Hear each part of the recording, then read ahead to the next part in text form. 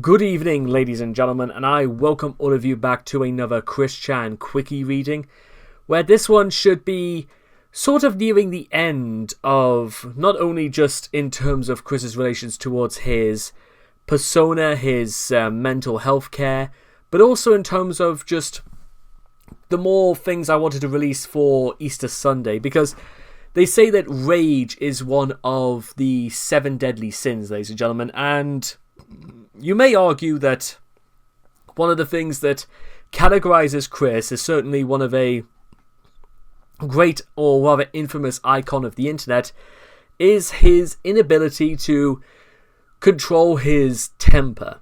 Something that is well documented and something that most people sort of associate with Chris whenever things that don't go his way, he will most likely do. Which is tantamount to the fact that Chris had very severe underlying issues about coming to terms with the fact that not everything he did was met with adulation, love, and praise, but the fact that people even mocked him and called him out on a lot of his bullshit. So, with that being said, let's delve straight in, ladies and gentlemen, and one thing I'm just going to disclaim to each and every one of you from the very beginning is that don't do what Chris does, because you'll find out very quickly that even at the absolute worst, there's got to be better ways of dealing with situations than Chris does. I'm not a man who likes to keep rage constantly in my heart.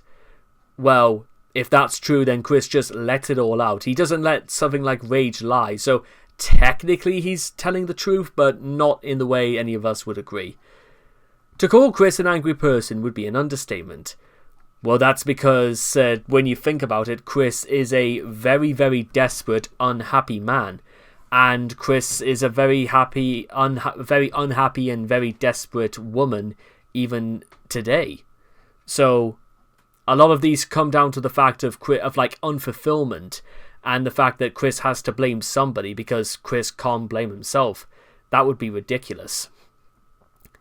Chris has anger management issues that usually surface when he is under stress. Trolls refer to Chris's fits of rage as tard rage, an expression normally used to describe the seemingly superhuman strength and normally mild-tempered slow-in-the-mind displays when he or she is pushed too far and goes on an anger-fueled rampage. Although in Chris's case, superhuman and strength can easily be replaced with impotent and bawling. Again, something you would associate a small child with, so that makes the next things probably all the more typical. Chris's issues with anger may stem from being tormented in his early childhood by his abusive babysitter, whom he was frequently left under the care of Bob when would go out clubbing and taking shots. She allegedly traumatized Chris by locking him alone in a room full of toys when he was a year old. Ironically, Chris did the same to himself up until the date of his arrest at almost age 40. And if you are at all interested, ladies and gentlemen, I did a full video talking about Chris and Roach. So if you do want a longer form video about me explaining the specific details to this, you're more than free to do so, because we might not have all the time in the world to discuss it here. But the only thing I'll say about this here is that even though Chris claims to not blame his parents for not knowing any better about this, I wonder if it doesn't disguise the fact that Chris still holds issues. Another person who may be behind Chris's anger issues could have been his late father, Bob. Being Bob's son, Chris would likely have been afraid to retaliate to the things Bob did that annoyed him, such as very rarely washing his hands, making Chris remove videos from the damn internet, and occasionally cutting down Chris's access to the web. Chris then takes out his anger on innocent, well-meaning trolls such as Clyde Cash. Another cause of Chris's anger is the fact that up until 30 years of age, Chris was a virgin. Being a virgin seemed to make Chris feel like he was entitled to being allowed frequent moments of tard rage, and seeing as he only masturbated twice a week due to his bent duck, he may have had large amounts of testosterone stored up in his body that he just needed to get out. I don't know, go to a gym then. That's the sort of thing I do. Sexual frustration can make the best of us a bit cranky. though never to this extreme. And supposedly losing his virginity to Mia Hamm, Chris did not hesitate in ending his 2-year hiatus from Twitter just to wish death upon Michael Snyder. Furthermore, Chris is autistic, and therefore lacks an understanding of the social restraints of anger. When he gets angry, he sees no reason why he shouldn't go positively nuts.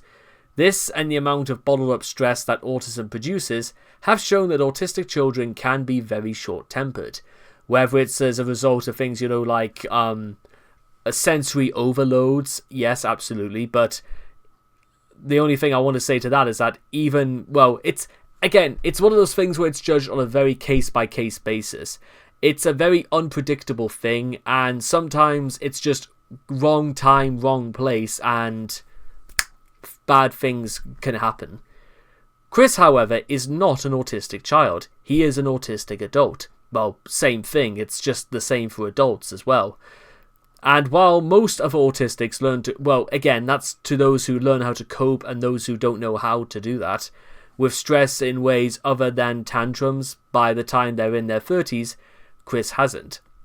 Somewhat ironically, Chris's autism seems to cause him a large amount of anger, since the rest of the world will not acknowledge the brilliance of solitude, which is apparently directly brought about by Chris's autism. But the one thing that causes Chris's anger more than anything is the lack of control he has over everything. His own ego allows or refuses him to allow Chris to think of anything but himself. And when things spiral out of control, he gets frustrated.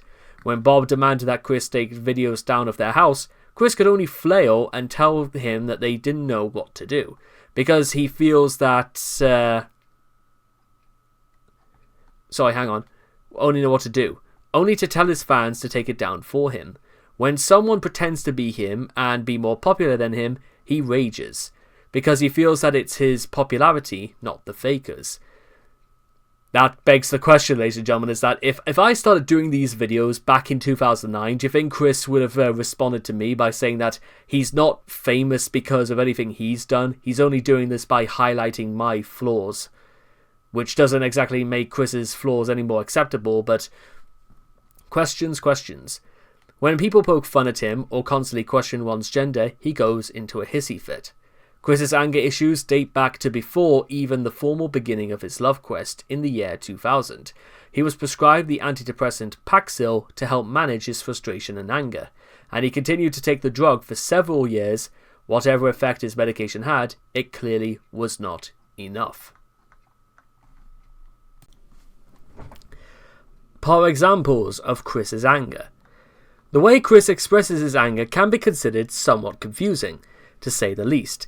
In one of his earlier fits of rage, he began to shout "Kursye Hameha," rest in peace Akira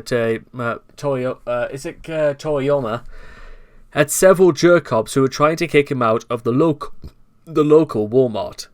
In general, Chris expresses anger like an internet tough guy would do, taking out his anger on a video camera, knowing that it obviously can't and won't fight back. These are seemingly the only people Chris could actually win in any sort of fight is himself and things he knows that are completely incapable of fighting back. Funny that. This can be seen in one of the videos on Clyde Cash where he seems to be hulking up, but you know what, that doesn't work for me, brother. He also used to beat up representations of people he disliked in Soul Calibur. On the other hand, even as he is seemingly scared of expressing his anger in real life, he seems to have outbursts when sufficiently pushed as well. Chris was at one point forced to take anger management classes sometime after his final confrontation with Mary Lee Walsh. What happened during this epic struggle is only known in Chris's own words. Then that B-dog ripped up all my notes and dragged me to her quarters and talked down to me very rudely and hoarsely. I reacted with my own attack that she had been asking for the whole time. I was kicked out of PVCC for a whole year, and I had to take an anger management course and see a psychiatrist for a while I was allowed back in. A great example of Chris's anger can be seen in one of Chris's most infamous videos, his YouTube finale. In this video, Chris repeatedly threatens poor Clyde Cash, claiming he will need to indeed strangle him someday, even going as far as telling Clyde he will even commit this heinous and reprehensible act in a police station, showing that Chris has no control over his angry feelings. The fact that Clyde was only trolling Chris in an attempt to lash out at him for his role in the fictional death of his late brother Ryan Cash shows even further how much Chris, in an attempt to... Chris may still require a couple of more anger management classes. His cameras would also benefit from some self-relief, as he often punches them to dramatically end his more rage-infused videos. On several occasions, Chris has also shouted and screamed in videos, and concluded his argument with some sort of a heinous threat, and probably followed this up with his trademark conclusion of saying peace, and showing the peace sign, or with have a nice day, or something similar. Chris is apparently completely oblivious to how jarring it is to go from yelling, "Get everything off the internet now, now, now, now, now, now!" to curse the trolls, peace to everyone else immediately afterwards. I will be continuing my comics at the moment, but any further incident, and not only will I stop the comic, but I will also go to the police. Alright, back the fuck off. Have a good day. Occasionally, when enraged, his tendency to type important words in all caps becomes more prominent. Compare these two emails from the Miyamoto saga. The first sounds fairly calm, though he does let loose one all caps phrase. The second sounds angrier and possibly a bit desperate. Please inform Mr. Miyamoto, but I have just awoken inspired Sonichu-wise. I have figured out the opening title movie for Sonichu's Adventure, the prequel comic for the possible Pokemon Lightning version, and the monetary type collectibles in Sonichu's Adventures. Not rings, but C quarters, the main money, and W quarters equals to 10 C quarters. Chris trying to explain things that nobody cares about. Yeah, I couldn't imagine myself doing something like that anytime soon. And then... Listen, people of Nintendo. During my lifetime, my family and I have invested thousands of American dollars and cents in Nintendo video games and systems, from NES and Game Boy to GameCube, Wii, and DS/GBA. I have also attached my list of video games I have in my collection, 90% of which were all bought brand new while available in the stores during its mint availability. Surely, you could spot back about under $800 for our trip to Seattle in advance. Chris on his knees begging for money so he could fly to Redmond, citing his extensive collection of Nintendo games as the reason why Miyamoto should fork out $700. Other examples of Chris's anger show him taking out his Todd rage on his clown doll. In the Take That Page Down Now video, a picture of Clyde Cash was taped to the doll, and Chris beat it like a spoiled 3-year-old who smashes a plate of broccoli because he didn't get his way. He also attempted to rip off its head at some point, and only for it to slide out through his greasy palms. Chris would attempt to bite the doll's head off again in the Sign Destruction video, but fans of the doll who really will be relieved to know that Chris is far too weak to break of anything of value, even things that theoretically aren't of any value. He was only merely able to tear off the clown's hat. In his video, well, to be honest, I think it's probably just for the interest of all those involved who we just watched it.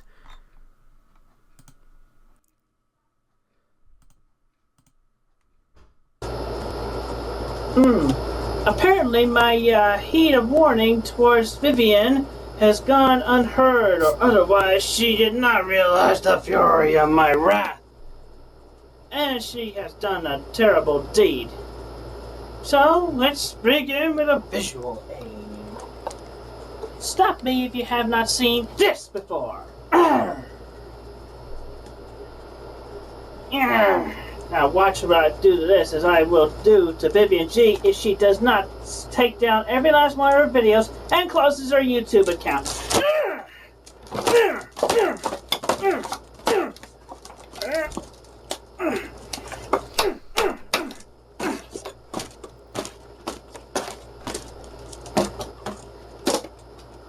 for Clyde Cash too. Every last one of his family members, including his guardian.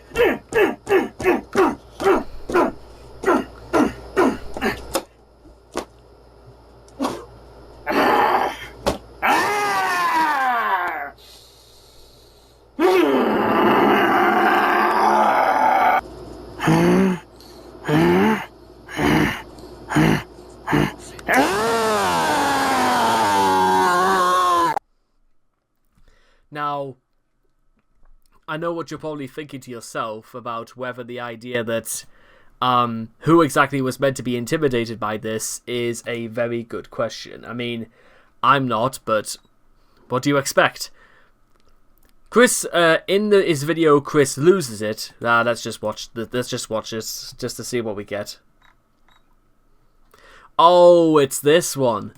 Yeah, okay, so Chris tried to prove that he's somewhat a tough guy, just does this. Yeah.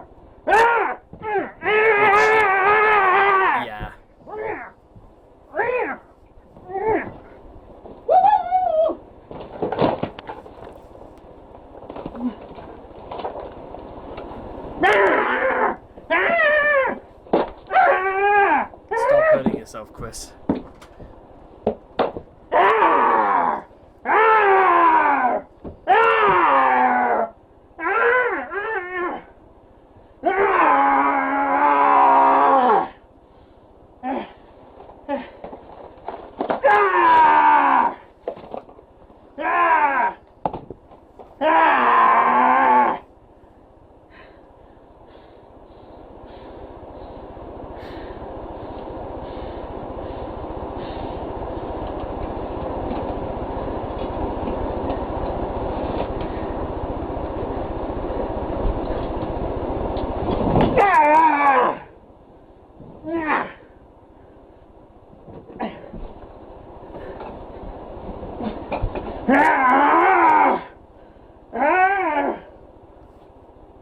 Yes, hello. Is this, Walter Frisbee? Who threw a frisbee? Well, you know what?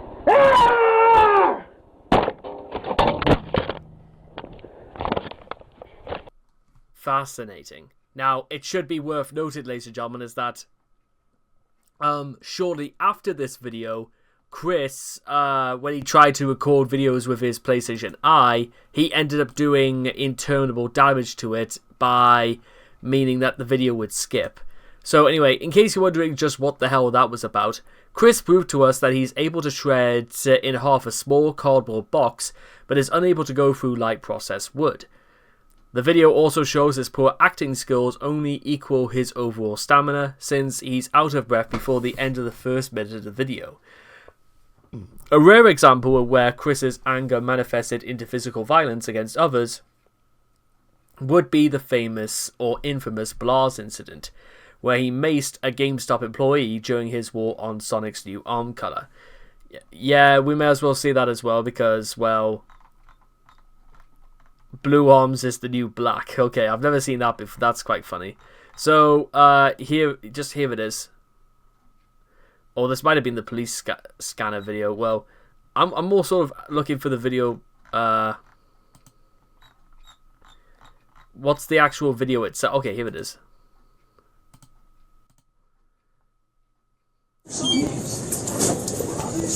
Don't call anybody. Oh, what are you two saying? And that was the bar too. A response that quite frankly speaks for itself. For anyone who knows, and for all those who would have preferred everything in their lives if things that should have gone better. Another example of Chris has shown that Chris can and will blow up at people even on the telephone. When Chris mistakenly believed that Jason Kendrick Howell had hacked his website, he left an angry voicemail. In the father call, Chris quickly became rude to Casey's father, Matthew, especially when the man came down on Chris for his health and his attitude. Even worse when Chris talked to Casey in Liquid. He came up in the arms over Liquid's continued referral of Ian Brand Anderson and was completely oblivious over the fact that Casey was getting upset over the entire thing. Even worse, Chris attempted to hang up on both Matthew and Casey, only succeeding with Casey because he got his mom and dad in on the conversation. Both instances show that Chris loses his stammering and actually starts speaking normally when enraged. Yeah, as though there was no doubt whatsoever about what he was going to do. Around the time when Chris opened the mailbag to his adoring fans, another factor that causes Chris some notable grief was discovered to be the mention of any similarity between high-functioning autism and Asperger's syndrome. Chris has shown himself to be quite the adamant that HFA and Asperger's are entirely unrelated, despite documentation by researchers suggesting quite the opposite. Whilst the anger related to this is of a far lesser magnitude in comparison, for example, the Liquid Chris saga, it's still clear he's easily irritated by the mere mention of the matter. And if anything, the Asperger people are and have been normal. They think they can one-up or even match autism with the lack of social capability and their clumsiness and such. Those characteristics can be faked by them who are most normal compared to us true autistic people. Chris, in his Wikipedia article on Asperger's syndrome, Chris seeming somehow to take value in the fact that people with neurological conditions in any capacity are in many ways superior. Chris somehow forgetting for the fact that people with autism don't just end up with as the same like himself. Like Chris is not the be-all and end-all for people who have autism. And bear in mind, ladies and gentlemen, other people he describes as autistic, he claims to be windows to hell. So, once again, a response that speaks for itself. It's surprising at first how irritated Chris is by the matter. However, the Wikipedia article makes it clear that Chris is angry at Asperger's sufferers for stealing the limelight from autistic folks such as himself. He seems to believe that those diagnosed with the condition are faking it to get attention. Attention that he feels he deserves as an autistic person. Not for anything else, just that. Decline of Todd raging. In recent years, Chris's behaviour has genuinely started to get much less aggressive. Possible reasons for this include medication, effects of therapy, becoming more relaxed in his older age, or an increasing, but not perfect, resistance to trolls and weens brought on by years of wear. Some of Chris's medication is credited for anxiety relief by him, including Paxil or Paroxetine, an unspecified blood pressure prescription, and Valium. He attended therapy after the pepper spray incident and apparently learned new methods of coping. An example of this can be seen in the revised Sonnetu issue 10, which includes a text that appears to be inspired by a therapy session. For examples of trolling which didn't elicit rage, Chris did not go into a fit when the Jeff/Francine troll tried to steal his identity, making videos on it but refraining from screaming like he did during the Liquid saga. Michael Hurti's attempts to troll him were almost always met by Chris simply blocking his multiple accounts until Chris gave up and just disabled notifications with this kid and let him go on.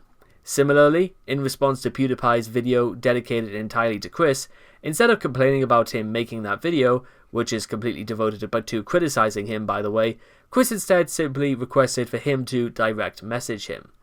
On the other hand, examples of when Chris recently raged, including threatening Lulu's executives with violence, Trump's presidency, becoming angry at Weens that they hassled no whacking about him, getting angry letters about Weens harassing Doopy to get into her pants, having a meltdown when he thought trolls ruined his relationship with Jessica Quinn, and raging at Weens who got him blocked by several people in the My Little Pony fandom, which he follows. This shows that some things still trigger Chris more than others. And what for those at all interested about how I would actually end this, the point to a lot of these, ladies and gentlemen, things that could have been solved is for Chris to have understood, is this something worth getting passionate about? Is this something worth getting angry about? Because, truth to tell, ladies and gentlemen, there are some very specific things that Chris has done that actually make me incredibly angry at him, but not enough that I can actually get passionate and to start throwing myself off the wall. Sometimes I feel like blowing the roof off this joint, but that's only in one or two very specific circumstances. And even to this day, I probably wouldn't even do that because, well, despite the fact that Chris is not a very nice or nurturing person, or the fact that some of the things he does don't necessarily merit or give Chris the excuse to shout and scream like a madman, well, he is quite different. I suppose there's that to be said. And, well, again, maybe it's because we're not in this situation. It would be difficult to say otherwise. But, like I said before, ladies and gentlemen, why Chris suddenly thinks that, even for the idea of people with Asperger's syndrome were in any way superior to Chris, they are only superior because they don't do the things that Chris does. That's the only reason, which, when you really come to think about it, is not a great deal. So, there we are. Peace and quiet. And I cannot wait to see all of you guys again in the next video. Take care, and bye-bye for now.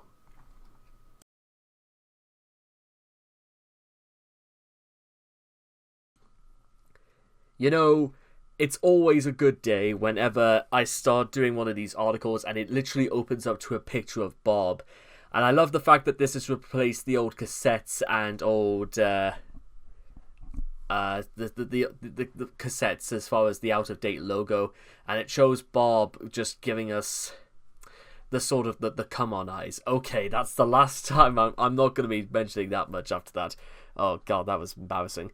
So, first of all, out of date because prison communications and details about the idea guys in the naivete section. We suggest you keep up with the times. And let's just talk about this first. Firstly, you wish you were me.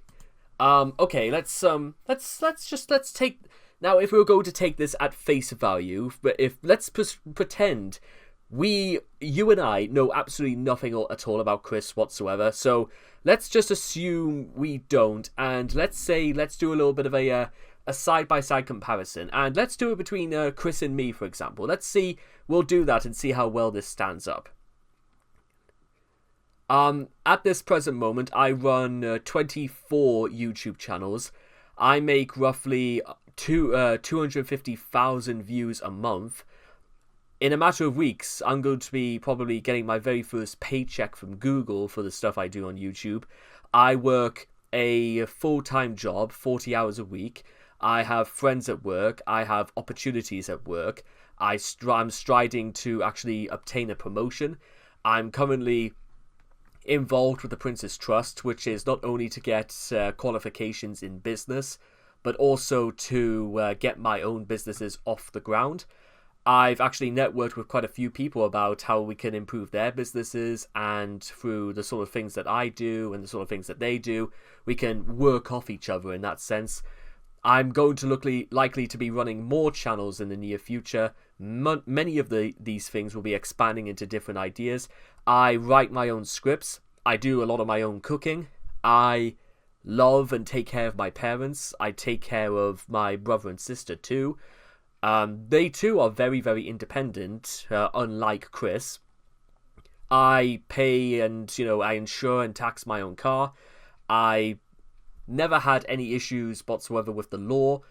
I have actually gotten some responses, some very positive ones for the works in terms of when I write for other people and stuff like that.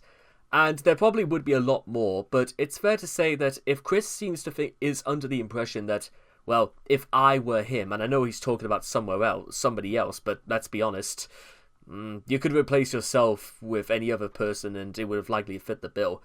I'm going to say that actually, you know what? I work hard because a lot of the work I do demands a lot of hard work, considering, I do the editing, the animating, the broadcasting, the networking and all that fun stuff. So it's basically a well-oiled machine run by one person. Chris is probably actually quite similar in many ways as using a machine as a sort of counterpart. Unfortunately for Chris, what he doesn't seem to understand is the fact that it just blatantly comes across as arrogant, and no workman, no CEO, nobody in the world is going to be respected if they are viewed in the light of being arrogant. And it just comes across as quite rude, in all honesty, and I'm actually gonna it's some way I've thought about like improving my my mic quality is by actually lowering my seat and actually just adjusting my my monitor. And so okay, so that's actually quite a lot better. So like I said, even though again life is hard and stuff like that, and there are some things that are incredibly unfair, like just how much I pay in national insurance, how much I pay in tax, how much stick I get from certain persons at work, I still do it.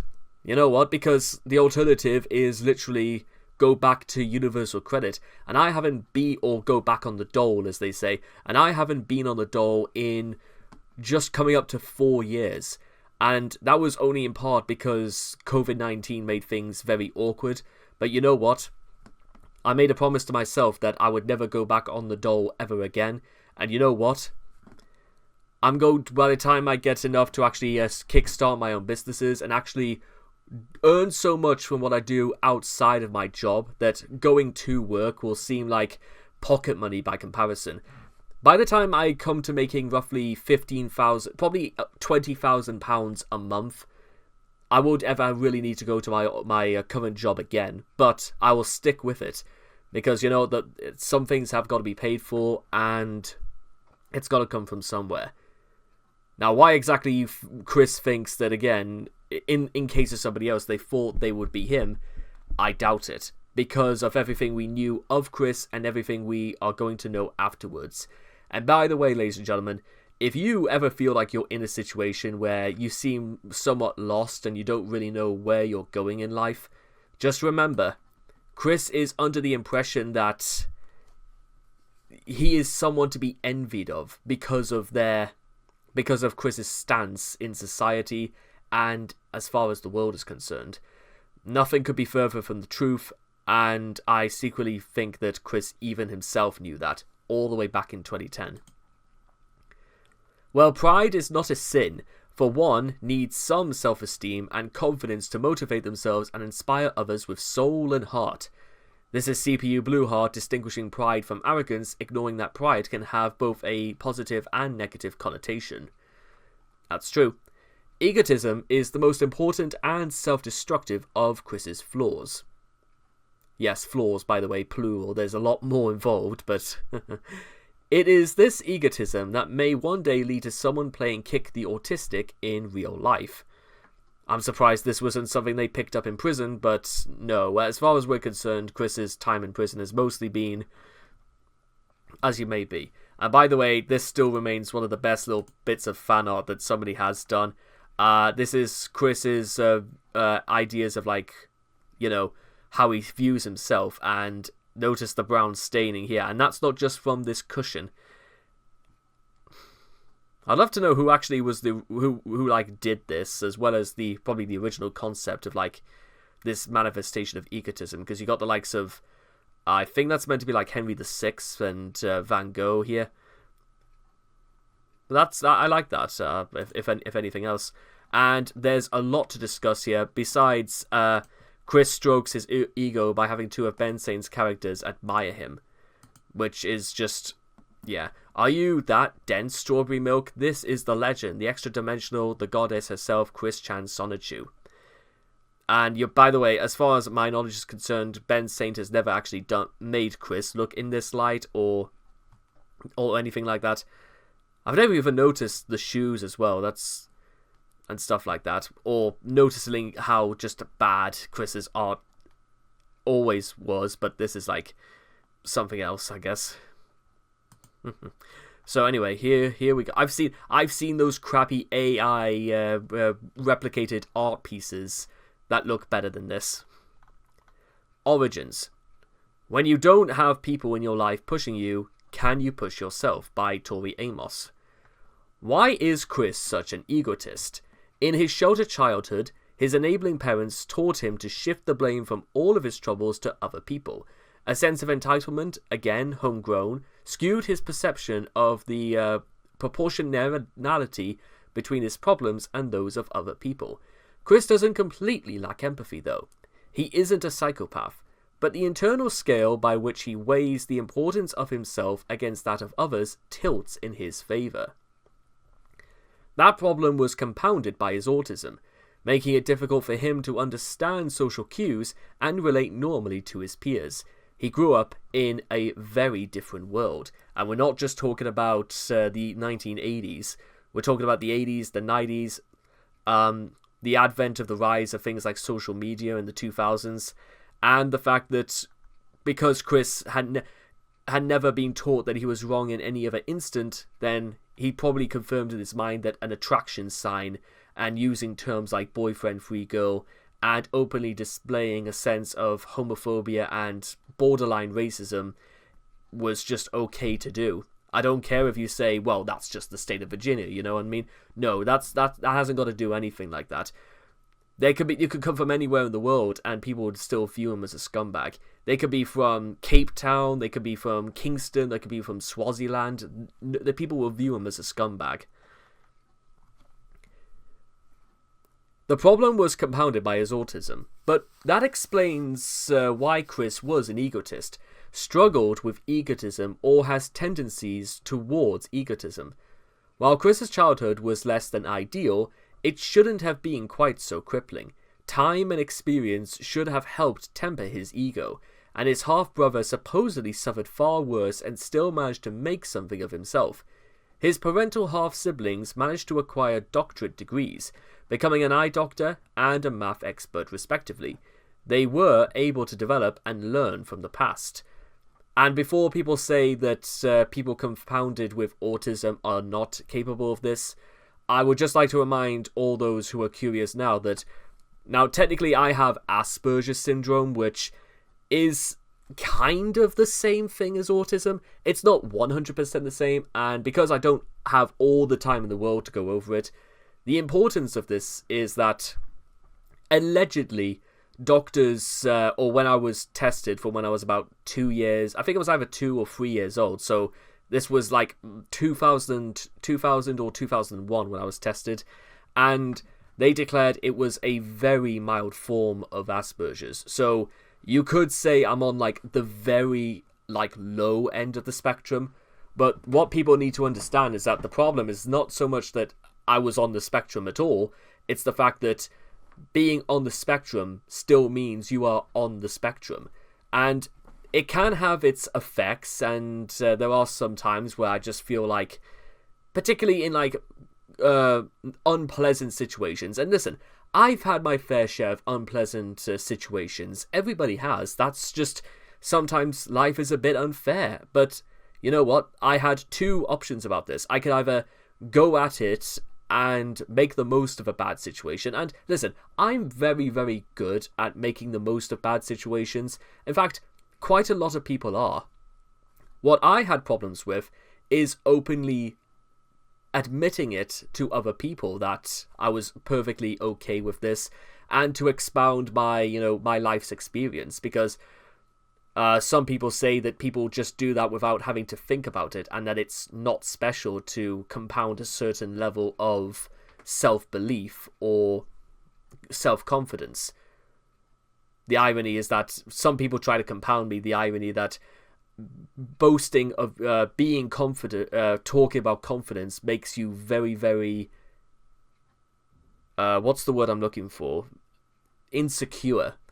However, that's not the case, and to be honest, the majority of people I've talked to about this would not really describe me as insecure, to my knowledge anyway. Whether they really mean it is a different matter entirely, but most people I've spoke to are quite earnest about this, and so I just have to go off that. With that being said, when it's in relation to Chris, I don't understand when people were being brutally honest about the stuff. I mean, I could go over literally the rest of this. I mean, what is it now? 6:20 at night. I could compound this until it's time for me to go to work in 24 hours time, and we still wouldn't get to the bottom of it, because Chris ultimately chooses to ignore any real substantial criticism.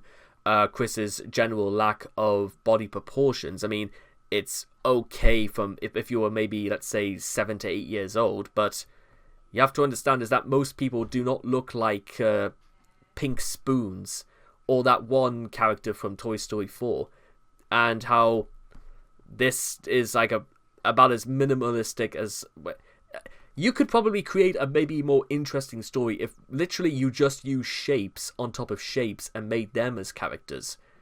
And this is something that goes as far back as the early 20th century, when people try to associate characters being in the form of shapes, but that's a different story itself. Especially then when we come to the dialogue and the fact that we're pointing what seems to be the end of Chris's elbow talking as opposed to his actual mouth. Has anyone ever noticed that before? Is that Chris is isn't particularly very accurate with his speech bubbles. They're meant to be pointing at his mouth, not elsewhere on his body.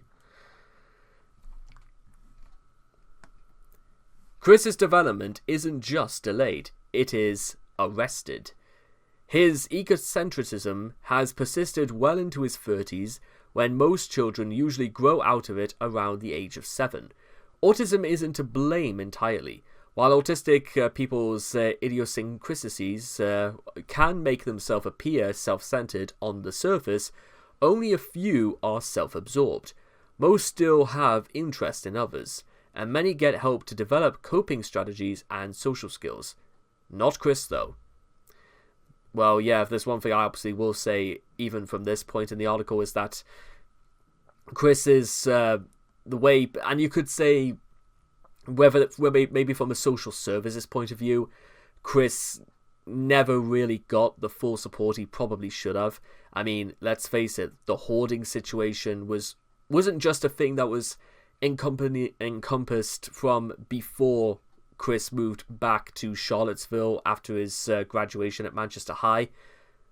But that's again, covering Chris's childhood is really, really hard. Not because there are so many moving parts to his early years, but also because there's too many moving parts that he probably still hasn't disclosed, and there were lots of things he disclosed about his childhood. Chris is still an egotist, though, because he lives in a social time capsule that has allowed him to carry on for over a decade without a single life lesson. Yep, and Noel has also explained this before, is that Chris has learned not a single thing in his time, and things he should have learned a lot sooner to prevent certain situations in his life from coming out, which we know it didn't do because Chris is the way he is. Most people usually who don't suffer from the level of egocentrism usually can actually learn from their experiences, unlike Chris. And I've mentioned this before about you should view each experience as something to be learned from, like there's a lesson involved. Chris doesn't do this, which is, again, very strange, because from Chris claiming he was a fan of My Little Pony and Care Bears and whatever else, they have lessons in their stories. In fact, you know what? If Chris ever was fortunate enough to ever watch the show Bluey, then you know what? He would have learned that there were very important lessons in that show as well. Hey, listen, when I was babysitting my younger cousins recently, I actually got to start watching Bluey, and listen, I've seen Bluey and Coco Melon in my time, and I've got to tell you, I'd much rather take Bluey any other time. In fact, I've often said before that, and you could, again, whether or not Chris took so much of this early years education and the things he watched on TV when he was a child, but there were also plenty of other shows that were slightly older, or slightly for maybe older demographic than Bluey and Sesame Street. Although for my money, Sesame Street has got to be the single hardest show in the world to write for, which is literally my dream. If I could ever write an episode of Sesame Street, absolutely I would, because I think it is the single hardest show on television to write for. I'm not even joking about that.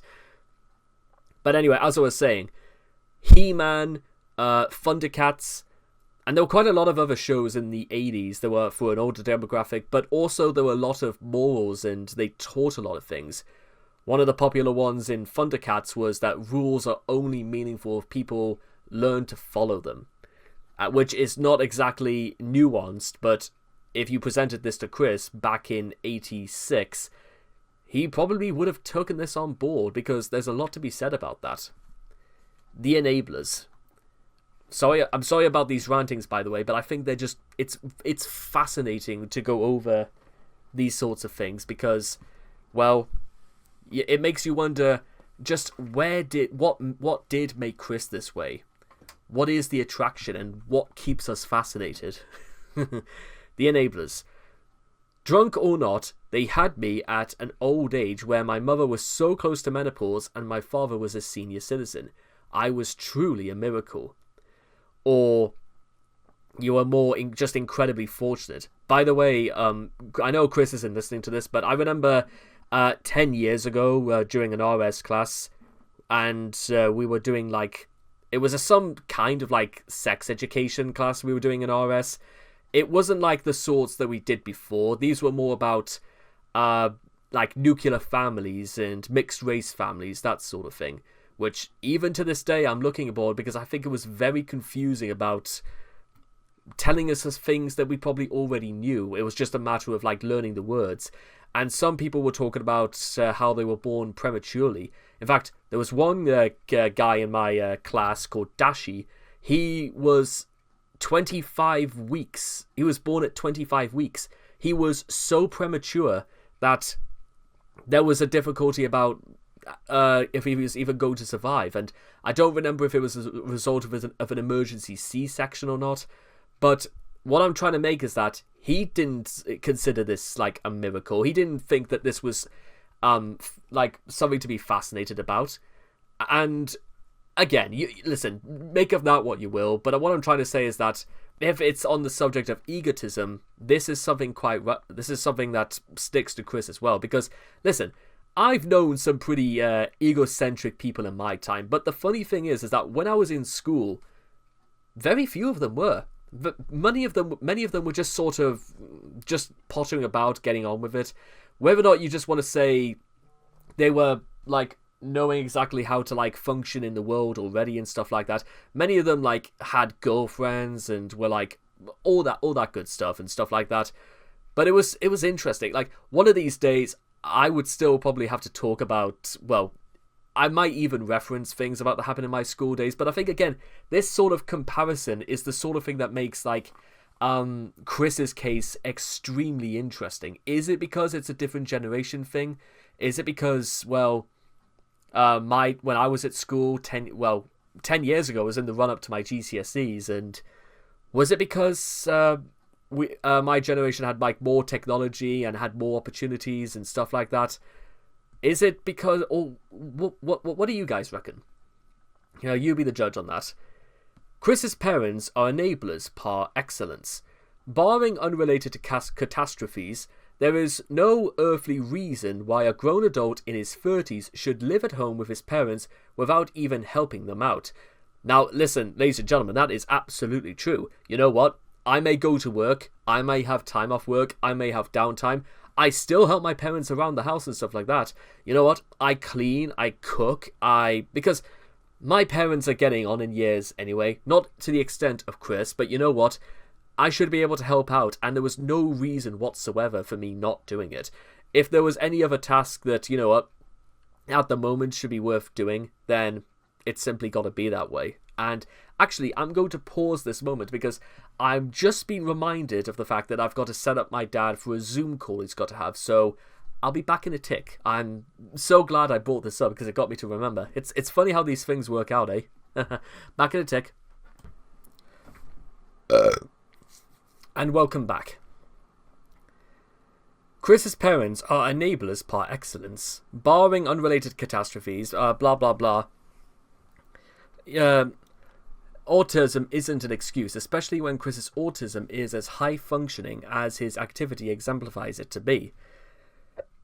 Adults with far more crippling psychiatric problems, from personality disorders to schizophrenia, live far more independently than Chris does. Although in the case of Daniel Larson, that might be for slightly different reasons.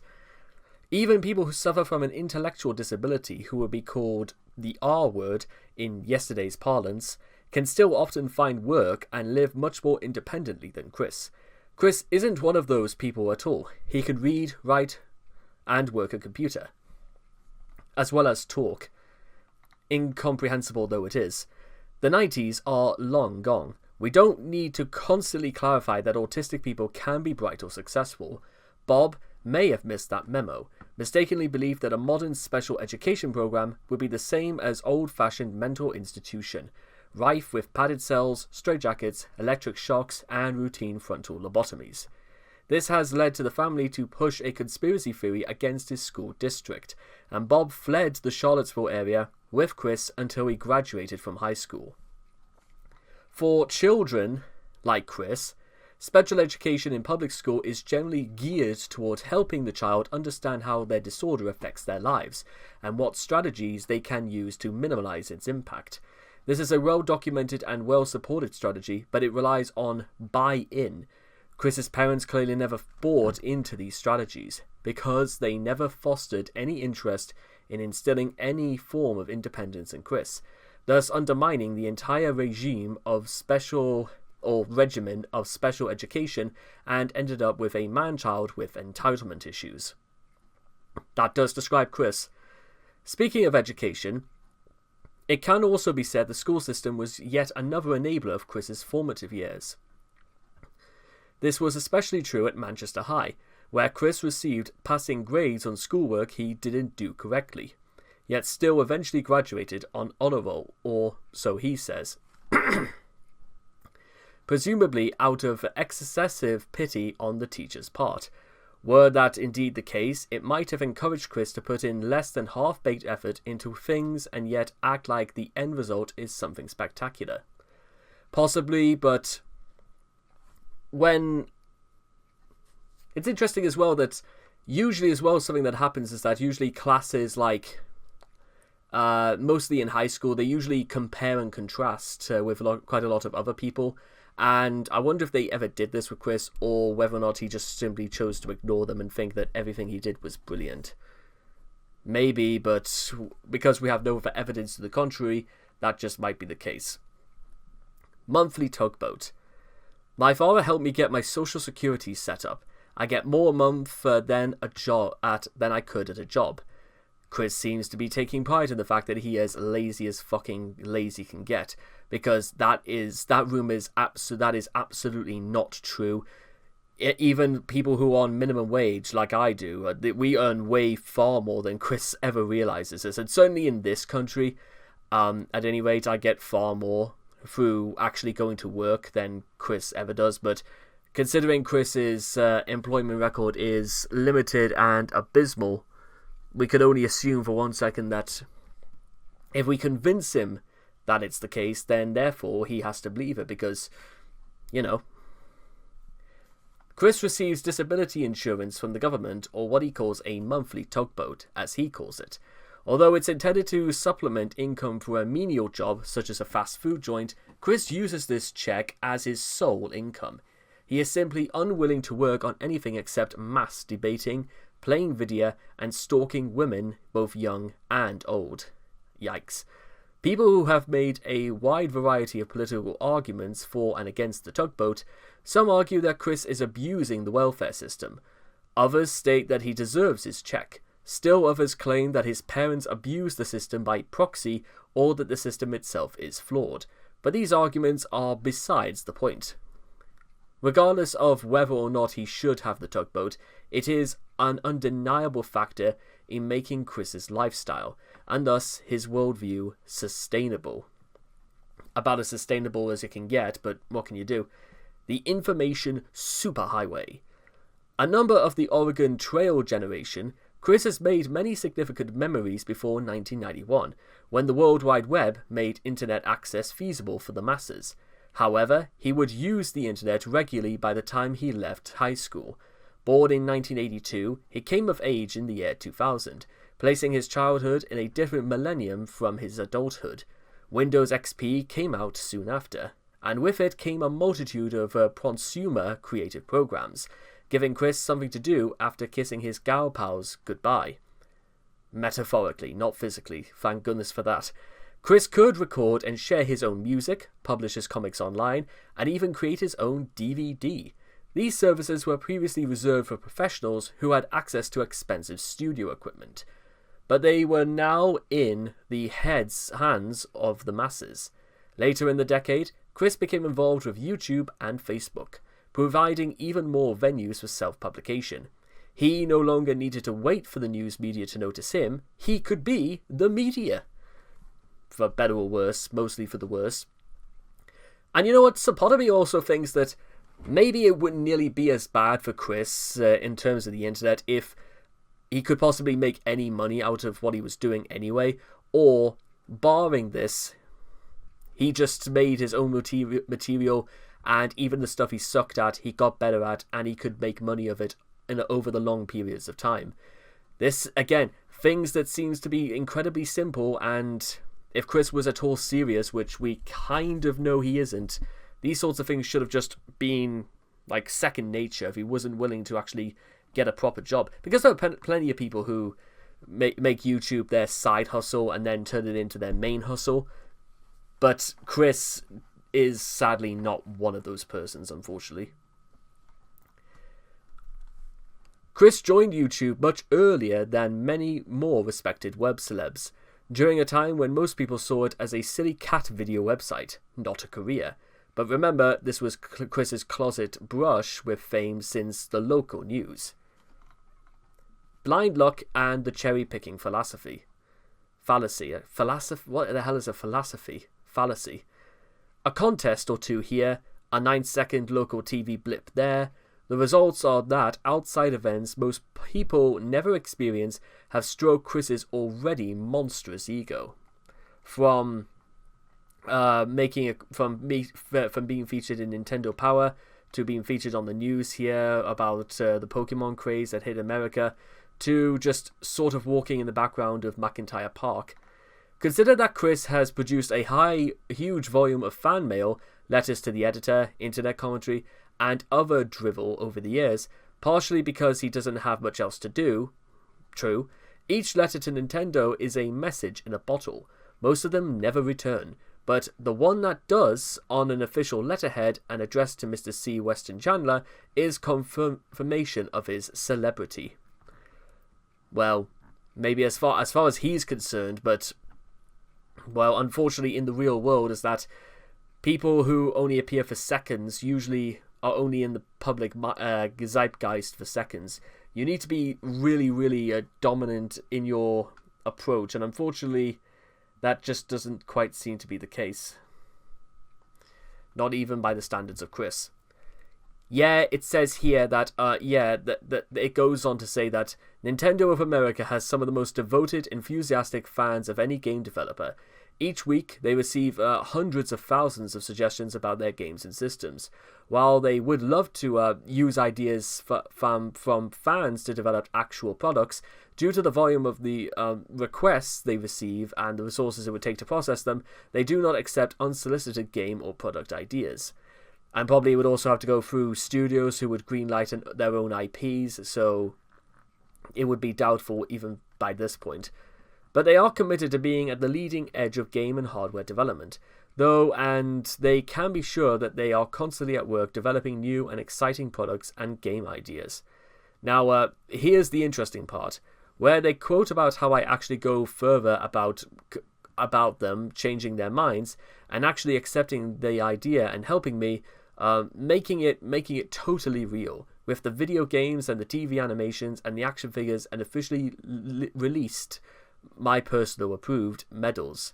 They say that the best way to let other fans know about my idea or to generate hype about the future game I'd like to see is to post the ideas to the forums on their sites.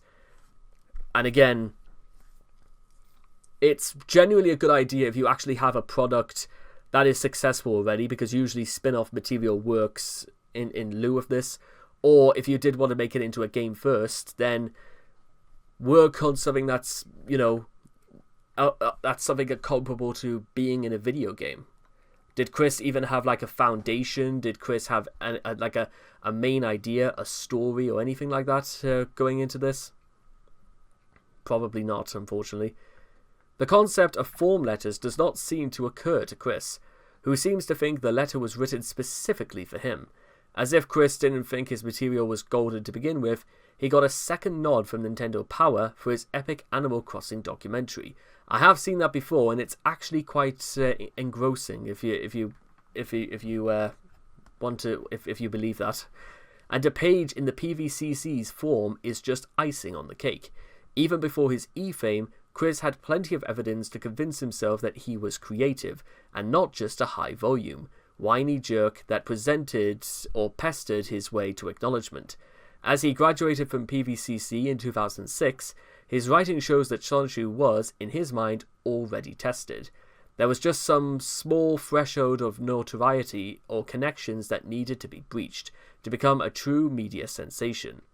On top of that, Chris has a huge amount of free time to inject himself into situations like the McIntyre Park meetings, which always allow him to cherry-pick more moments of recognition. A tongue-in-cheek acknowledgement by the local council seems cute to us, but it is serious business to him. And since Chris cherry-picks only the reinforcement that he wants, not what is coming to him, he legions off trolls just to add the fire. Delusion led to him believe that he had a legion of fans for a time. A few hundred emails in his inbox confirmed it, for all the wrong reasons. You see the sort of trouble that actually having excessive pride and hubris could lead to somebody? Big fish, small pond. Chris is a small-town girl living in a lonely world. They wouldn't let him on the midnight train. He wouldn't even know where to get it, because it would be going anywhere. Let's take a look at the cities of his life. Ruckersville is such a tiny place that it only has one other notable resident, NASCAR driver Philip Morris, who is no Jeff Gordon or Danica Patrick.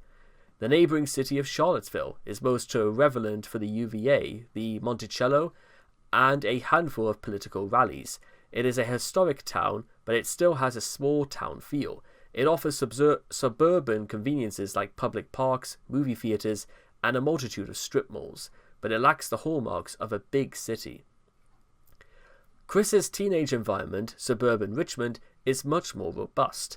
However, Chris had a very sheltered adolescence and experienced little of what growing up in a large metropolitan area usually entails. Richmond also suffers from being far from any other major cities, except for Washington, D.C. Chris rarely visits big cities that would quickly humble him. He lives in a very isolated world. His hometown has a smaller population than some high schools, and it isn't really known for up-and-coming artists. His main frame of reference was his classmates. Many of them took art as an elective, without any plans of becoming professionals. Additionally, him succeeding in spite of his autism might have only been relevant because the small school population made him one of the few autistic kids in class. In reality, autism is a fairly common condition that's more often than not quite manageable with the right help and support. Whether you want to say this is literally just Chris's, things being different in the 80s, and people going undiagnosed, that might possibly have something to do with it as well. Chris peaked in high school. He bases most of his merit on his various HS accomplishments, and he talks about the time as if it were the time of his life. Might possibly be the case. He considers himself bilingual because he took Spanish classes. He takes pride in the fact that his school displayed his work publicly, even though schools do that all the time. And not usually just inside, sometimes in the hallways as well. He takes pride in the fact that his school displayed his work publicly. As they do anyway. Chris's comic book incarnation bears a strong resemblance to his high school self. Comic Chris doesn't wear glasses, the real Chris didn't wear them until 98, and he's in good shape, much like high school Chris, likely because of gym classes. Chris would often bring up his placement on the honor roll as proof of his intelligence. And quickly how things changed, and his mental health would sharply decline after graduation. Not just from the influence of Count Graduan, even in that case. Chris has taken his big fish mentality out of his small pond and transferred it to the large ocean of the internet, not knowing that it's filled with much larger sharks. Catherine suggested that Chris ought to move to a place like San Francisco or Seattle, or anywhere outside suburban Virginia. She told him that these places are more LGBT friendly and have more job prospects.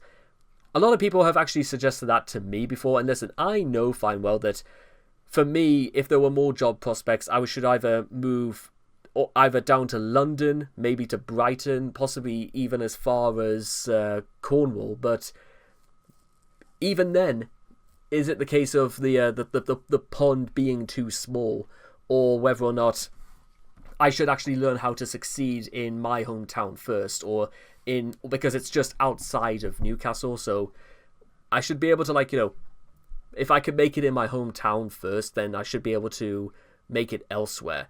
Because there's no shortage of very rich and affluent persons in my hometown. So if I can make it work here, then there's a good chance I can make it work in other places. It probably also helps that my hometown is actually is home to a lot of people who are retired, and a lot of people who are just starting to have families here in my hometown.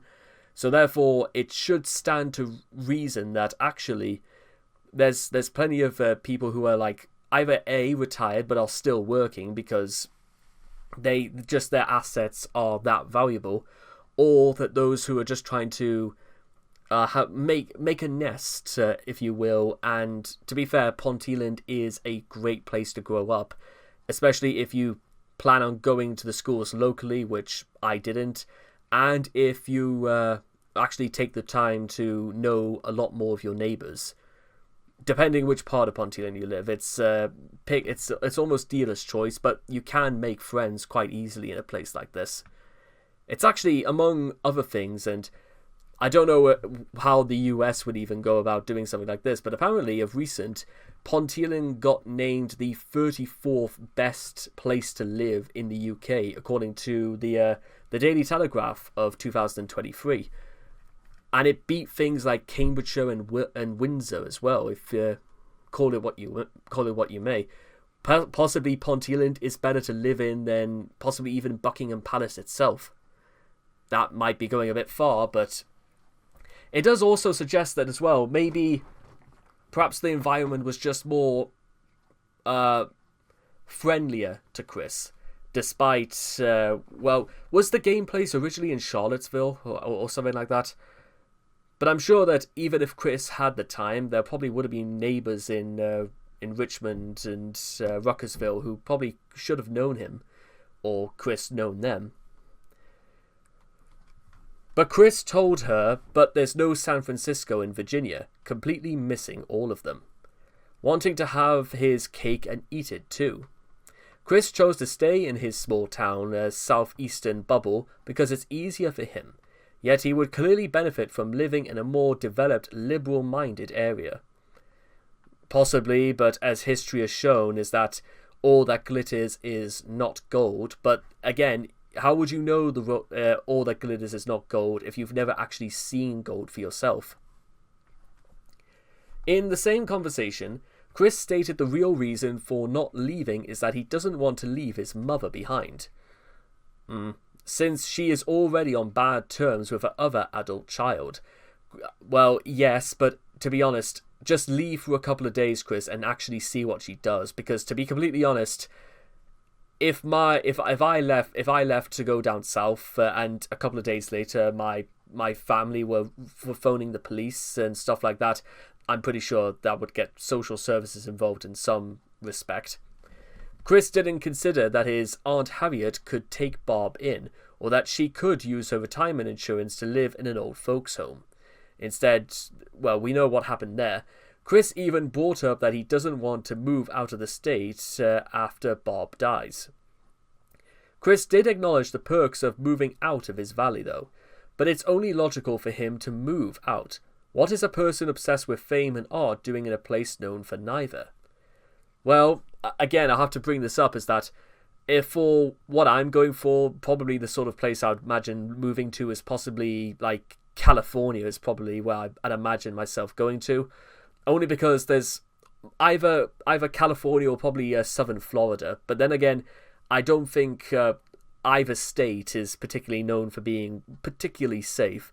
I mean, I don't know exactly. I mean, listen, I've never been to Miami before, but I've heard some things about it, and some things that probably I should reconsider my options. And But then again, literally any place can be dangerous if there's trouble.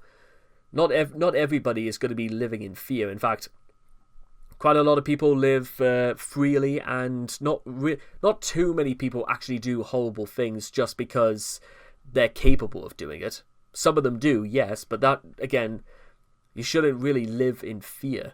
That's the point I'm trying to make. This isn't really concerning like Chris's ego. This is more concerning about what's going to make him comfortable and something that's going to suit him, even though in his current situation not much is really suiting him anyway. Why does a loud and proud bisexual trans woman want to live in a place where most residents are massively homophobic and or anti-trans? Why does the world's most documented autistic person want to live in an area that, by his own admission, doesn't understand autistic people? Well, do you think, well, at the same time, well, one, do you really think San Francisco is going to be any more welcoming to Chris specifically? Your guess is as good as mine. Second, where's he supposed to live? You know, what's he going to do? Ring up Jacob Sockness, and goodness knows what Sockness might do in the middle of the night if Chris isn't looking. I'm not saying he wouldn't do that, but with what I know, I probably wouldn't go near Jacob. And you know what I mean? And all it would take is for Chris to do something stupid, and he would get in trouble anyway, because Chris isn't particularly renowned the world over for keeping his hands to himself, learning to behave himself, and finding ways to get into trouble seemingly of his own accord, no matter what happens. I want you guys to bear in mind the Sonic's Blue Arms was entirely of his choosing. It wasn't motivated by anybody. It all began with his complete intolerance of it. So, make of that what you will. The trolls didn't help, certainly, but Chris just went far too far. I mean, we know that, but it's worth mentioning it. And why does someone who desperately wants a compatible partner limit himself to a tiny dating pool and then resort to long-distance troll dating where there probably is someone for him in the Los Angeles area? Yeah, but you know what else is in the Los Angeles area? South Central, Inglewood. A lot of very dangerous places in the US, and I don't particularly know if Chris has, like, the mental fortitude to know what streets to stay away from, where he thinks he's sort of like, if he asks somebody and somebody immediately takes it the wrong way and, you know, chaos ensues. I'm not saying, again, that's not always the case, but even Hollywood isn't particularly known for being safe most of the time. And why does Chris want to treat his dwelling as a temple for all to flock to, when it's so remote that Google Street View doesn't cover it? Because it's easy to be a big fish in a small pond, even after pissing off the other fish and getting banned from your favourite hangouts. Self-aggrandizing is fairly common in the family, and they can generally get away with it because of the small town mentality. Chris's family loves to bring up Bob's injection molding patent. He claims that we wouldn't even have a simple water bottle without it. In reality, plastic injection molding was invented before Bob was even born. The Wikipedia article doesn't even mention Bob. All he designed was a control panel for one specific machine. If Bob didn't design it, someone else would have. Even Cole Smithy, who managed to escape the Weston Chandler household as a young adult and go on to have a fairly successful career, bills himself as the smartest film critic in the world. Was this before or after he gave Toy Story 3 a negative review? Some things may remain a mystery. Now we move on to another huge aspect of Chris's egotism, is his narcissism. I was mistaken, but not wrong. So yeah, exactly. That just about says it all, doesn't it? It's unlikely that Chris actually suffers from narcissistic personality disorder, although it's likely that someone in his family does. There probably could be a lot of people, but you know what? It doesn't mean it has to come out into the open. For all we know, every person on Earth may suffer from this, but whether they choose to act upon it or not, or just straight up be a dick in real life, is again here or there. While extreme self-centeredness and egotism is often conflated with the term narcissism, NPD is also an existing mental condition, categorized by more factors such as emotional manipulation or split personalities for different people. Given the fact that Chris himself is too stupid to actually emotionally manipulate anyone, in a way, let alone get manipulated himself, Chris most likely isn't a narcissist, in the real sense. However, it's possible that Barbara, who did employ plenty of abusive NPD-like traits such as using suicide baiting, might have influenced Chris's behavior in some ways. Chris actually mentioned in a theatrical manner considering suicide on his Facebook posts several times. Yes, that is true, even for something as inconsequential as Sonic the Hedgehog's arms to shove his own name, initials, and creations every chance that he gets, specifically other people's works, if it guarantees fame. That's kind of like really, really hard to forgive, to be honest, because yes, Chris only does it for attention. Also, he would have gotten away with it for a lot longer if, somebody either just called him out a lot sooner and just straight up, told Chris, you can't do that. But the problem is that because people don't know for certain, then who's to say Chris isn't just, he was telling the truth. So that's why people chose whatever stance they did, and yeah, but it's still pretty scummy all the same. That said, while a lot of factors like his relentless attention whoring or his lack of empathy coincide with symptoms of the disorder, factors of his ego were mostly results of his shitty upbringing and awful luck with winning contests giving him a huge sense of self-importance. Not to mention his lack of empathy for others was also partially caused by his autism. If Chris does have NPD, he likely has a low-functioning variant of the disorder, and it may be hard to delineate his potential NPD symptoms from established ASD ones. Further reading is required to confirm the difference. I don't know whether or not this is an article that leads to anything, or misdiagnosing narcissism, Asperger's disorder. So let's just, I'll tell you what, we'll take a small break just to go through this to see if there's anything we can actually get out of it. Asperger's syndrome, renamed as the Autism Spectrum Disorder Level 1, is often misdiagnosed as NPD, though evident as early as age 3, while pathological narcissism cannot be safely diagnosed to prior earlier adolescence. In both cases, the patient is self-centered and engrossed in a narrow range of interests and activities. That does describe Chris. Social and occupational interactions are severely hampered, and conversational skills, the give and take of verbal intercourse, are primitive. Yes, the Asperger's patient body language, eye-to-eye gaze, body posture, facial expressions is constricted and artificial. Chris, in a way, yeah, sort of, yes, maybe. Where were we? Is constricted and artificial. Akin to the narcissist, non-verbal cues are virtually absent from their interruption in others lacking. Yes, the gulf between Asperger's and pathological narcissism is vast. The narcissist switches between social agility and social imperative voluntarily. His social dysfunctioning is the outcome of conscious haughtiness and the reluctance to invest scarce mental energy in cultivating relationships with inferior and unworthy ones. When confronted with potential sources of narcissistic supply, however, the narcissist easily regains his social skills, his charm, and his gregariousness.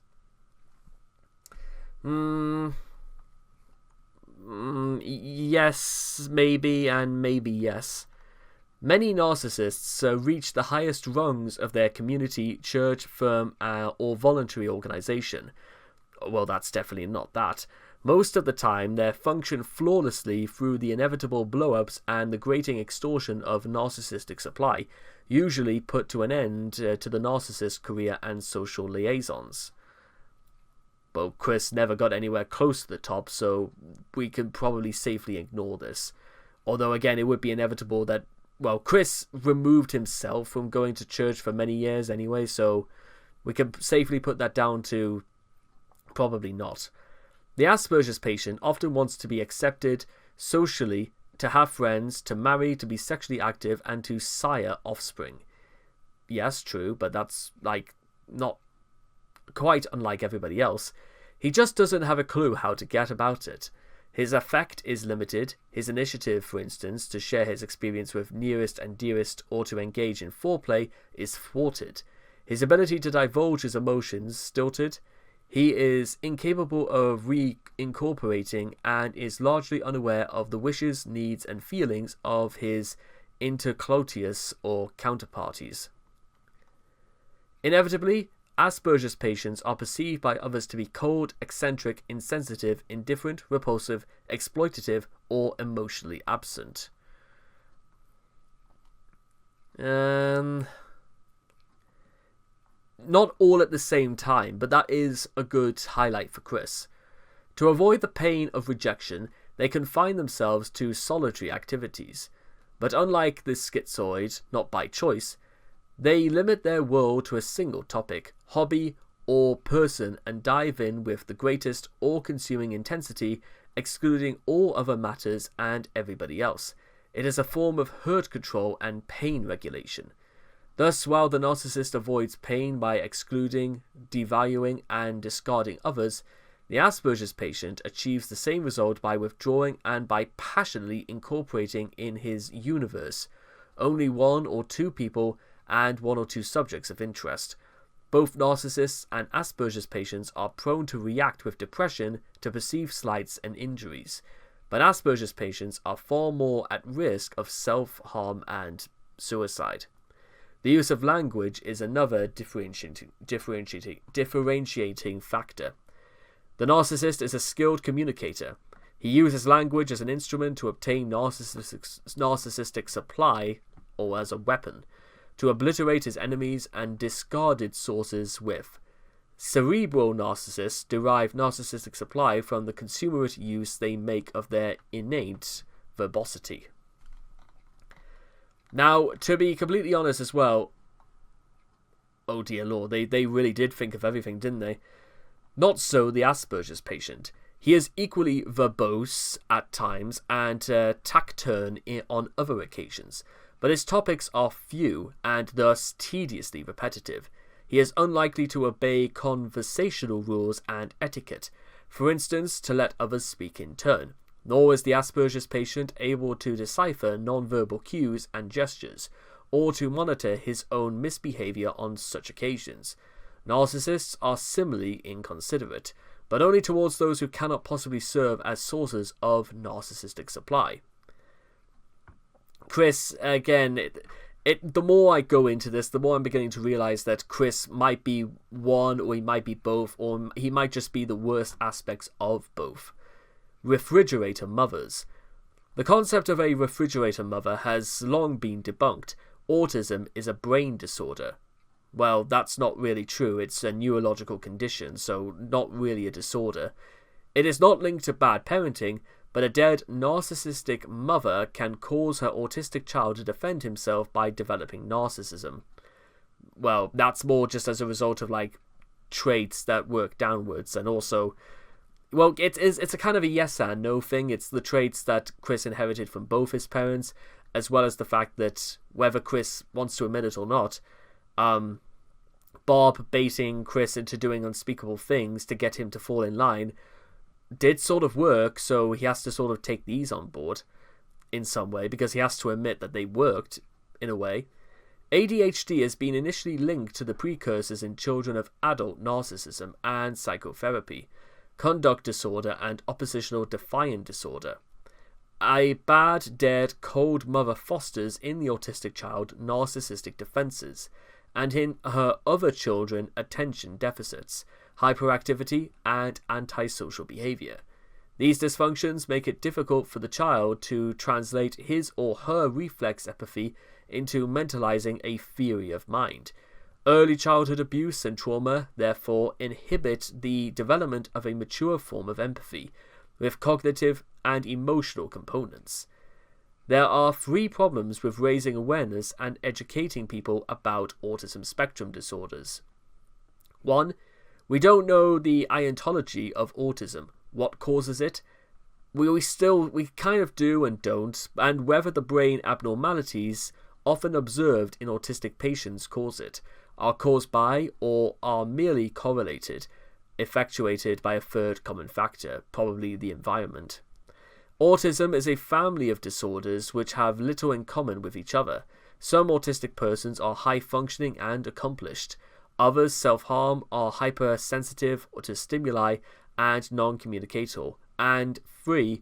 The long discredited refrigerator mother theory blamed emotionally unavailable, dead, or frigid mothers for the pathogenesis of autism in their children. This deterred parents from seeking help.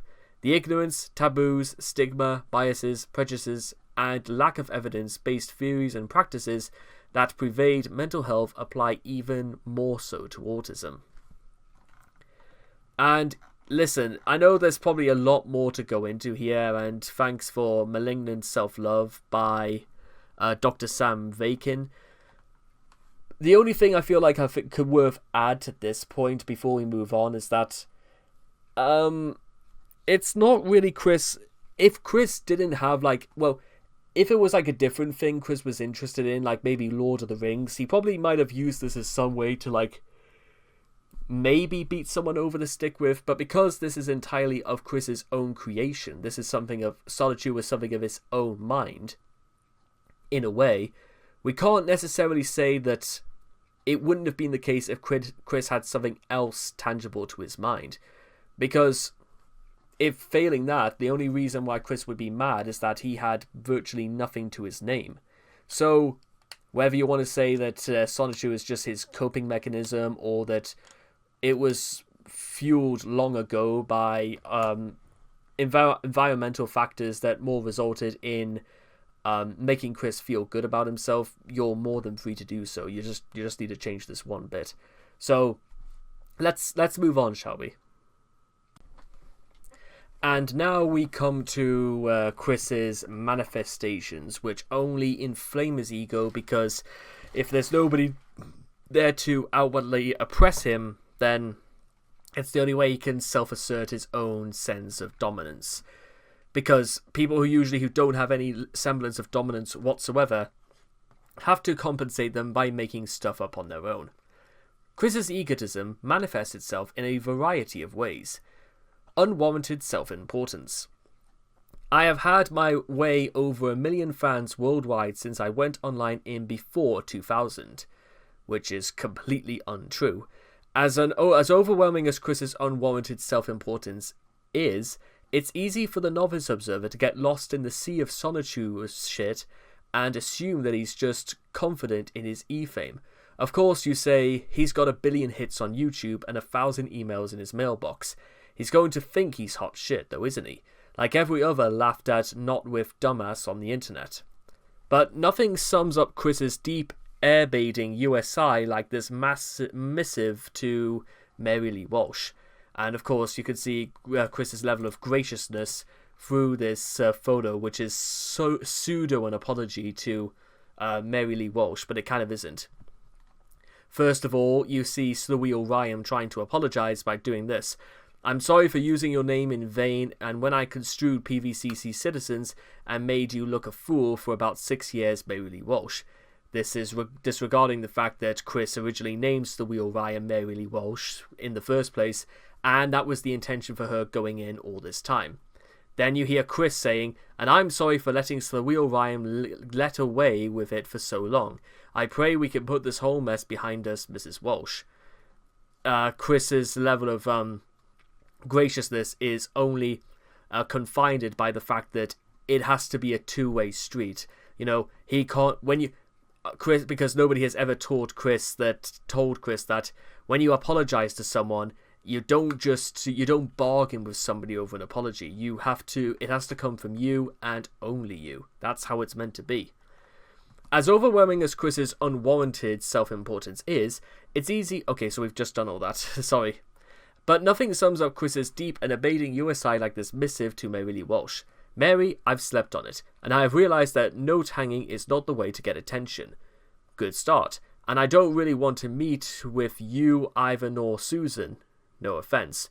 Not so good. I'll tell you what, let's forget the meeting. And if you will allow my newsletter to stay in distribution, I will do all of the following. I will never hang notes on the wall again. I'll consider stopping my silent treatment on Susan. I'll consider knocking you and Susan up my scale of respect, each by 2 points. Please reply via email, Christian C. He never got a response to this letter, apparently. I think it was also one of the reasons why he was still banned and they were unwilling to negotiate. E-Fame just adds a whole new dimension.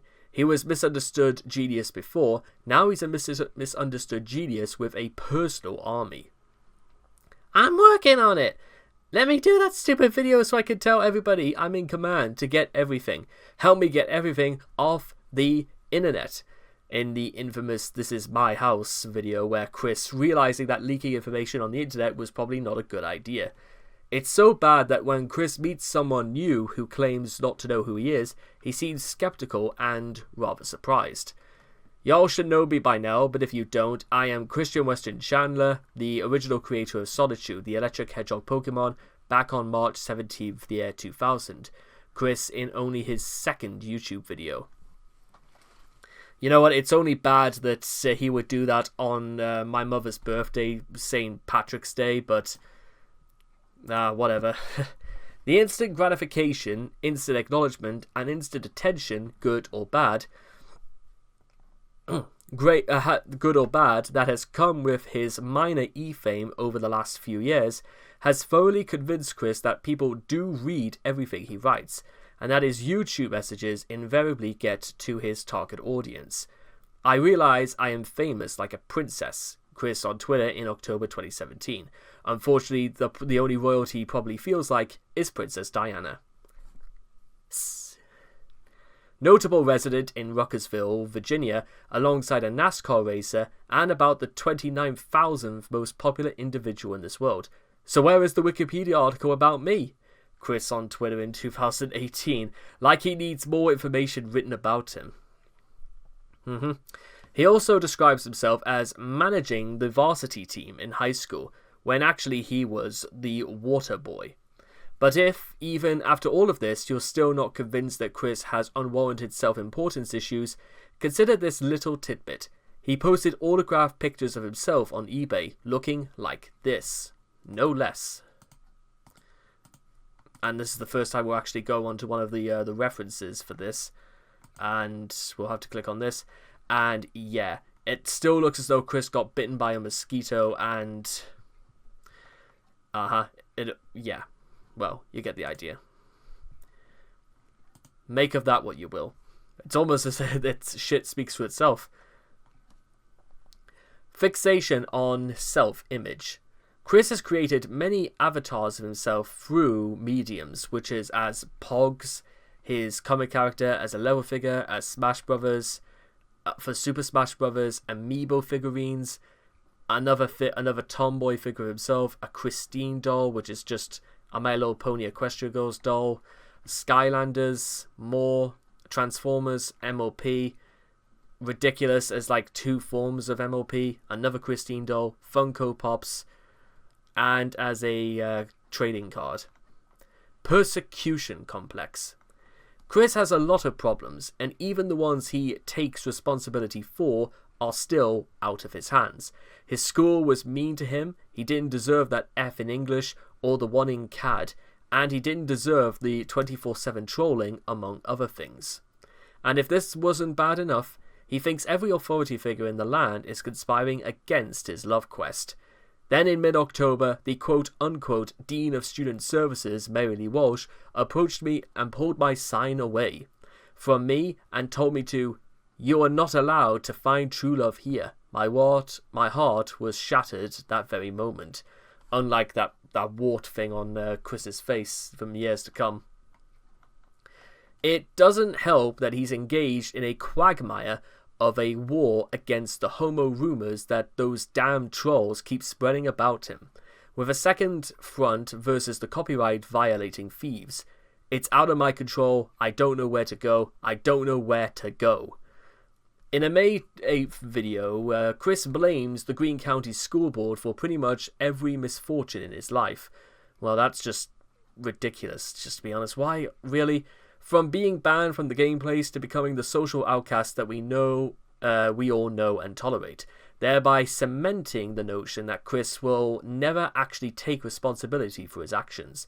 The only time Chris had actually stepped up and admitted responsibility was the accidental formatting of his PlayStation 3. And given the lack of things after this, you could probably only imagine that they weren't kidding. That probably only was. Interesting, really. Naivete. Chris's simple-mindedness and gullibility are the stuff of legends. Like George W. Bush, he only deals in absolutes. Either you're with him or you're against him. But unlike Bush, who will raid you for oil, this has been very obvious to Chris in his answers to the mailbags, where he refuses to listen to any talk, even from professionals, even from the very people who know better and would probably benefit Chris's life completely if Chris ever chose to mention them. But I mentioned all these things way back in the mental health care videos. About the similarities between Asperger's syndrome and autism, denies that there are any shortcomings in his work, and shrugs off any advice about how to improve his health or appearance, labeling anyone who suggests he has any kind of shortcomings a troll. Chris equates honesty with divulging every last detail about his life. Nothing is too candid for Chris. Getting haircuts, drinking his own semen, shitting his pants, or even giving away his home phone number and home address. The only thing he hasn't done with wild abandon is given away his social security number, and when that happens, it won't be a surprise to anybody. Though surprisingly, he hasn't done it to this point, so good for Chris for at least knowing not to do that. His gullibility is astounding. No matter how many times it's happened before, Chris is easily led around by trolls promising China, threatening his identity, and most damaging of all, playing into his otherworldly delusions and fantasies. The earlier trolling schemes, such as Blanca Wise, Panda Halo, and Jimmy Hill, got Chris to jump through hoops and expose so much information about Chris and his personality that they had to start this very wiki itself, to keep track of just all of it. Another example of Chris's gullibility is one Miss Jackie Romey, a sweetheart Chris met earlier in 2011. Despite her obviously being a troll, proving by a mysterious leak of videos that were sent only to Jackie on February 2012, Chris has refriended her on Facebook after blocking her the previous April.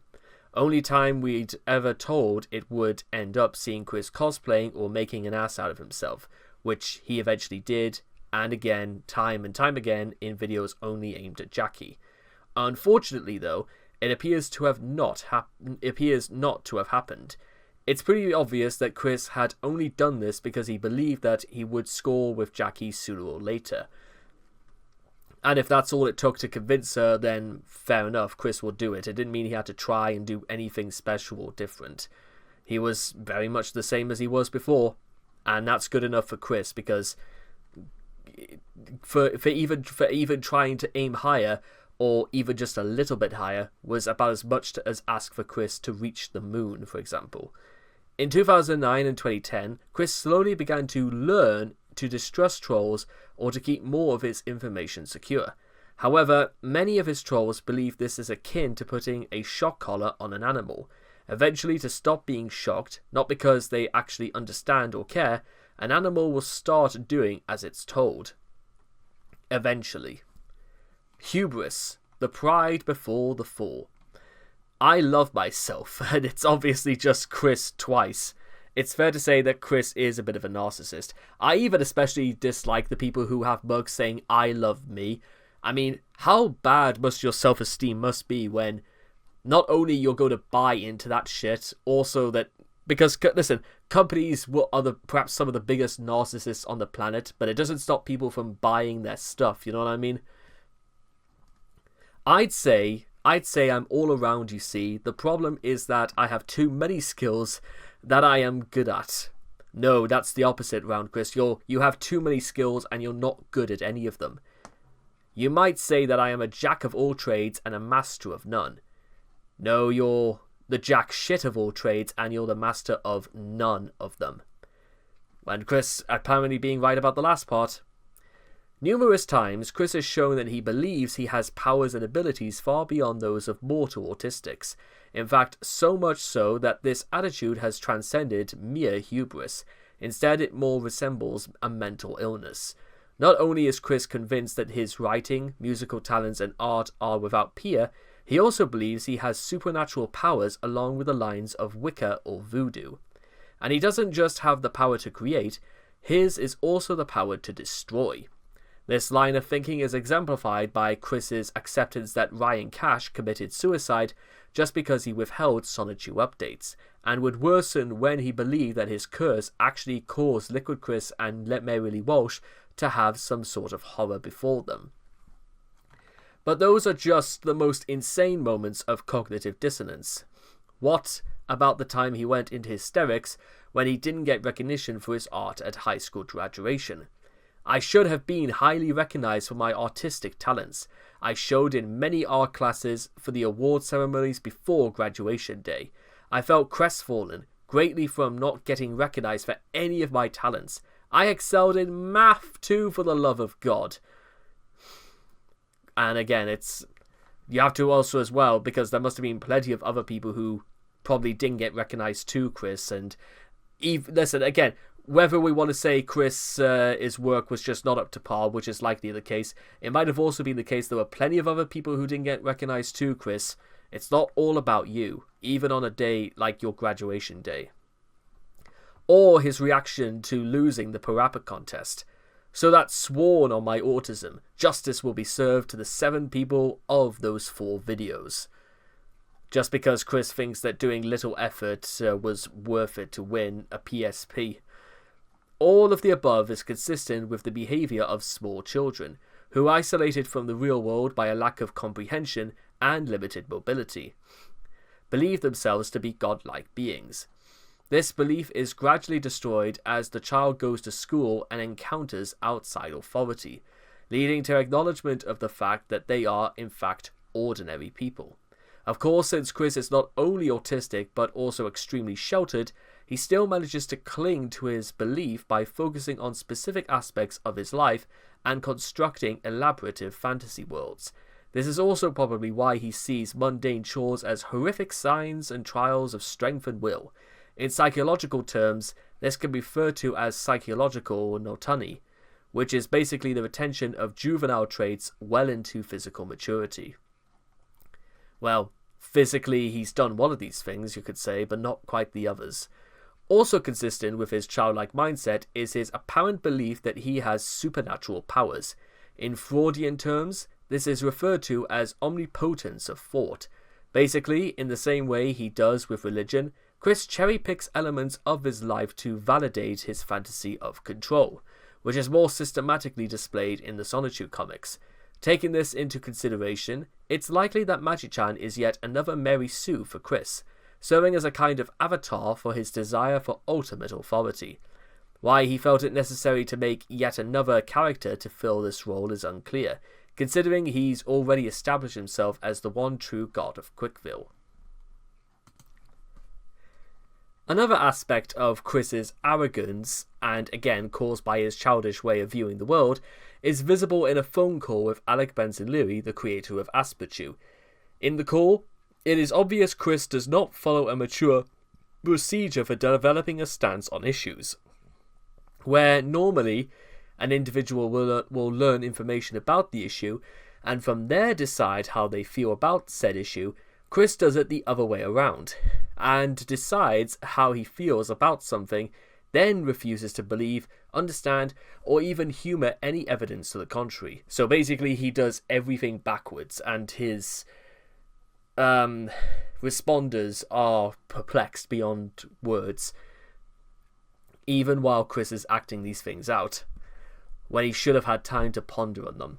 While most people have very strong beliefs in some issues, so much that they automatically have a prejudice against people who believe differently, politics, religion, etc., Chris has this perspective on everything. He takes a position on matters, then finds ways to back it up and ignores all evidence for the opposing viewpoint. This is called a confirmation bias. For example, Chris has decided homos are bad, so he selectively finds information that backs up his stance on the matter and ignores anything anyone will... Whoops, I pressed something by accident. But I'll get to that in a second. Decided on bad and will tell him about why his homophobia is bad and makes him a bad person. He will then go as far as to pretend he can cure homosexuality with his own blood. He'll probably give people diabetes, is probably more the case knowing Chris, unless disliking homosexuals means he will not get laid. And to this day, the only evidence Chris ever did to getting paid is if he just straight up paid for it. This is most apparent when he takes two contrary positions about a similar topic. The obvious example of this is Chris's understanding of the way parody functions. Chris will defend his right to make Sonichu to the hilt by claiming it is a parody, but then states that Aspetu is a bad thing because it is a parody of a parody. As you can see, Chris has decided that he has every right to make Sonichu, so he backs this up with statements about his right to parody existing trademarked characters. But conversely, he has decided Aspetu is bad, so he supports this position by stating it is a parody of his legitimate work that was already, in his words, a parody. A literal example of the pride before the fall would be Chris's series of Facebook posts between April and June of 2012. In April 2012, Chris believed that he had utterly fooled the trolls when he made a series of posts mocking them. He even went so as far as to post screenshots of the Quickie forum members talking about it. Note that in several of the screenshots, Chris believed that he had uncovered a scheme to start a poster campaign about him in Charlottesville. According to his Facebook post dated 4th of June 2012, he had called the cops and basically admitted that he completely fell for it. He then recorded an angry voicemail greeting before quickly deleting it. Compared to an earlier voicemail he made, one can clearly see how humbled he was. Not very much is the word to put it. A more recent example of Chris's pride before an ego superseding the efforts of people around him can be seen in Sonichu Special 5, in which the captain vociferously praises Chris, flanked by his creations for providing a good service to us all in the world, when in reality the opposite was true. Chris had been manipulated by the idea guys, and the captain, a member of the guard dogs, was the actual person providing said services in attempting to break Chris free of their influences. For example, Sonichu Special 5, in which Chris found a way to twist a situation in which he was being helped into Chris himself doing the helping, ending up with him receiving praise from a fictionalized version of one of the people trying to help him out. This here trying to be the captain. Thank you, Christine, I shall take care of it. You provide a good service to us all in the world. Which is the only way Chris could justify having to sell his high school amethyst ring. You know, in a time when he gave away thousands of dollars, a position he wouldn't need to be in if Chris wasn't so dumb. Well, I could have used a stronger word, but we all know what... Yeah. Materialism. I want Julie. Yeah, love is my first priority. But then I really want my stuff back. Chris caring more about his precious PSN account and Sonichu website than his sweetheart. Imagine if he had said this to a real girl, but, you know, that's not going to happen anytime sooner either. It is clear that Chris is a materialist, a common symptom of narcissistic personality disorder. Buying and hoarding large amounts of crap that make him feel good about himself. He may even believe that his unhealthy amount of children's toys might attract a sweetheart, when any human being would clearly see that this man is delusional. He also doesn't seem to have a problem with getting money for sitting on his ass, claiming he can get more from his tugboat than he could at any actual job. Or he has absolutely no concept of money, and believes he is entitled to everything he can buy. This stems from childhood, when Snorlax would take Chris to the toy store and encourage him to talk by giving him toys if he could read their names out loud. Ever since, he's believed that just by being autistic, he deserves everything he gets his grubby, sticky hands on. This mixture of compulsive hoarding, compulsive shopping, and autism is bad news all the way. He compulsively hoards all of his toys and video games because he wants to give them to his daughter in the future. Bullshit. He also seems to enjoy collecting things, which may explain why Pokemon appeals to him so much. Chris compulsively buys everything he can on the PlayStation 3 and is more concerned with trophies than actual gameplay. Most of the games he's downloaded have never been played, but the important thing is that he has it. Hoarding items in cases other than OCD is a sign of intellectual disability in older children. He may have inherited this behavior from his parents, especially Bob. His tender misanthropy. A tender misanthrope is, by definition, someone who despises humanity in general. That's a bit going far when it comes to, like, Chris, is my forehead gone, like, really red, or is it just me? But is ever ready to make an exception for the real people. In other words, an egotist who pretends to be benevolent. While it's obvious that Chris is an egotist, he truly believes that he is benevolent. He is the perfect example of a tender misanthrope screaming death threats at what he knows of humanity, seeing as the only social contact he gets is from the internet, while also believing that he is a kind, loving person who can give advice and act as a role model for children. Another part of the definition states that, well, in the words of the famous song, "Do I look like a motherfucking role model?"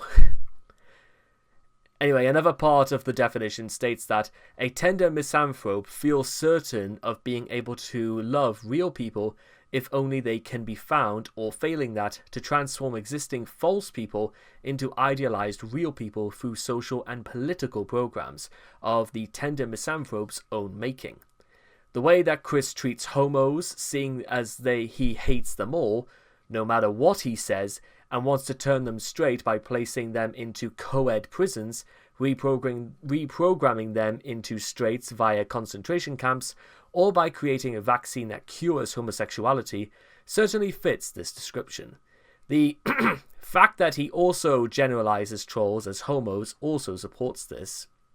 If that does not convince you, however, if that does not convince you that Chris feels he can make people into what he can by emotionally attaching himself to, there are also other obvious examples of his unique delivery of his intentions.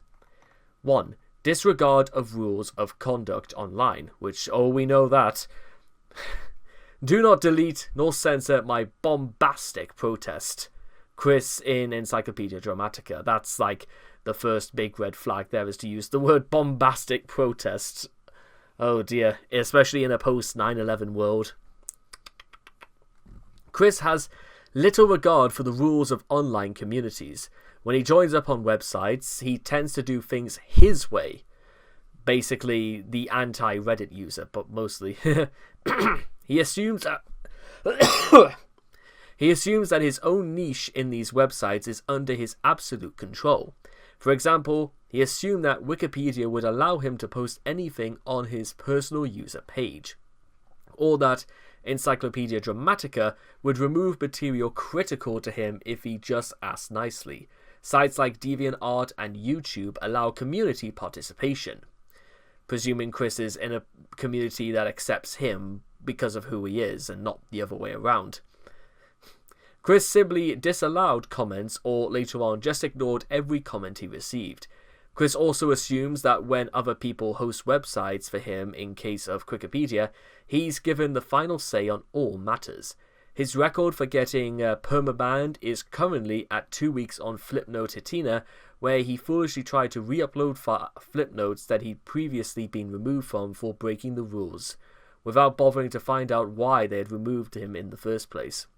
His Facebook account encountered a cycle in 2015, and specifically in July, where it would be removed and put back up again.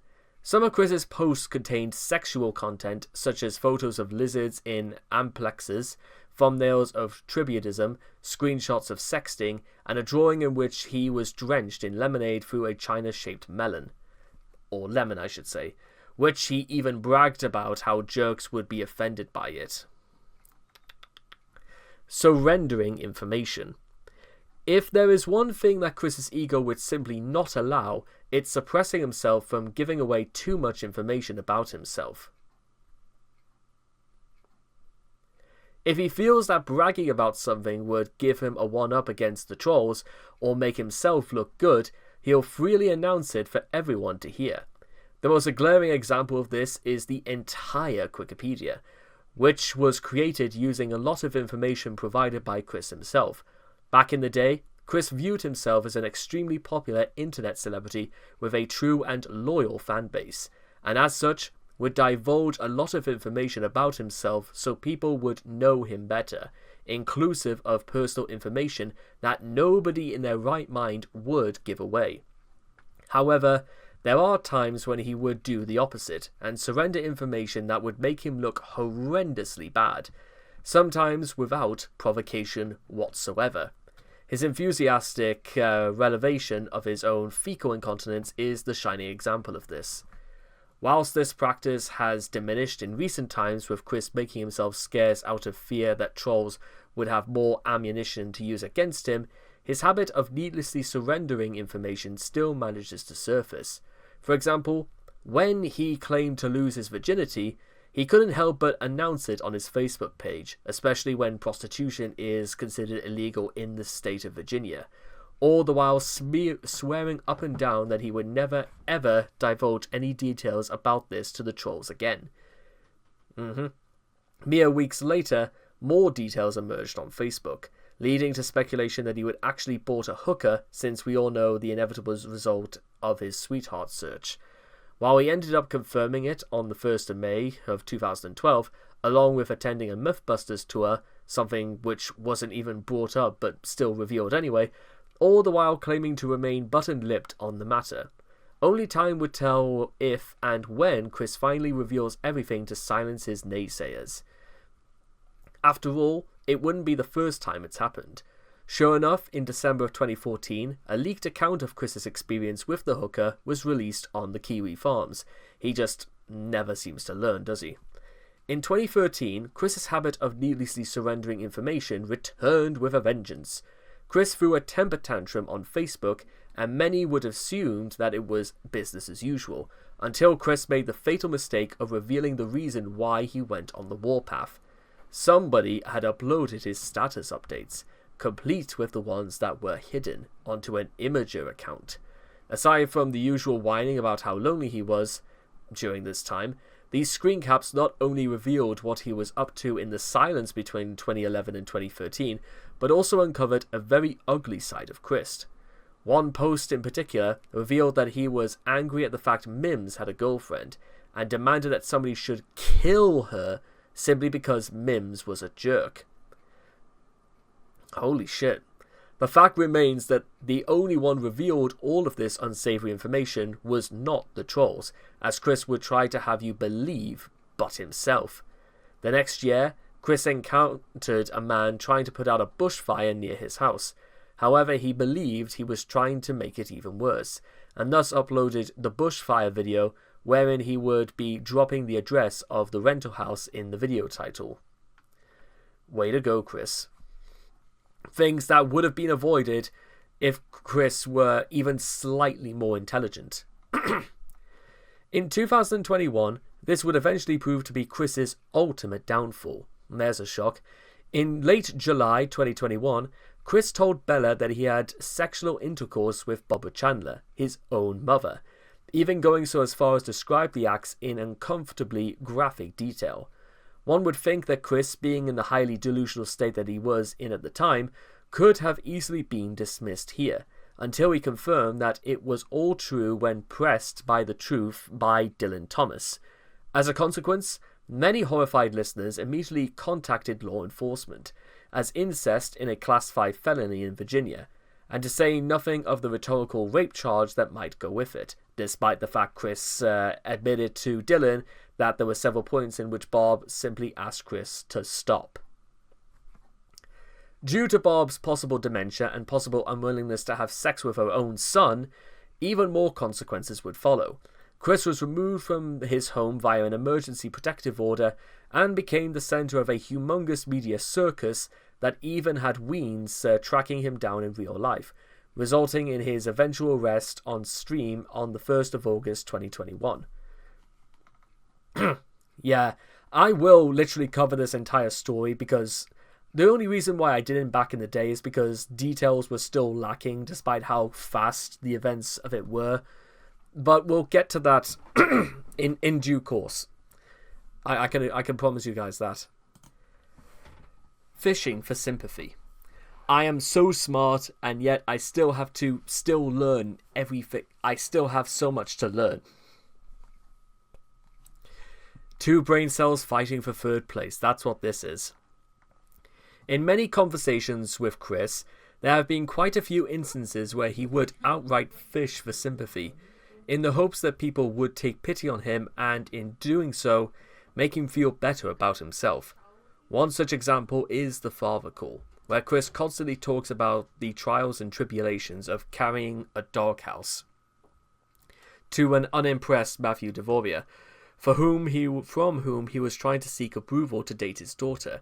Said trials and tribulations amounted to housework and being teased on the internet, which Chris felt was on par with Matthew Devoria carrying his dead friend's body during Desert Storm. In his later email exchanges with Jackie, Chris is quick to paint himself as a misunderstood victim whenever Jackie rips him a new one over issues such as his habit of lying, being a hypocrite, and even being inconsiderate towards her. Even in recent times, he has not cut out this habit. His Facebook entries blame his trolls for making his life a living hell, one in particular lamenting that nobody cares about him except his own mother. No, that isn't even true either. The attention he gets from his mother, Barbara Chandler, and his friend, Anna McLaren, is textbook mollycoddling at best. Chris has spent his entire life being catered to by his parents, notably well past the point of social acceptance. Isn't that the truth? To the point where he depends on them to bail him out of his numerous messes that he gets himself into. It comes as no surprise to literally everybody, then, that this is, combined with him being autistic, has poisoned Chris's mind into thinking that this is how everybody should treat him, by default. And if people don't see things his way, he'll be more than happy to point out the heavy burdens he faces daily, almost as if he expects them to instantly take back their mean words and feel sorry for him. The habit of wanting sympathy is so ingrained in Chris that he instinctively hedges when he makes a positive statement about himself.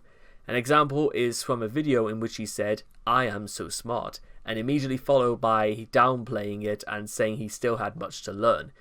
No, Chris, any smart person would actually say, "I would consider myself wise, and like any wise person, it simply means that I don't know." Circa Carry On My Wayward Son by Kansas. Do you see, again, that's the sort of thing that works, because if I claim to be a wise man, it surely means that I don't know. Why couldn't Chris spout a bit of genius wisdom by extracting some actual intellectual depth from, I'm getting too into it, moving on. War against the ego. One of the main forces opposing Chris's ego are the White Knights. These misguided souls have attempted to get Chris to understand that what he's doing is ridiculous and that he needs to grow up. Fast. Instead, he brushed them all aside, assuring himself that he was the true and honest victim, and could do no wrong. One of the more popular White Knights, Vivian G, became a troll when she couldn't get through to Chris. You gotta find, ironically, like the one person who theoretically should have been on Chris's side, and it annoyed her to such an extent that Chris just had no choice but to make things so bad that it gave Vivian no choice. When asked to get real psychiatric help, Chris has said that his church counsellor, Rocky Shoemaker, is enough for him. No, it probably wasn't. And that she could do so much more than someone with an actual degree in said field. He seems to believe that because her title includes the word counsellor, she is every bit as qualified as a real doctor. The fact that most pastoral counsellors see people for free probably helps as well, since Chris could never spend part of his precious monthly tugboat on something more useful when there are video games to hoard, not buy, but hoard. There were some instances where it seemed that the trolls had made a breakthrough by breaking Chris, only for him to get right back up and continue with his antics. An example of this would be Casey, who led Chris on a while until she dropped the bombshell that she was going to marry Liquid Chris, but not before having her father point out every single thing wrong with Chris. A normal person would have been utterly devastated by the turn of events, and some would even use this experience to better themselves. Chris, on the other hand, perked right up when he obtained a letter validating Solitude, forgetting about Casey in mere days, just like she had predicted. And there's probably more examples of Chris's egotism, and probably just as much here, but to be honest, if I just go onto the list of Chris's stuff here, is that because we might possibly do this separately and maybe talking about it a bit much else, because to be honest, this article has gone on for, I don't want to make this article at least 3 hours long. Yeah, let's do it. Screw it. I just wanted to do it. Okay, so apparently I must just really not like myself, because we are even going to cover all the examples of Chris's ego, and the only thing of worth mentioning is that there's information on Solitude's issue 14 and Solitude specials 5, 6, and 7. To the top of my knowledge, nothing important in 14. Apart from it's mostly to recount the events of what I believe is just Chris's time at a convention. Solitude Special 5 is more about how the captain makes Chris look good by giving away something that Chris desperately needed to sell. And 6 and 7, I honestly couldn't tell you. Sorry. So in the real world, Manchester High. When Chris graduated from high school, he actually cried because he believed that he deserved a number of artistic awards for his artwork. By his own admission, he also made a scene and ran out after getting his diploma, eventually having to be consoled by his mother and gal pal Tiffany Gowen. PVCC. After being expelled for his appalling behaviour by the student's dean, Chris felt the need to write the then standing President of the United States, George Bush, the idea that a standing president would be willing to use his clout to reverse a local community college's administration decision is ludicrous at best. The gameplays. Chris, a regular patron, acted as though he owned the store. He was rude to the other customers and staff, abused the access to a flat-screen television, and was an all-round pain for the manager and later owner, Michael Snyder. After many antics, he was banned from the place. Chris filmed a half-assed apology 9 months later, not because he was sorry for his actions, but because the store was the only place that he had his Eye of Judgment cards. Chris also attempted to incite harassment of employees of the store, using the very fans he had chastised mere weeks earlier, simply because Michael had refused to remove his ban. Prison. During his time in jail following the 28th of October 2011 incident, Chris stated he refused to eat the prison food, since he had never done it and was not going to start anytime soon. Nor did he get any thinner as a result, and eating the food was beneath him. Later on, after being sent to jail following an incestuous affair, Chris writes a letter saying that life events at present and so far can directly be compared and matched with which have been chronicled of none other than Jesus Christ of Nazareth in any holy Bible. Yeah, that's not more such ego. That's more like Chris denying all aspects of reality and doing things that are straight up deranged. GameStop. Following the incident on the 26th of December 2014 incident, in which he maced a male employee after fleeing a GameStop which he had been banned from previously due to his vandalization of one of their Sonic Boom displays, he went on to say that he was in fact the victim of the whole situation in a lengthy Facebook post. With actual people. Sarah Nicole Hammer, one of Chris's first crushes, Chris made the small booklet Chris plus Sarah's Life Shares in an attempt to win over her on her 21st birthday. The booklet was a mere major ego trip, talking more about him and less about her, with the two of them replaced with Sonichu and Rosechu. He later cast her in his Sonichu comic and having her break up with Wes Isley before disposing her when she was married away to William Spicer. Megan Schroeder. For the longest time, Chris actually believed that he and Megan were going out as a boyfriend and girlfriend. He even attacked someone for getting near Megan. When the infamous She Came for Quick.jpg picture was discovered, Chris actually thought that the reason that she was upset was because she wasn't used to sexual things, and not the fact that she realized that Chris saw her as nothing more than a sex toy. He then tried to make Megan believe that the bullying from those amongst ED was much worse than the fact that he had did the picture because he was afraid of trying to rape her. Although, again, Chris's behaviors before this were already creepy anyway, so...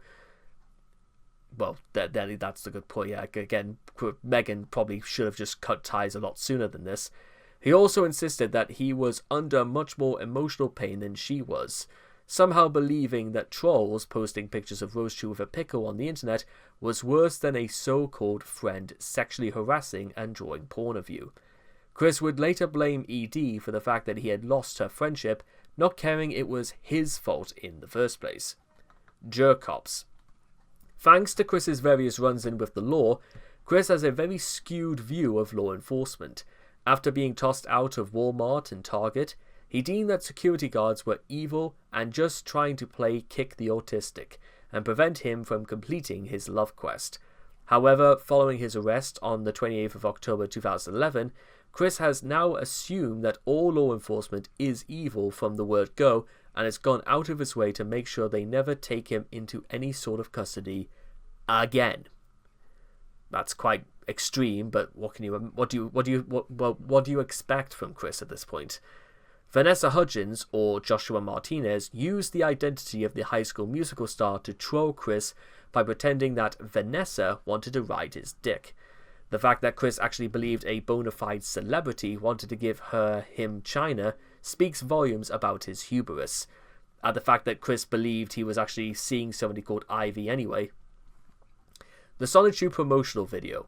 In the two-part video, Chris shows to the camera an elegant drawing of the two main heroes of the comic book made by a fan called Ali. Not only does he proceed to comment, Rosie's tale was wrong, but I'll forgive her, he presents a drawing made by himself as the better version. He was wrong, of course. Shigeru Miyamoto. Chris was convinced that Miyamoto, who is a world-famous video game designer and creator of the beloved and legendary franchises like the Super Mario Bros., Donkey Kong, The Legend of Zelda, and Star Fox, would not only be honored to meet him, but in fact even more honored to meet Chris than Chris would be to meet him. Yikes, that's really pushing it. Then, even after having his game proposal rejected by Miyamoto, Chris still remained convinced that Miyamoto was only holding out on him and would surely accept his offer in the near future. Jackie. In the final email exchanges between the two, Jackie quite accurately pointed out many of Chris's flaws, also taking the time to rationally explain what he was doing wrong and what he could do to fix things.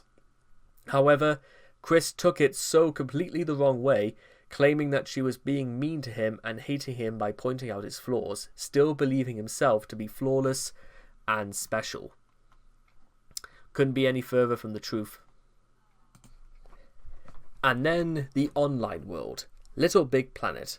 When Chris had shown up on Little Big Planet community and posted videos addressed to them, he once again said people should know him by now, and he immediately assumed people would praise him for his levels, especially the collector's case, which he thought was the most original Little Big Planet idea level ever. I've never played Little Big Planet, but I'm pretty sure there's got to be more out there, if we're judging this on Chris's expertise. Web Soup. When Chris learned that one of his videos was featured on an episode, he took it to be a good thing, not really realizing that the show made fun of people on the internet. Downsize Sega. On February 2nd, 2015, Chris took credit for Sega's downsizing, stating that him and his Pale Arm Crusaders, with their boycotting, had damaged Sega enough to force them to close office. This is despite the fact that normal market forces had been the supposed cause. Literally nobody is joining Chris's cause on the fight against the Blue Arms. And Sega is the publisher of all Sonic games. They give some nicely needed recent perspective on the size of his ego. Or on the cases that Chris doesn't really seem to care what happens, just as long as, well, small things, like really small things, like the colour of people's arms is the thing that Chris thinks is wrong about a video game, outside of everything else that's wrong about Sonic Boom. Sonic Forces. In November 2017, after playing through the newest Sonic game, Chris unlocked customizable options for the new avatar selection. One of these included eyes with heterochromia. Chris immediately assumed the unlockable was inspired by him, since his right eye is green, while his left eye is a shade of blue, like purple, the combo of blue and red. Really? Contests. Harvey Birdman commercial. In an attempt to win a contest involving the animated avian lawyer, Chris went to great lengths to talk about himself, his rivalry with Mary Lee Walsh and Sonichu, but very, very little about Birdman himself. He even got the character's name wrong initially and left it in anyway. The Chop Chop Master Onion Rap Showdown.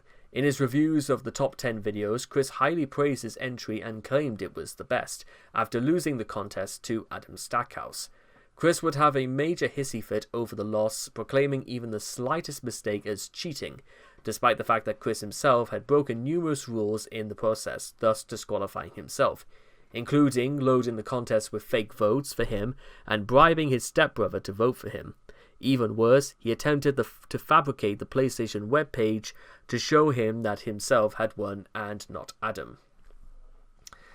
That's something that literally kids do, but what can you do? Others. Greene County School Board. In one video, Chris proclaims that the Greene County School Board, who sought to help Chris when he was younger, initiated a massive conspiracy against him in order to keep him in his autistic shell. This also included paying off a realtor to keep their house from being sold and paying off Michael Snyder to keep him out of the game place. Unban contracts. Chris demands the likes of GameStop and Best Buy to unban him for his incidents over there, even though they had every right to ban him for his conduct. Not only that, but he also demands that they do not call the police against him, which is illegal since contracts cannot be used to protect from criminal prosecution. I don't know whether Chris ever knew this or whether or not he didn't know this, but just decided to ignore it because he just thinks he can get away with this sort of thing, thus making it null and void. And he believes that not signing would prove that they are the most uncompassionate and lacking of heart and soul of any person, and are a bunch of unwelcoming, immature, rat-ass bastards. He even goes as far as to say that his ban from those places is outdated, similar to how he tried to convince Michael Snyder that he needs to forgive and forget, and that the ban is a human rights violation because he's a lesbian trans woman. He really does use that excuse as no shocker, but also just sad and pathetic. The affirmations list. A 3-page long list Chris wrote in March 2021 of his positive traits, and it consists of thoroughly delusional assessments for stroking his own ego, which is of no surprise to anybody. In the comics, I did an awesome fucking job. While issue 0 and issue 1 do focus on Sonichu, shock, but Chris Chan does take over as the main character throughout issue 2, 5, 6, and 7, with Sonichu only as a supporting character. And in his infrequent appearances, he invariably sings Chris's praises. Issue 8 and issue 9 see Sonichu taking back his major role as the main character, but at this stage he's just a Mary Sue for Chris. The main story arc of issue 10 is the resurgence of Chris and his elimination of every enemy he has so far. He also portrays himself as skinny and handsome. although this doesn't happen till said issue 2, and throughout the comic series, sporadically gives him self-insert character superpowers that are never explained. He even makes several episodes that dramatize events he had in real life, with the extremely self-indulgent fantasies that are described below. Chris's ego is in full bloom in the comics. The name of the city in which he and his electric hedgehog Pokemon strive to protect is known as Quickville. The city's currently in C quarters and currency is in C quarters and W quarters. One of the major drinks in the city is known as Quick Cola. The radio station is called KCWC. The hotel is called the Double Quick. Even his Hyrule ripoff is called Rule Quick. Basically, everything is named after Chris. That's not even going to the Stalin levels of extremism that he goes to. The Sonichus and Rosechus he created refer to him as father, his self-insert as mayor, but never ever performs any mayoral duties whatsoever, and his actual role is more like a god king than any kind of elected official. As Chris says, there is no elections in Quickville. Instances of Chris's ego in the comics. Issue 3. This issue has a semi-fictionalized account of an incident Chris had with the managers of a McDonald's. He was loitering and soliciting, and knowing that a 25-year-old morbidly obese autistic man-child creepily looking at patrons can't possibly end well, security threw him out. In his comic book, however, Chris exclaims that the jerk-cops are conspiring against him. Preventing him from finding true love, he turns into Chris Chan Sonichu and defeats them with the help of Darkbind Sonichu, who admits he only helped because Chris was his creator. Confirmation bias, if ever there needed to be one. Sonichu issue 5. This issue has Chris write Sarah Hammer out of the comics so he could focus exclusively on Megan Schroeder, the new object of his desire. While Sarah did marry a man named William Spicer, Chris was not present at her wedding, and had never met Spicer. And as he was represented in the comic by a generic Yu-Gi-Oh character, the next episode has Chris fawning over Megan, and she over him. In reality, Megan saw Chris only as a friend, and was constantly rebuffing his advances. The episode features 2 different endings because Megan either did not like the original ending or objected to being featured in the comic at all. Most likely the second one. Issue 7. Chris is envious of Bionic's ability to screw Magagi until Megan holds his hand, again implying romance, where none exists. After Chris gets trapped in the time void, he mixes both fake memories from the comic with real ones, like Megan dumping him and his denial of having drawn She Came for Quick.jpg. He blames it on Ed, even though he was the one who drew it and uploaded it onto the site himself. Mary Lee Walsh's invasion of Quickville and her defeat at the hands of the Sonichus and Rosechus, and Joshua Martinez hooking up with Vanessa Hudgens. Issue 12-9. The comic that features a new self-insert for Chris named Nightstar, which is a blatant Mary Sue empowered with story-breaking psychic abilities. Nightstar meets with Chris's comic incarnation, who is explicably coloured to resemble yet another depiction of Chris, and helps him transform into a body that looks like herself. The character's full names are Christine Knight Western Star Chandler, which Chris wrote without a hint of irony. Chris also depicts his real self in the comic as an alicorn, an extremely rare species of pony that combines the powers of a Pegasus and a unicorn, from My Little Pony, reserved solely for elite characters. Yeah, again, this is almost like High Guardian Spice, crappy, pretentious ideas of writing, and I've watched High Guardian Spice, and that show is almost comparable to the levels that Chris writes, ironically. No modding. Sonichu issue 13. The issue that focuses on an incoherent series of plot threads that the idea guys were brainwashing into Chris and to believing. When Louis was attacked by cloakers, Chris proceeded to send Quickville's entire army division, the Quick Defense, and his team of Autobots, led by his own Autobot car, Sonchu, to her aid. After Uzume managed to make herself whole again and asked Chris for her powers back, Chris effortlessly transferred the powers within himself back to Uzume while still keeping Uzume's seal. Chris zapped a hotel with lightning because it was full of criminals. Their crimes are unknown to this point, but Chris's judgment is so divine, so who the hell cares? When someone else had become mayor of Quickville, Chris destroyed the Quickville Mall, killing thousands, and the non-mayor, showing how he is the true and honest mayor of Quickville. When Monica tried to wipe out Chris's memories, it didn't work, because Chris was immune. Then Quickville was clear. All the baddies were gone, and everything that went back to normal because Chris said so.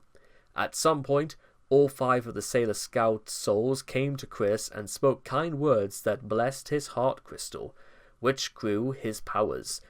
Chris showcases his goddess complex by likening himself to the CPU goddess of hyperdimension Neptunia.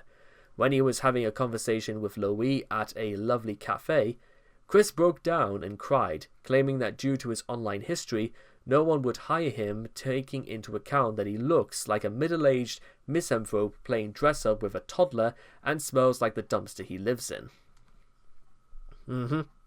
He then continues to cry, screaming that his responsibilities are nearly endless.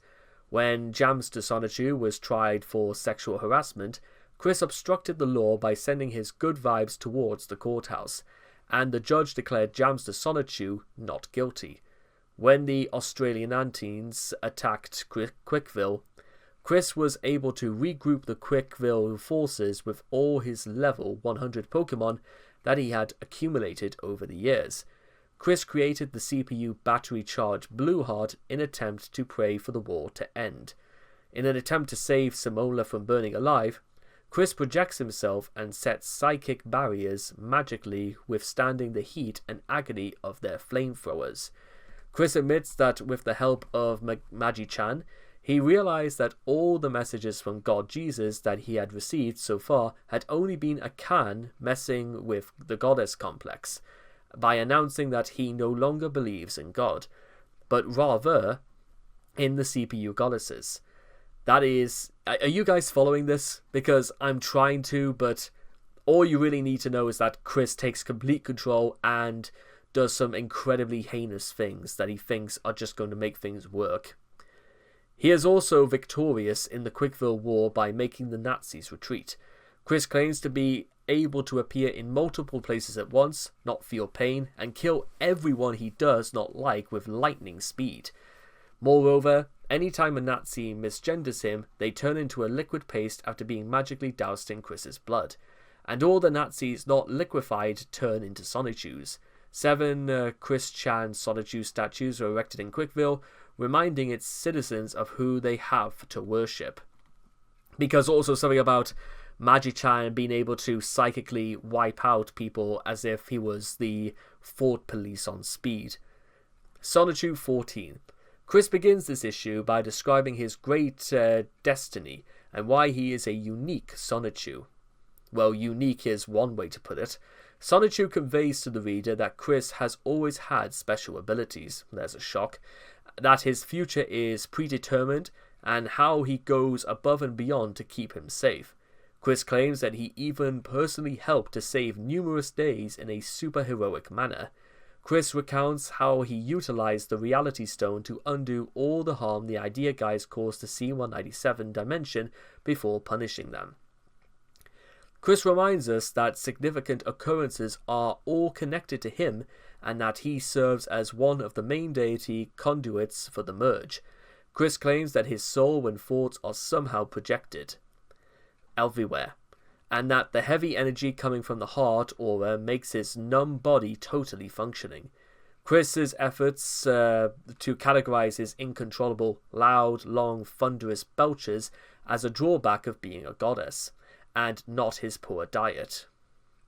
Chris asserts that his psychic abilities astound a doctor. Chris displays his sense of self-importance by claiming that he was unable to lucid dream Emmanuel, Jesus, Buddha, the CPU goddesses, and all the other deities intervened in his dreams and attempted to assist him by reminding him of the CPU goddesses' powers and how to use them. Chris rambles on and on and on, asserting that he literally shares a subspace and subdimension with all of the other deities in the galaxy with his subconscious. Chris asserts that he sang and danced in tandem with the actors on stage during the BronyCon Grand Galloping Gala without any prior experience or training. He draws a scene showing that he captivated a few attendants behind him who were surprised by his skills. Chris attributes these events to his magical powers rather than his ego playing tricks on him. And that, ladies and gentlemen, is literally all we have time for. And if you don't mind me, ladies and gentlemen, well, that was a lot. That was a lot to talk about. That was a lot to unpack. And there were a lot of things that, to be honest, made me angry, because any other person, if they took a look in the mirror and saw what they were eventually becoming, they would either settle for peace or completely stop in their tracks because of the reality of what they were doing and what they were saying. But not to Chris. What you see is what you get, and what Chris is ultimately concerned about, the bottom line, is himself. And if that means making himself look like a jackass, if that means making himself look as though he is completely immune from criticism, then so be it. Because life was simply too hard for Chris. But you know what? Like I said before, life is pretty hard for a lot of people all over the world. It doesn't give anybody the right to behave like maniacs, or to shell responsibility, or to fuck your own mothers. Just saying. And I suppose really the most interesting perhaps aspect about this is exploring the fact that was this really the ultimate conclusion of Chris's experiences leading into adult life? Is this one of those cases where it was the result and not the cause of Chris's way of life is why he got to this point? Or was it the other way around? Or perhaps this was just simply the cruel reminder of what happens when you feel as though the word humble is a word that is just in the dictionary, and that it has no relation or bearing to the outside world whatsoever. The only real reality, ladies and gentlemen, and I spoke this before, is the few cubic centimeters inside one's skull. And Chris, just like his ego, might even be smaller than that. All of this culminating in the fact that Chris's actual contributions to life, the outside world, everything else we probably talked about in this article, all amounts to one thing and one thing only. That Chris's ego, his hubris, believing he could fly to the very sun and come crashing back down to earth, because unfortunately reality has a very uncanny way of coming back around and literally forcing Chris back down to earth with a bump. And with all that being said and done, I hope you guys have learned something from this article, and I cannot wait to talk to you guys again in the next video. Take care, and bye-bye for now. Good morning, ladies and gentlemen, and I welcome all of you back to another Chris Chan quickie reading. And this morning, ladies and gentlemen, following everything that happened last night, my voice is still somewhat quite hoarse. It's probably, again, due to I've done like more talking in like the last few days than I have done for like what feels like months at this point. So I'm gonna have to try my absolute best, and well, we will get through it, because that's what I am, no hypocrite. And if this all goes according to plan, then that means that we have got a full 50 days of uploading every single day without delay. So well done for us anyway. So let's get started, shall we, on Chris's hypocrisy. You're all just immature, naive, condescending, soulless monsters. You don't care about others, you only care about yourselves. You only care about getting your own laughs and kicks because you don't have your own social life.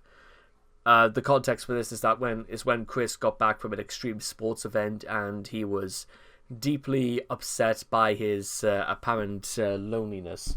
Although, once again, from what we understand, this is mostly Chris's fault, and it's of no surprise as to why the way he is. Now, listen, there are plenty of people who have autism, who claim to have high-functioning autism and whatnot, who probably also feel like reckless with misery for an aspect of loneliness. But usually, there are people that do care about them enough in some way, without going too far, that will be sympathetic to them. Besides, it's not exactly as if I've been in this situation before. Well, to be honest, I have, but here's the thing. If the thought of literally being alone was so much a heavy burden about it, then I would have just done something about it. In fact, it's not particularly very... But again, you have to understand, because this is Chris, and because the way his behaviour seems to reinforce the fact that he's right about everything, then it's so hard to actually get through to people like him, because someone's just going to have to straight up tell Chris that his behaviour is unacceptable, and if he was in any other situation, he would have been arrested, taken away, or had all rights to the internet literally cut off. That probably Bob should have done years ago, but well, what can you do? Hypocrisy is the act of claiming to have beliefs, opinions, virtues, feelings, qualities, or standards that one does not actually have. Chris is an accomplished hypocrite, holding others to standards that he himself does not live up to. And also his expectations are so unbearably high that they are harder to reach than the moon, and Chris still demands people fall in line whenever they address him. As a result of this has led to certain very key instances in which Chris has driven away more people due to the things that he claims to be, but doesn't actually practice. You remember in the incident about too many games when Chris got too hands-on and started touching people inappropriately?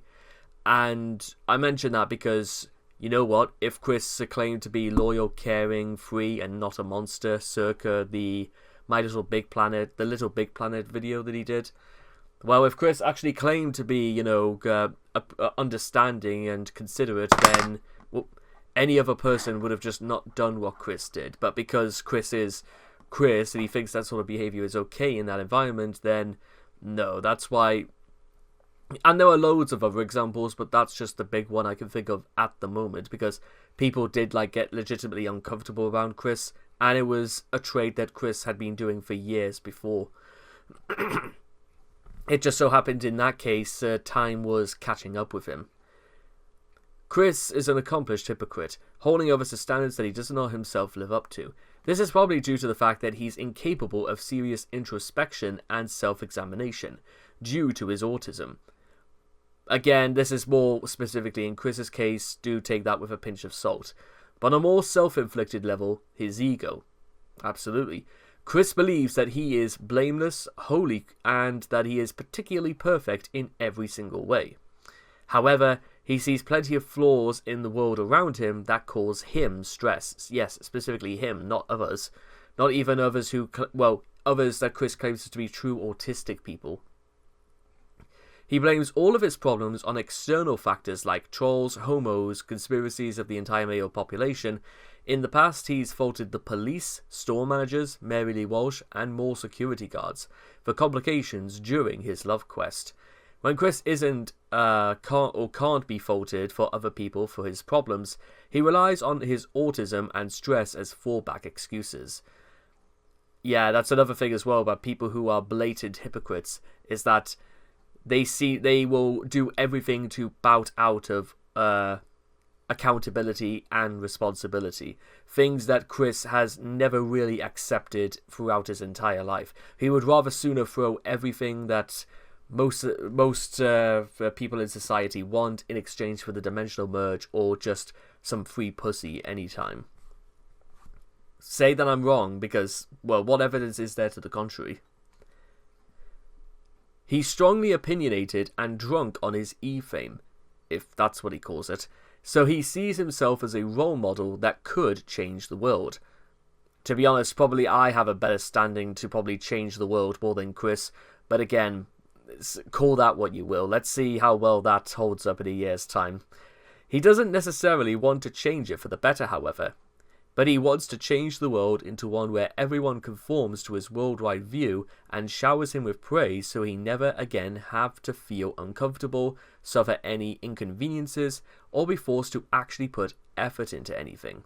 This means arrogantly pointing out the sins of others but never answering to his own.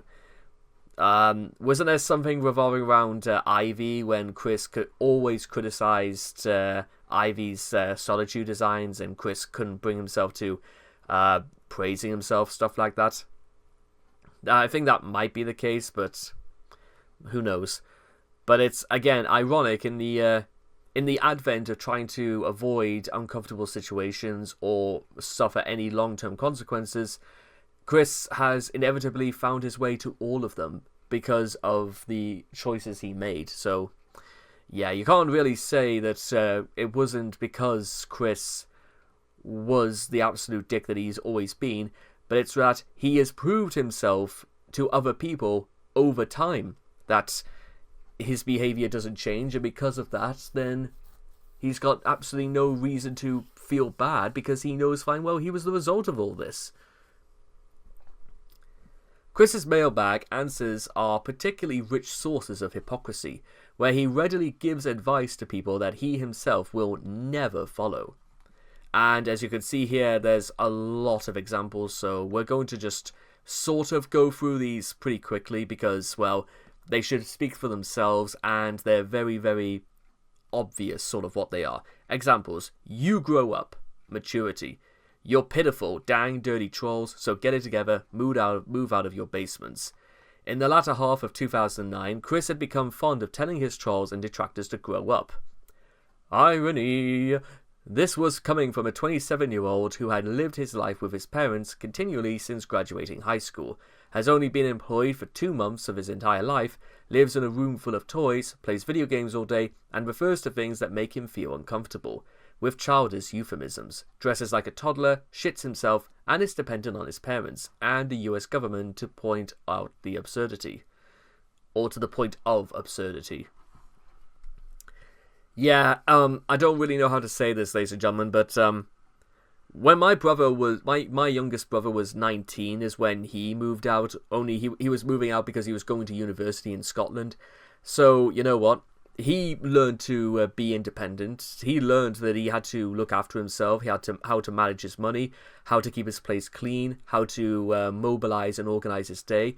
I mean, my brother was buying his own clothing when he was 12 and stuff like that. So my brother is very, very independent, and he's very, very proud. In fact, I'm very, very proud of the fact that he's very independent.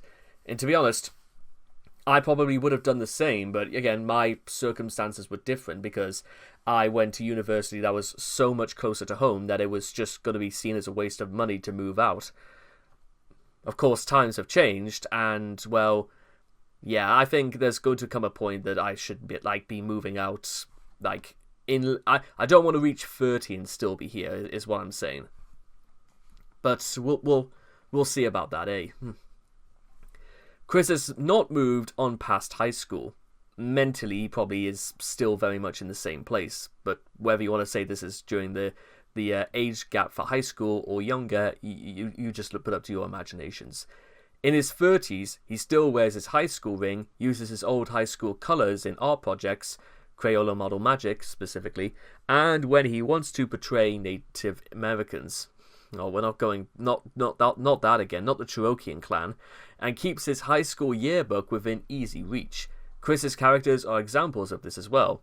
Despite ostensibly being 18 to 22 years old, the Electric Hedgehog Pokemon sometimes don cheerleading outfits outside of sexual roleplay and, like him, are rarely gainful in employment.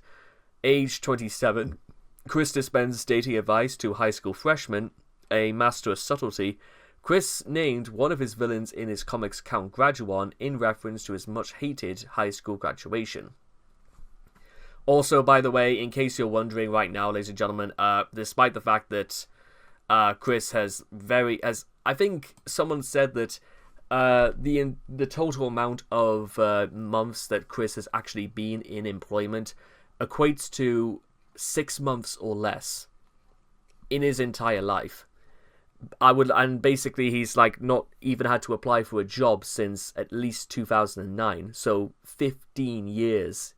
He's not even had to look at a CV, pick up a pen in order to fill one out, or even bother to type one out. And for what they are worth, ladies and gentlemen, again, it's call it what you may, but it's a good cure for self-pity when you realise that some people work hard for very little rewards or satisfaction, but we're still doing far more and doing far more for the greater cause than Chris ever does.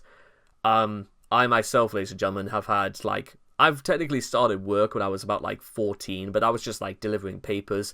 But then I did at least 2 loads every single day by the time I was 18. And I had, like, little part-time jobs in between when I was in university. And then once I left university, I was in full-time employment 2 months after I graduated. And then there was a period between January and July when I was on welfare because of the situation with COVID. And then ever since at least July 20th, 2020, I've been in work ever since. So you could almost argue that my amount of like employment at age 26 has equated to something roughly 6.5 years, so roughly in full-term employment, if we somewhat culminated all my years of working into one. But again, whether you want to say this is like anything to be proud of, or if this is something that is meant to be for or against when talking about Chris, I'll leave entirely up to you, because it's not exactly as if I'm trying to be snobbish and all that about, you know, the fact that I'm proud to be in work whilst other people should be ashamed because they don't work. No, that's not the case. I'm not going to be a hypocrite in that sense. What I am going to say, however, is that people who are on the dole, they do fully acknowledge the fact that you earn far more money through an actual job than you do by sitting around doing absolutely nothing. Chris seems to think this is the opposite case, and that his monthly tugboat, aka his disability payments from the US government, are more than enough to subside Chris's levels of employment, full stop. This, however, doesn't really make much difference, because remember when Donald Trump was made United States president, if Chris really did hate Trump that much, but Chris was more than willing to accept his disability check from the US government. If Chris really hated Trump that much, then Chris would have put as much distance between himself or / herself than Donald Trump in any way, shape or form, from the fact that he was being paid, Chris was being paid out, and also about Chris receiving the stimulus check from 2021, again, courtesy of Trump, which was still going on, by the way, even though Biden was president by this point. But again, that's just probably another example that might come into effect later. Anyway, rant over. In short, Chris idealizes his youth while demonizing the present, as high school was a simpler time when he had a social circle, regular sleep patterns, and some purpose in life apart from playing video games and debasing himself on the internet. Some things never change. Spamming actual hate speech. Get a job - work. I say move on. Get a job, dude, Chris says. Chris also likes to tell people to get jobs while he himself has been employed for about 2 months of his entire life. Okay, I stand corrected. Chris has only been employed for a combined amount of 2 months of his entire life. So, no, I'm not going to fall back on what I said before. That would just be redundant. A bit like Chris. On his resume, Chris lists playing Pokemon cards with small children as volunteer work. No, that's akin to babysitting at best, but no, that wasn't even the case either. Chris sometimes claims he was supervising or babysitting the children involved, where in reality Chris himself required some amount of supervision not to fuck up the hobby store where he played card games. Much like how he acclaimed author J.K. Rowling went on benefits for a year or two since she'd have the time to write the first Harry Potter book.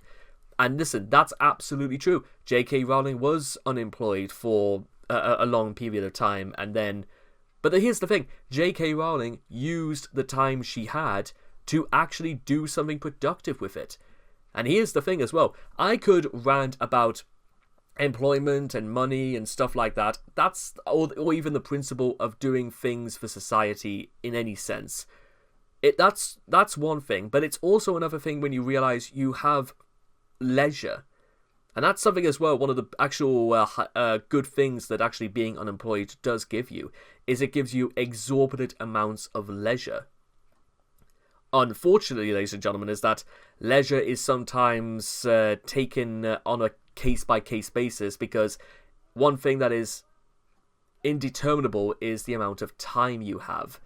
Not just whether what time during the day, or specifically put, time you have in your life period. Because whether people like it or not, everybody runs out of time, and no amount of 9-to-5 shifts or 9-to-5 shifts at a job or completely sitting down doing nothing is going to change that fundamentally. A franchise which went on to make her one of the richest women in the world, Chris avoids searching for employment to focus on merchandising Sonichu, a franchise that is only noted for its notoriety and infamy. And that makes an hour or two at most. Chris will draw and colour a comic page or two, make videos, or astonish Charlottesville residents with his parquet skills in a bizarre marketing stunt. Well, it rhymes with stunt anyway. The rest of Chris's time is apparently spent playing video games, watching TV, and downloading extra content for his video games that he never even plays. Chris has an abundance of free time where he could easily work a full-time job and still find the time to draw Sonichu.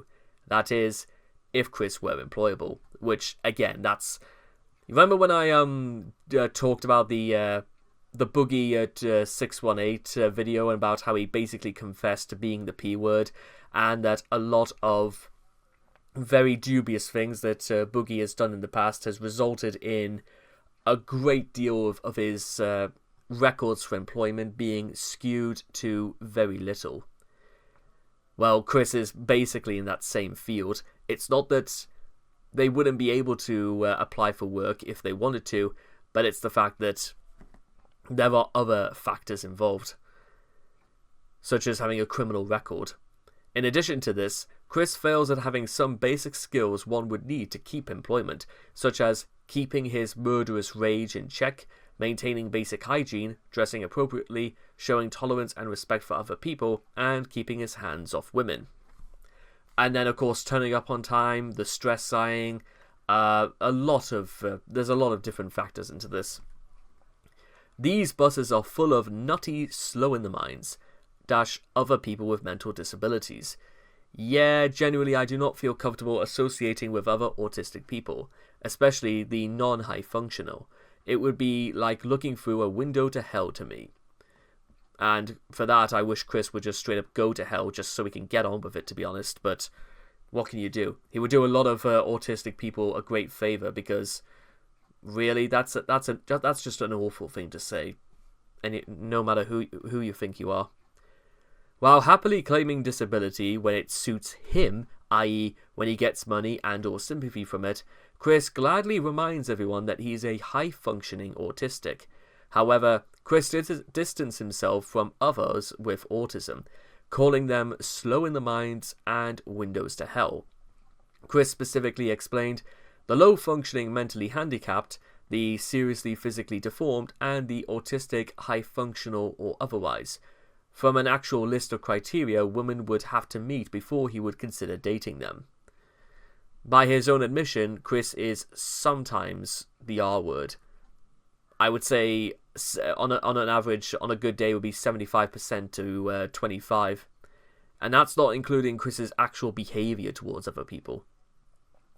And is abnormally proud that he is on the autism spectrum. In fact, right below his rigorous standards for his future girlfriend, he admits himself he is autistic, but claims that's another story.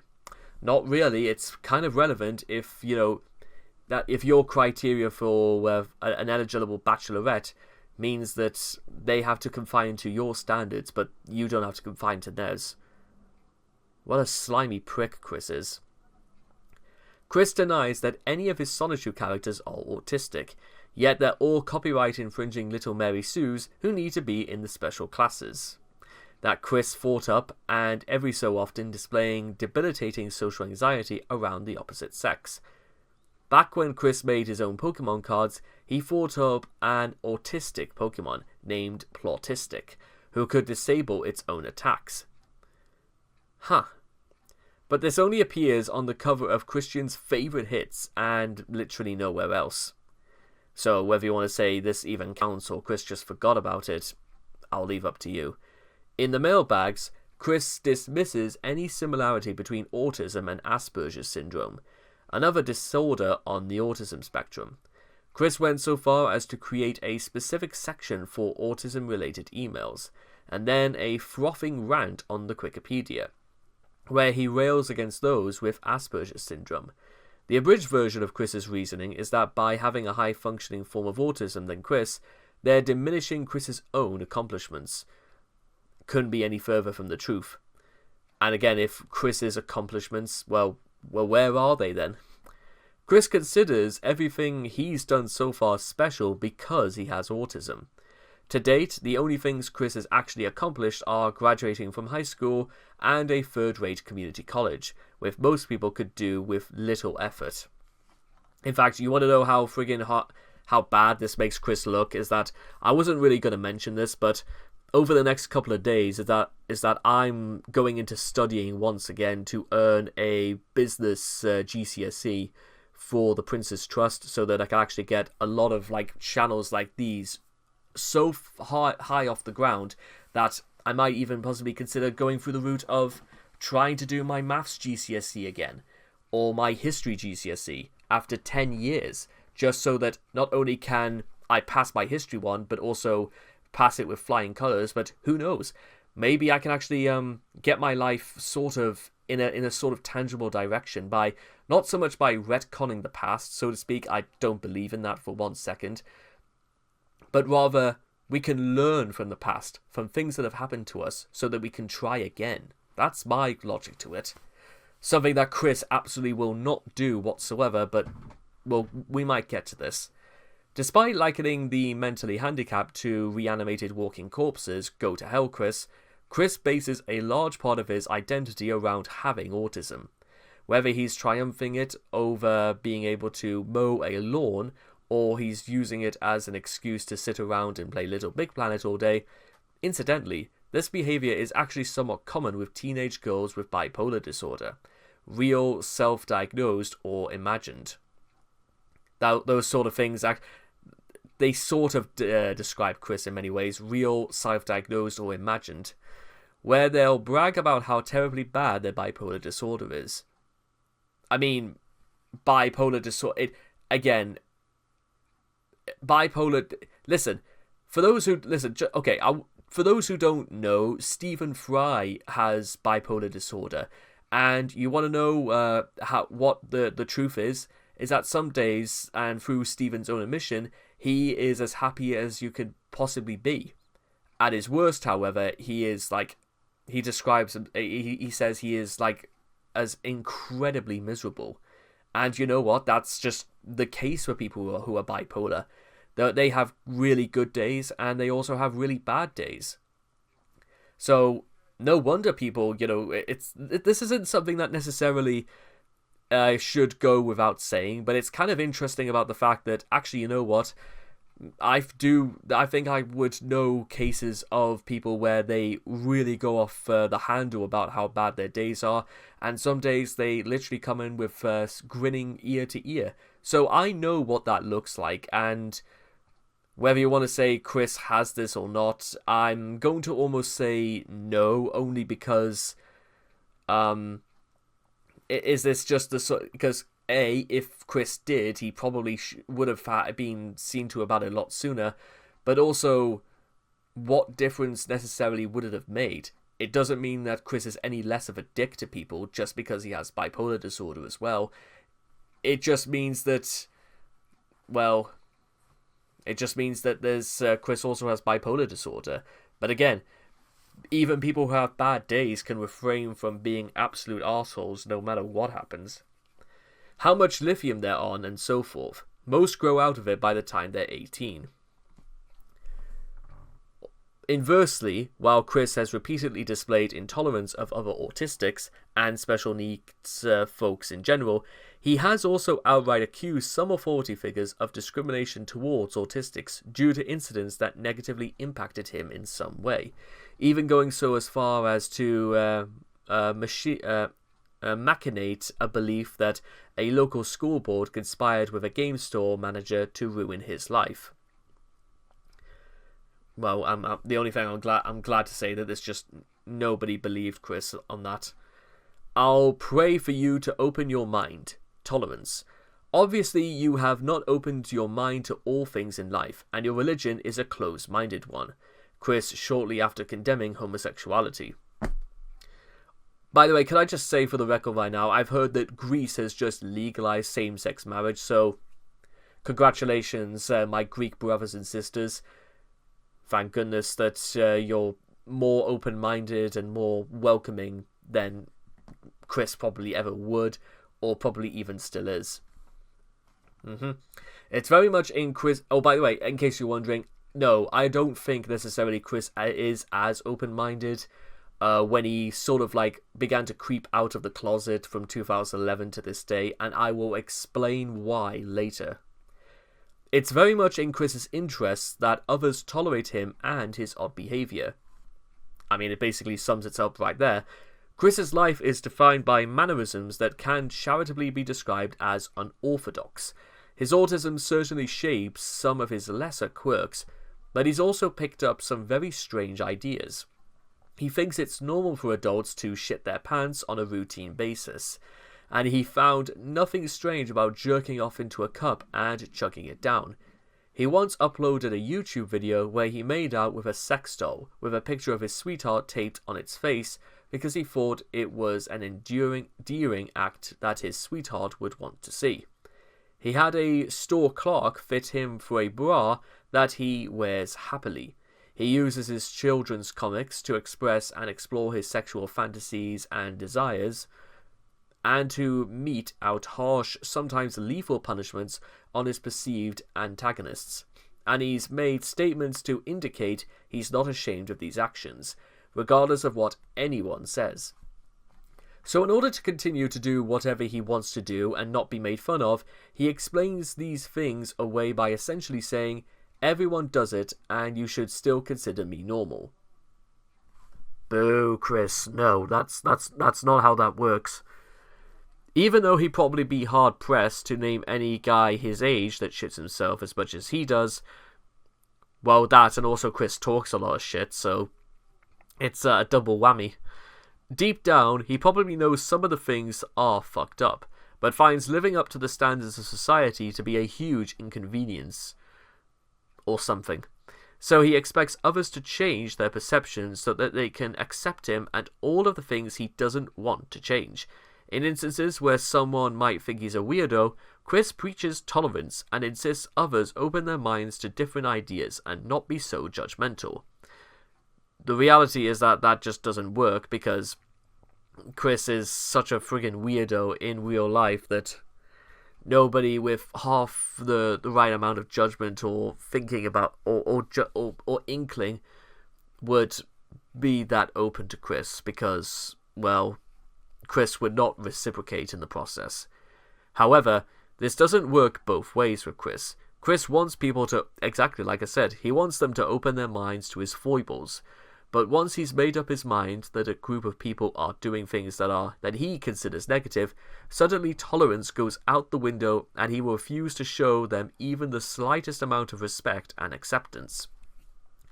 An example of Chris not accepting others came about during the aforementioned war in his mind being waged against Asperger's syndrome.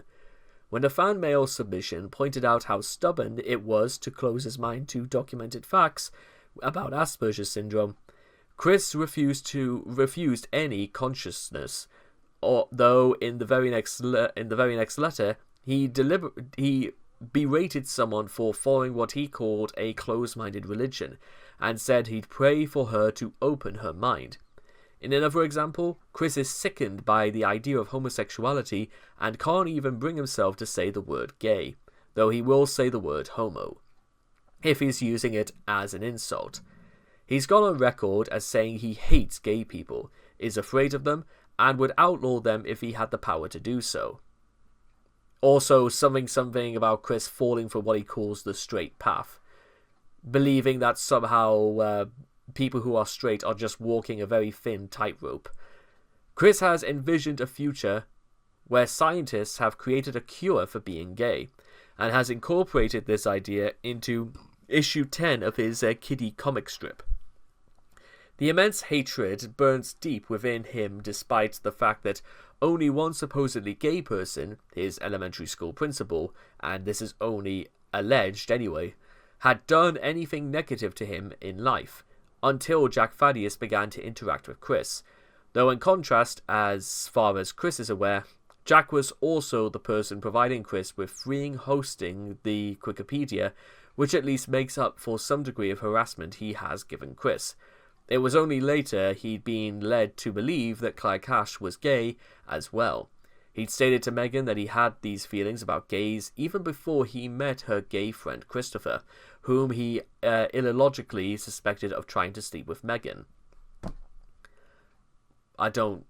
Whatever. He simply hates them because they exist, and has refused to tolerate them all his life. Despite his past fervour, he has stated that he does and will not discriminate homosexuals as individual people, and that what they do behind closed doors is none of my business, and I still do not care to know a damn thing about it.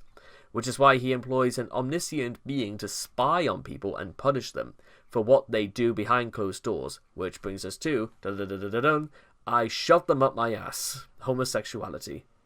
While effeminacy is true for us, I feel the contents of that page, the Wikipedia page on effeminacy, is against us, due to it addressing the homos. Addressing the homos as what, Chris? That they are actual human beings? Perhaps? This seems like run of the mill for Chris, but we'll wait and see what that is. Chris is resolute in his beliefs that homos are an abomination before God Jesus, but he does not make exceptions if the gay person has a china. Oh dear, yeah, I mean, of course Chris would say that. DM me. During an IRC chat, he granted lesbians complete amnesty. Oh, that's nice of him. Saying that if he were in charge, it would be illegal and forbidden to have homo men. Women are safe. Well, that just seems like, that just seems cruel and needless. When pressed on why it's okay for women to be gay and not men, he fell back on his all men are jerks defense by saying, it's bad enough they're mostly jerks, plus homo men are against God's will. However, later in that month, in a mumble chat, he softened his stance on whether or not it's okay for women to be gay by saying he would 100% discourage gay men, but for gay women, he will partially courage. While Chris often quotes the Bible when explaining his hatred of homosexuals, despite the fact that there are also actually plenty of passages that are actually in favour of the LGBT community, and I'm not kidding as well. If you just want one example, just before we go any further, Sermon on the Mount, specifically in Matthew's Gospel, actually read through that and tell me if you can't apply the LGBT community or those who are in the minority in those sorts of fields, because there's a lot to be said about the Sermon on the Mount, not to mention the fact that Chris doesn't seem completely understandable in terms of what it actually implies and why it can't be applicable towards gay people, men as well as women. When pressed about his own abominations, he will go on into a confusing rant about how God only wants people to be happy and not worry about a myriad of rules. In a stunning display of hypocrisy, even by Chris's standards, He is quite adamant to others that he is not wrong in ignoring any Old Testament verses against pornography or masturbation, as the Old Testament is more for Jewish people. Oh my god. But the one Old Testament passage regarding homosexuality that he heard on Family Guy is somehow still valid. You cannot make this up. This entire passage almost reads like something from a throwaway Family Guy episode, and not the one where Brian said that ugly people don't go to heaven. Was that the one that Brian said that ugly people don't go to heaven, something like that? In his essay about his utterly R-word idea for dating education, he claims that homosexual relations are unnatural, despite over 300 species of animals, including bonobos, participating in it. Apparently there is only one species that practices homophobia. Go figure. In the world of Solitude, the villainous Red Nauk is gay, but the nanny for Solitude and Rose Chew's kids is also gay. She's on the side of good because she's a lesbian. Though she's been instructed to keep her trap shut about it. A fan letter confronted Chris with the hypocrisy of having lesbians in the comic, despite his viewpoints and fine Christian morals. While Chris answered parts of the letter, he conventionally ignored that point. Likelier, Chris makes this exception because it would be difficult for him to fap to all lesbian porn he watches and not feel conflicted. He also will make exceptions if gays do voices in his video games. A member of his favourite comedy troupe was gay, though it's not clear if Chris knows that. But it does seem clear that whether it's porn, TV or video games, as long as Chris is entertained by a gay person, Chris somehow exempts them from the abomination rule. His hatred towards gays and everything they stand for contrasts very sharply to some of his actions. Chris has no qualms with drinking his own semen, and has said he would even go as far as licking his semen off his beloved. Ew. He's admitted to being plagued by homoerotic thoughts.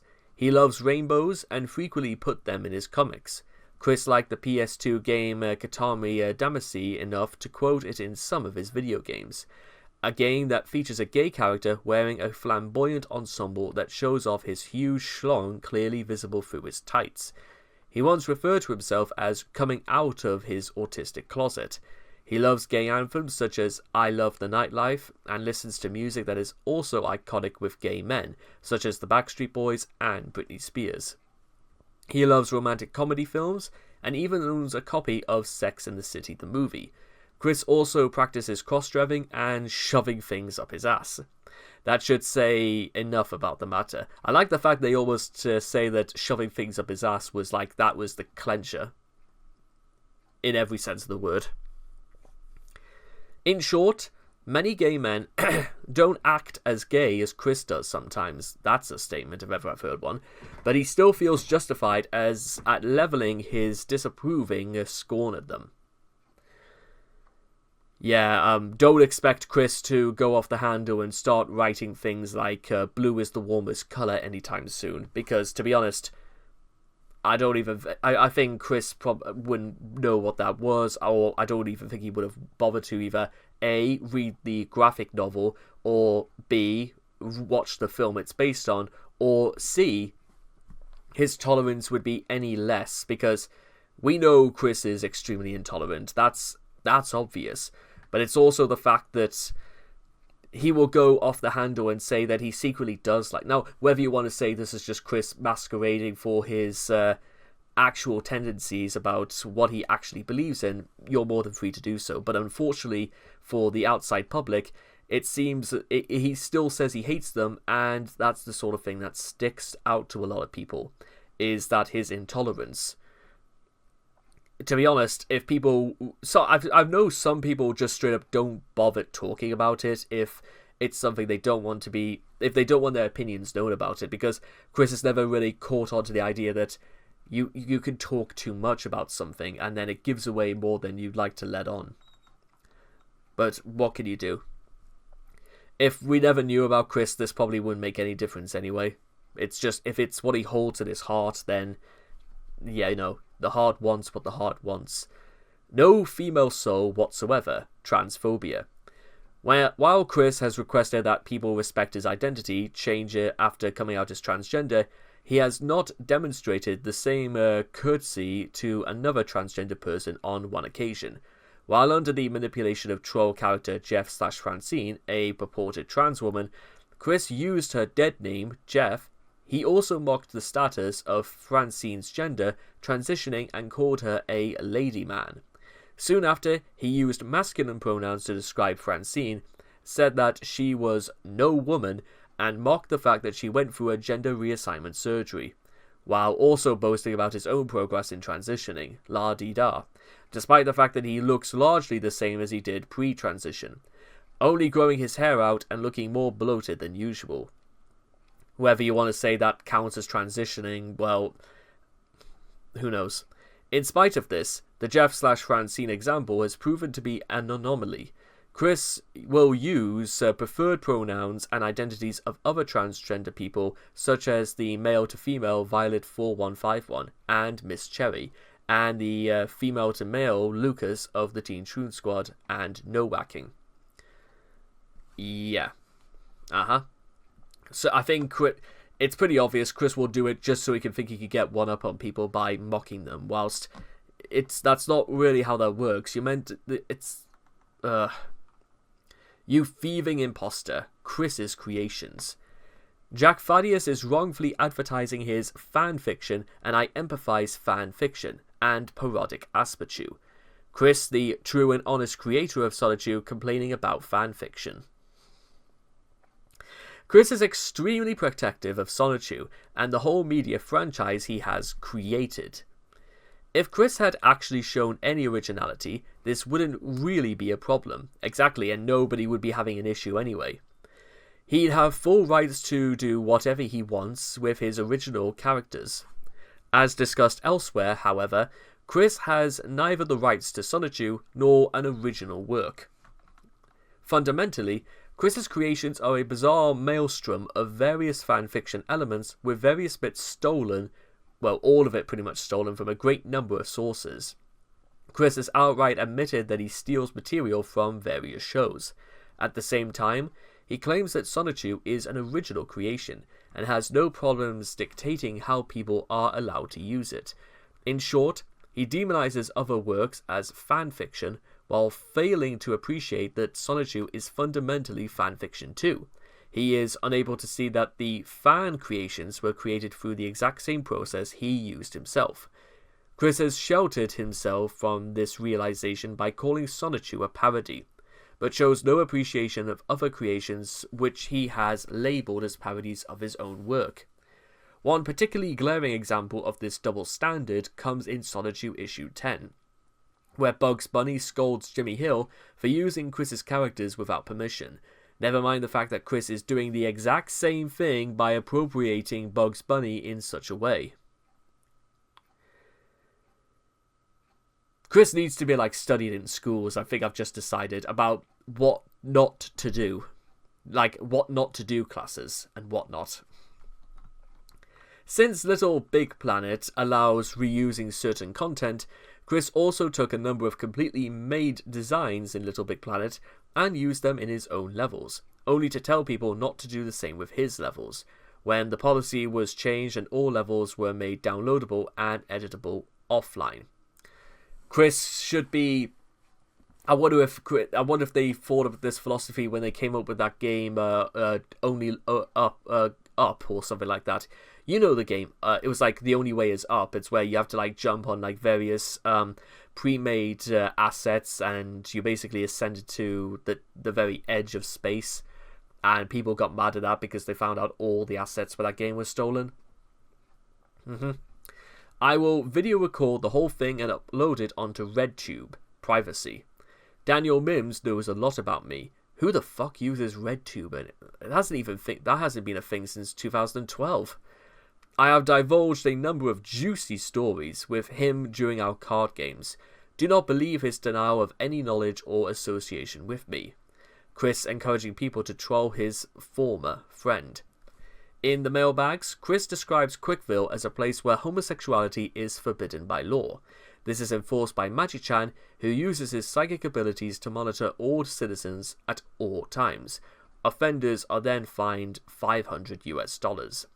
Several days later, Chris used the Solitude comic to rail against celebrity news website TMZ.com for invading the privacy of his electric hedgehogs, who are apparently as interesting and noteworthy as actual celebrities. TMZ was depicted as a floating, all-seeing movie camera that spied on Rosechew putting in a tampon. Sonichu and Rosechew were reenacting a bondage scene from Family Guy, and Robbie Sonny describing unusual interactions with a lizard. This could possibly stem from Chris being unfavorable featured on local news with a video of his. Nor would any other local news station for that matter, but again, we know that. Everybody knows that. Chris also stated during correspondence with his wiki sysop, or system operator, that he would go on as far as to distribute a video of himself having sex with a woman recorded using hidden cameras to prove his heterosexuality. When later pressed on this being a blatant invasion of privacy, Chris covered himself by stating that he would blur the participating woman's face. I think that doesn't go far enough, and upon further questioning, changed his proposal to involve a woman actually willing to participate.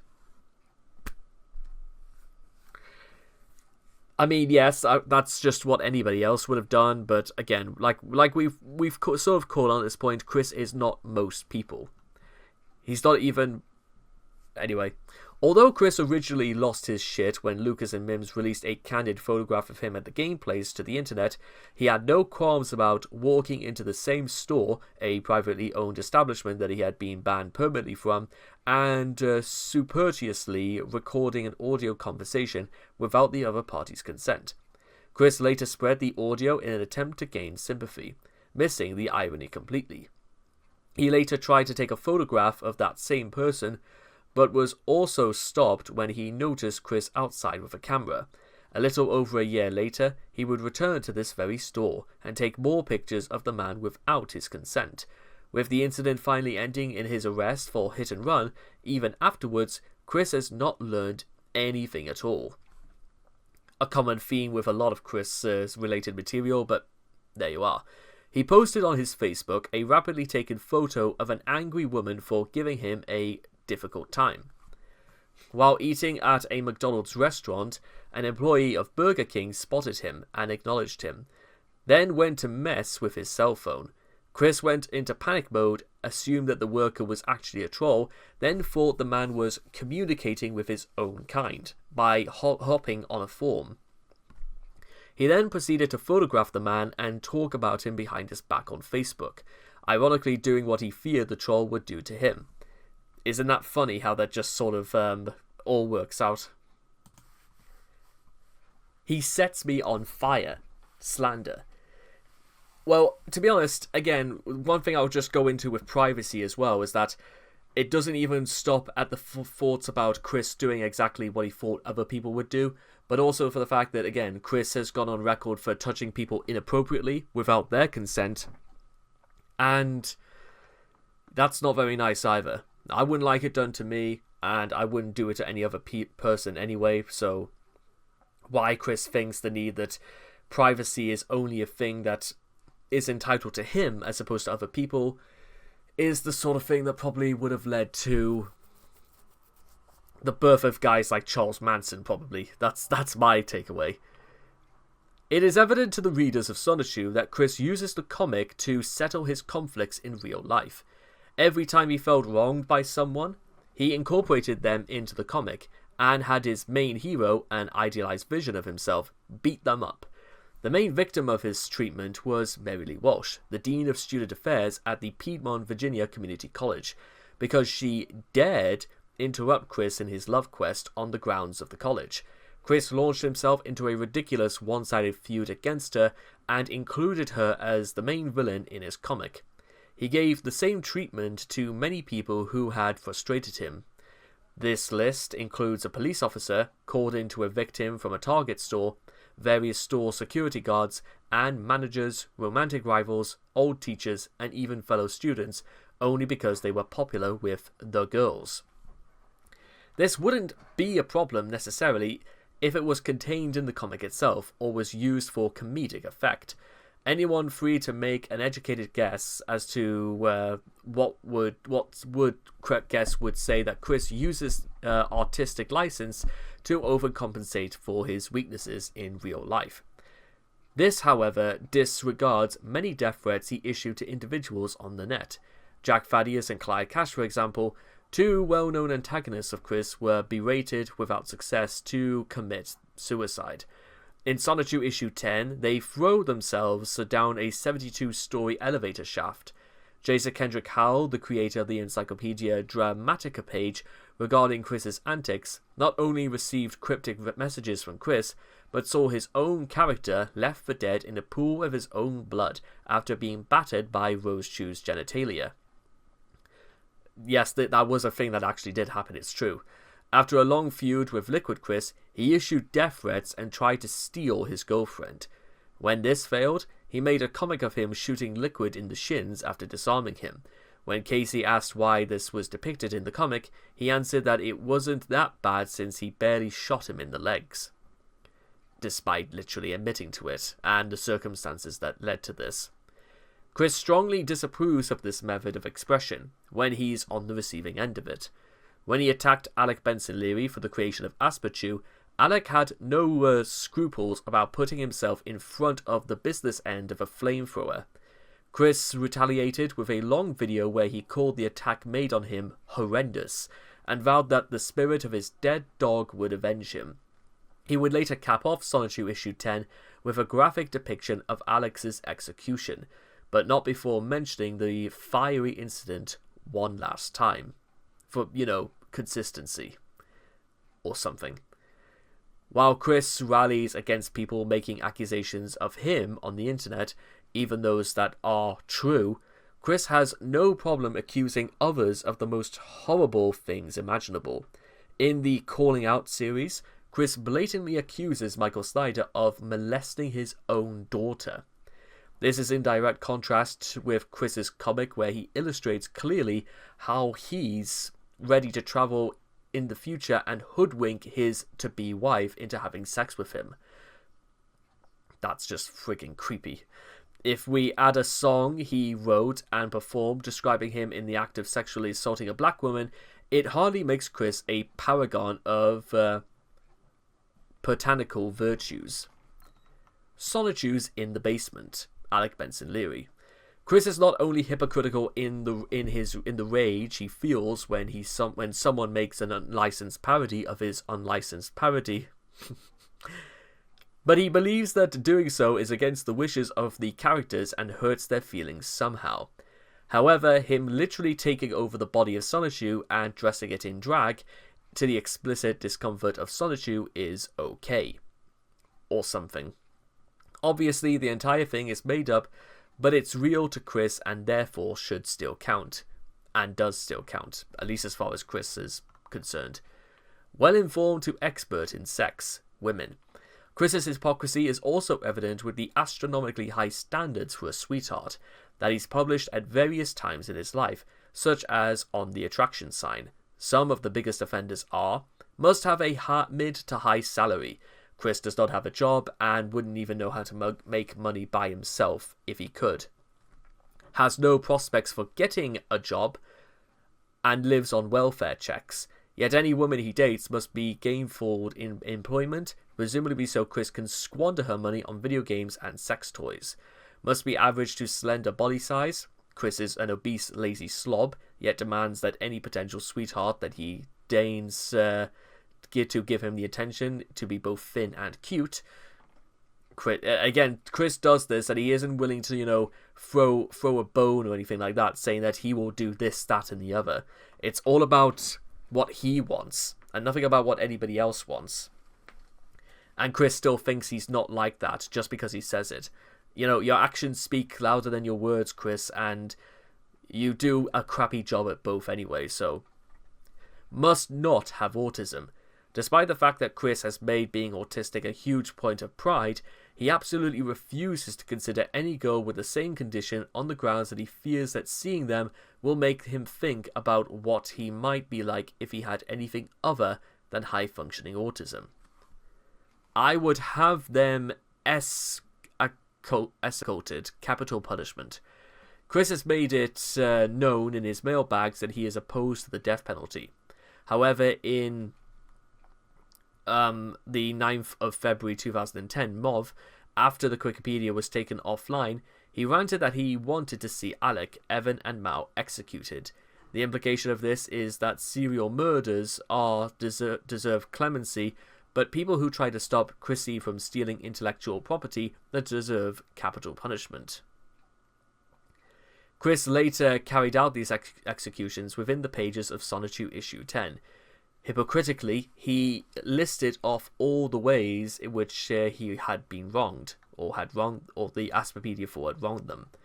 Capital punishment became the subject of 2 videos over the next year. The first video was "Oh fuck you, Chris," in which Chris showed us that he thinks 20 years of menial labour is a substitute punishment for murdering a woman in real life. This is, of course, 2.5 months after he revealed that he thought genital mutilation via a large drill was an appropriate response to forcing him to stop using a comic character that he had stolen in the first place.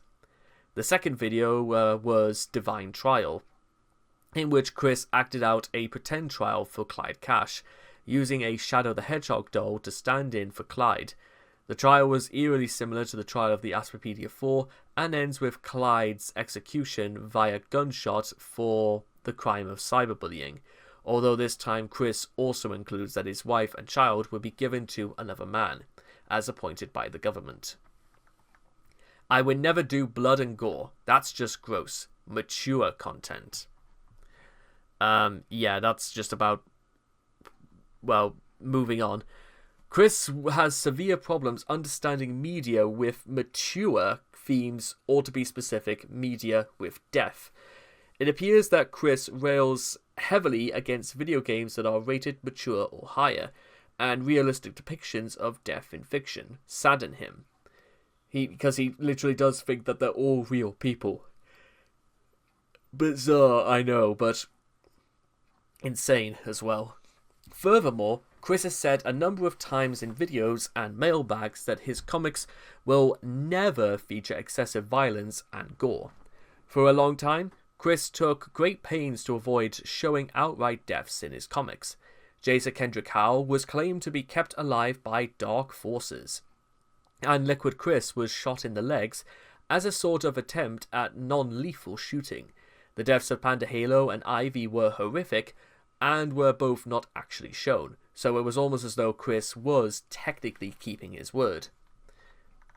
Until this part. Blatant outright hypocrisy on this matter finally surfaced in the last few pages of Sonnetu issue 10. He broke this promise in a spectacularly graphic manner, with the court-sanctioned deaths of the Asperpedia staff. Alec and Sean were killed by the electric chair and firing squad, respectively. The deaths of Evan and Mal were particularly severe offenders. Evan was shackled to a wall and mutilated with drills for an indeterminate amount of time before being apparently blasted to death by Wild and Sandy. This included cutting off both of his legs, one of his arms, a series of deep cuts to his torso, and genital mutilation via a giant drill. Mal had his arms and legs telekinetically forced to bend in the wrong directions, causing the snap bones to rip through his skin. As he lay on the ground, Chris telekinetically burst his heart. Chris also has difficulties understanding other mature themes, such as sex and profanity.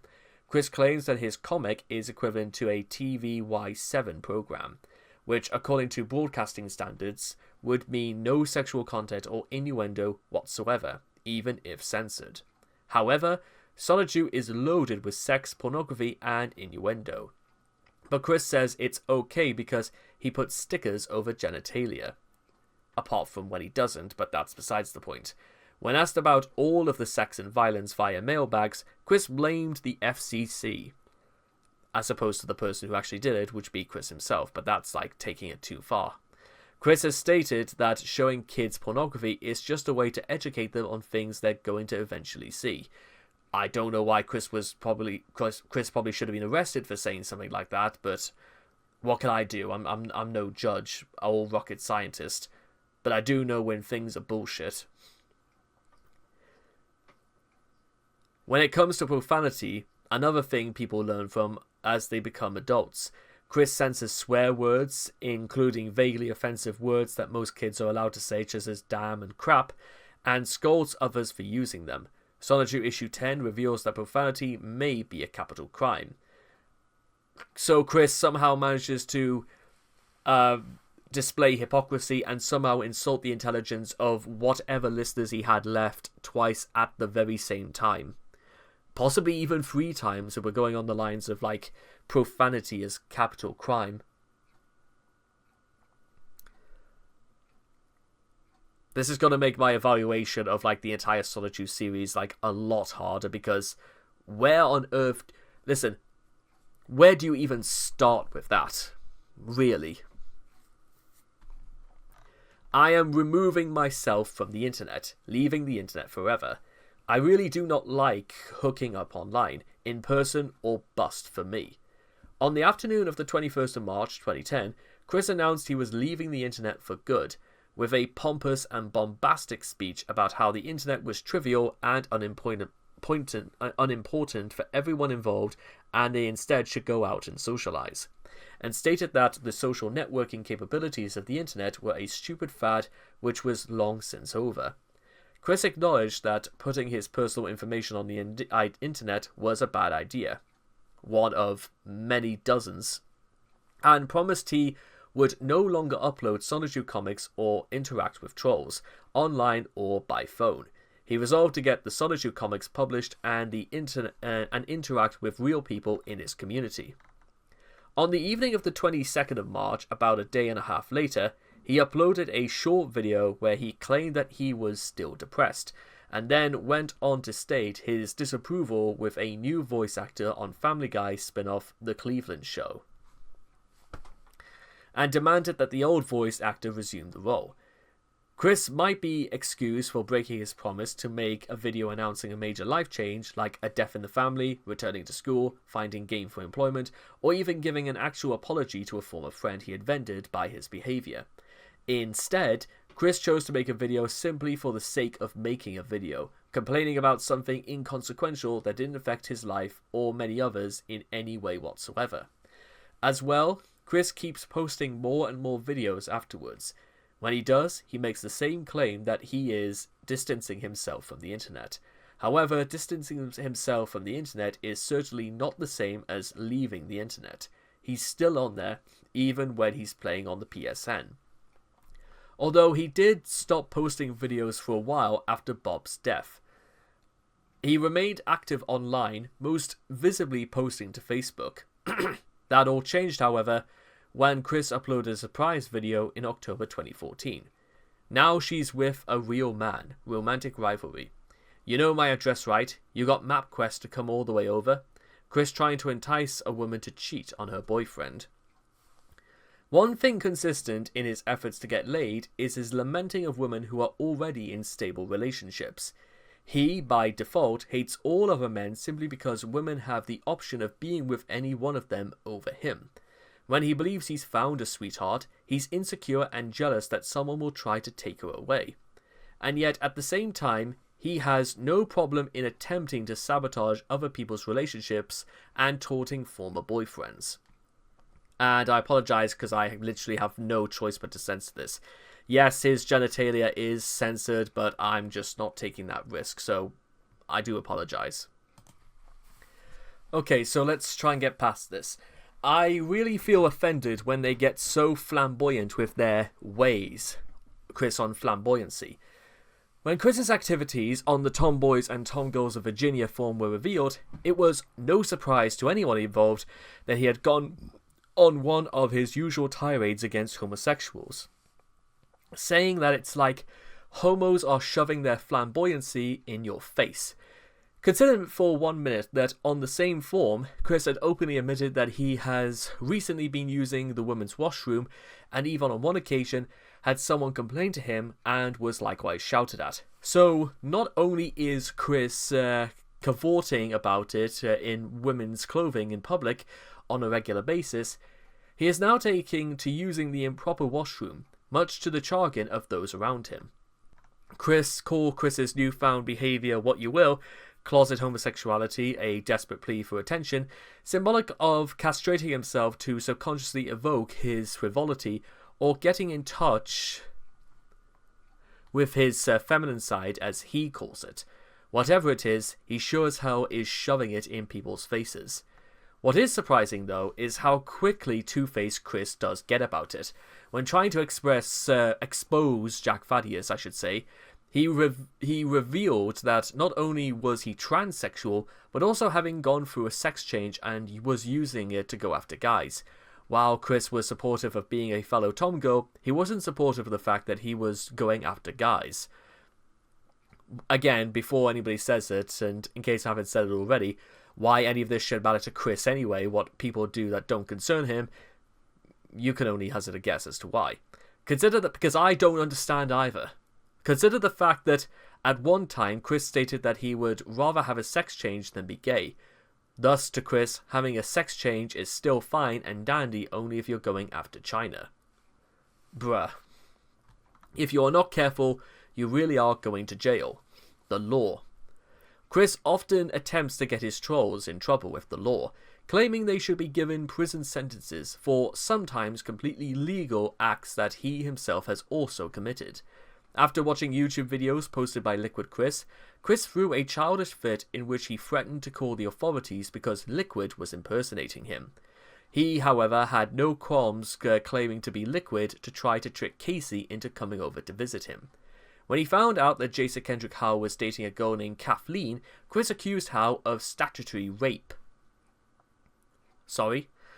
As at the time Howe was 20 and Kathleen was 17, either ignoring or oblivious to the fact that several state technicalities might have their relationship be entirely legal. Chris later depicts himself winning the affection of 17-year-old Meg Griffin, for God's sake, Chris, in Sonatu issue 10, which he makes no effort to reject. Chris and his parents have threatened numerous trolls with harassment charges, completely disregarding the fact that harassment is what Chris does best. Not to mention that, whatever the trolls have done, Chris's public reactions are far more disturbing, violent, and can legally be interpreted as threats to their subject's safety. Because of his flagrant disregard for trespassing notices, and the definition of what the word banned means, he was to appear in front of a judge because of this. In the third of the calling out videos, Chris has the goal to vaguely tell Surfshack Tito and Forg that the police will catch up with them, right after expressing the purpose of their series, to blackmail the two of them into sending him cash in the next video. Chris admitted that these demands are extortion and retracts them, but in the video immediately afterwards seemed to once again expect the money. You know what, there's a particular thing that, you know, I should just be able to do, and to be honest, it best summarizes like a large part of Chris. Is literally reading through this, it just makes you just want to do this, just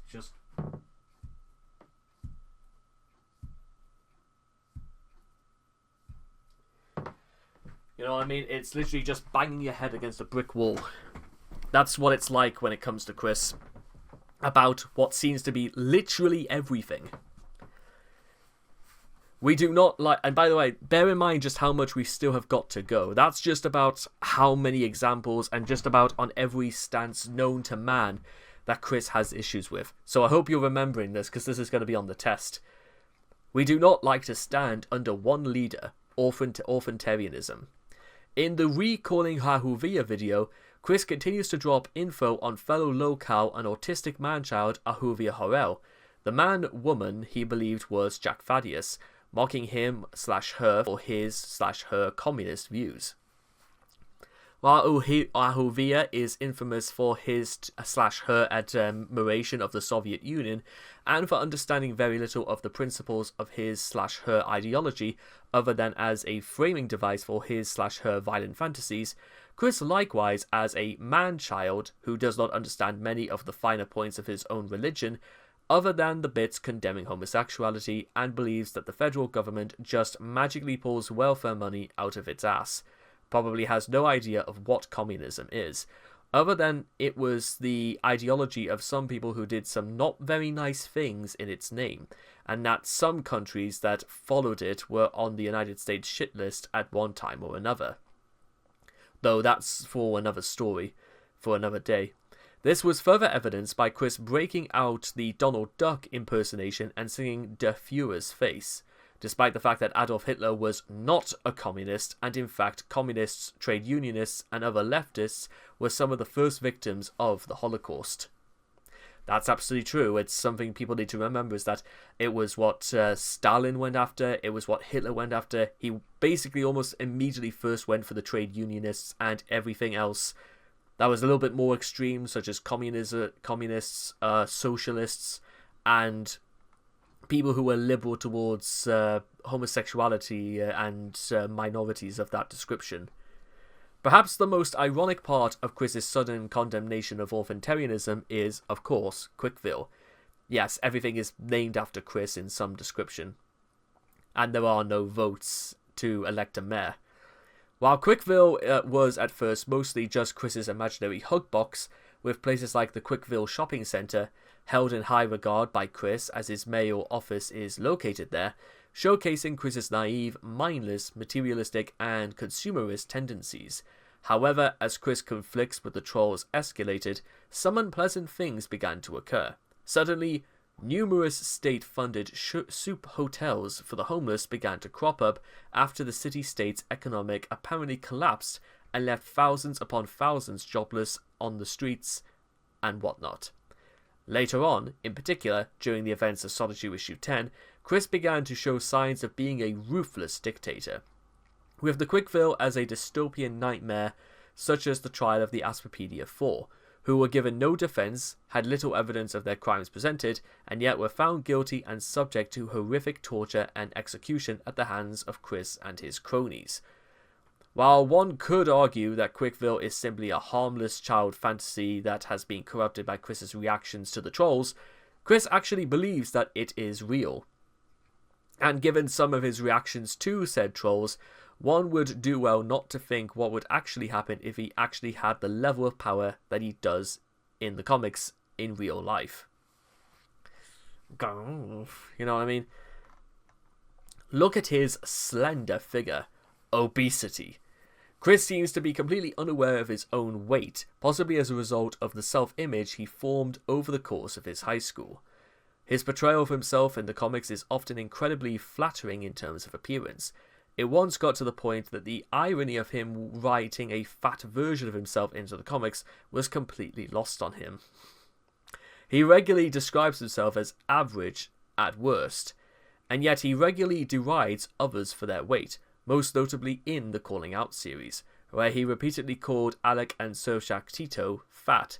He even had the balls to say Christopher Paul Whitney's fat, I'm thin, during the outing of Alec Benson Leary, in one of the most...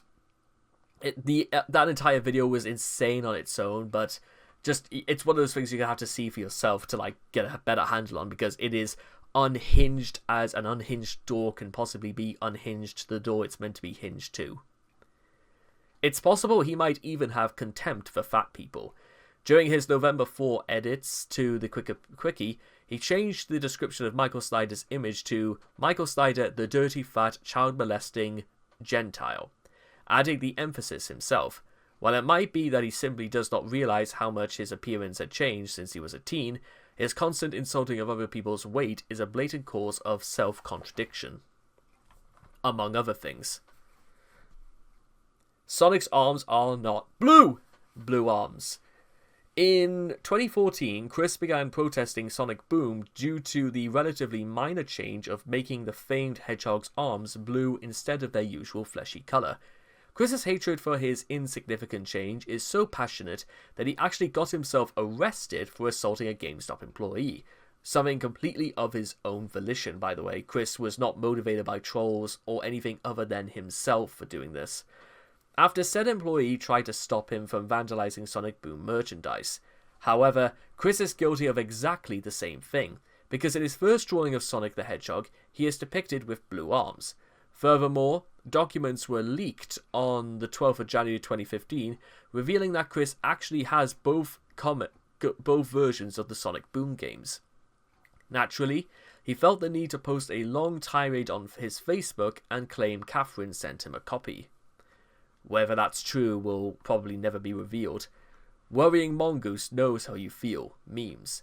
On the 18th of December 2014, Chris posted a long tirade of why he hates the trolls, blah blah blah, the sky is blue, as well as a section dedicated to his sheer anger after playing the infamous Nintendo eShop game Meme Run, and is comparing of famous memes in the game to trolls. However, Chris is guilty of using said memes, because the next month, he posted an image macro featuring Sunil, the mongoose from the 2012 Littlest Pet Shop series, detailing his feeling of worry. Parodies in jest. Maturity. In October 2016, Chris criticized then presidential candidate Donald Trump, saying that he should have taken a parody of himself in jest, when Asperture existed, and Chris did not seem able to do this in one bit because he called himself the true and honest creator. He is very spiteful. Spite. In July 2016, Chris said that Trump is very spiteful. In November, upon Trump winning the US election, Chris reacted by making multiple death threats and prayers. Not just then, but later on. That caught the ire of quite a lot of people on Twitter. Some of which actually legitimately wanted to know if Chris could be arrested for treason. Womanizing and raping actions, sexual misconduct. In November 2016, Chris called President-elect Donald Trump a womanizer and a rapist. In reference to molestation allegations against him, Chris himself has molested several women, and unlike Trump, many of these incidents are well documented. Chris doesn't seem to grasp the concept that women aren't going to be touched by him. While he bragged to Catherine that he's learned to respect women's personal space, clearly a lie, after the Meghan fiasco, he disproved himself soon after by planting his face into her breasts. However, Chris still thinks Trump's sexual misconduct is enough to justify his death prayers against then President-elect. In 2018, Chris unconsciously kissed people on the cheek at a convention, or non-consensually at a convention. A month later, he went to tell people not to harass him and disrespect the rules and respect the rules of another convention. And his statements aren't the only time he's railed against someone for alleged perverse intent despite his own dirty laundry. For quite a long while, he asserted that his elementary school principal was molesting him, and he denounced the game place for the fact that its owner was a sex offender, even going so as far as to baselessly accuse his then nemesis of being an incestuous P-word.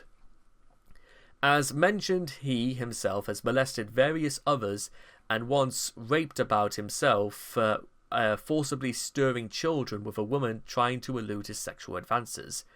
As for incest accusations, he would later initiate sex with his elderly mother.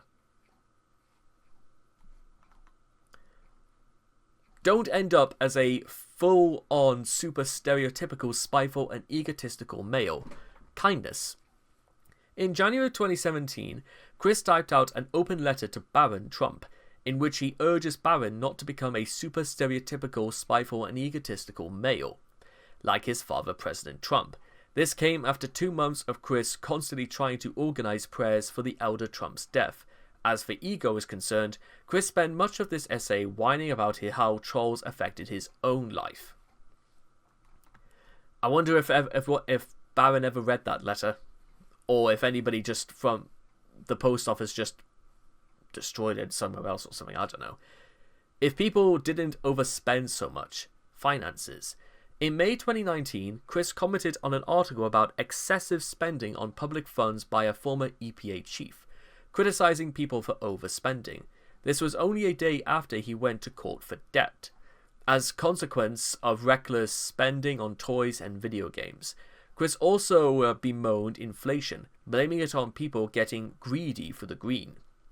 Only 3 days prior, he sold a dirty old blanket on eBay for $200, which is only a minor episode in Chris's long history of e-begging to sustain the channel's aforementioned habit of wasting funds on useless garbage. Break your own fourth wall. Dimensions. On November 2019, Chris has made a string of Twitter posts telling people to break their fourth wall in order to interact with the OCs living in their home dimensions. The term OC is what Chris uses to refer to any of the characters found within a cartoon. Chris believes that these characters are all sentient beings with their own consciousness and feelings. Fast forward to a few days later, Chris became enraged when he sees the promo of Pony Life, believing it to be a cartoon along the lines of Teen Titans Go solely due to its art style. Chris began starting rallies against how the show on his Twitter account, spamming both Hasbro and the people who showed any interest in the show with complaints. He even claims that he desires to kill all of the characters with the show itself by having it cancelled. It's been a bit rich, that, isn't it? Can't we just forgive and forget? Forgiveness.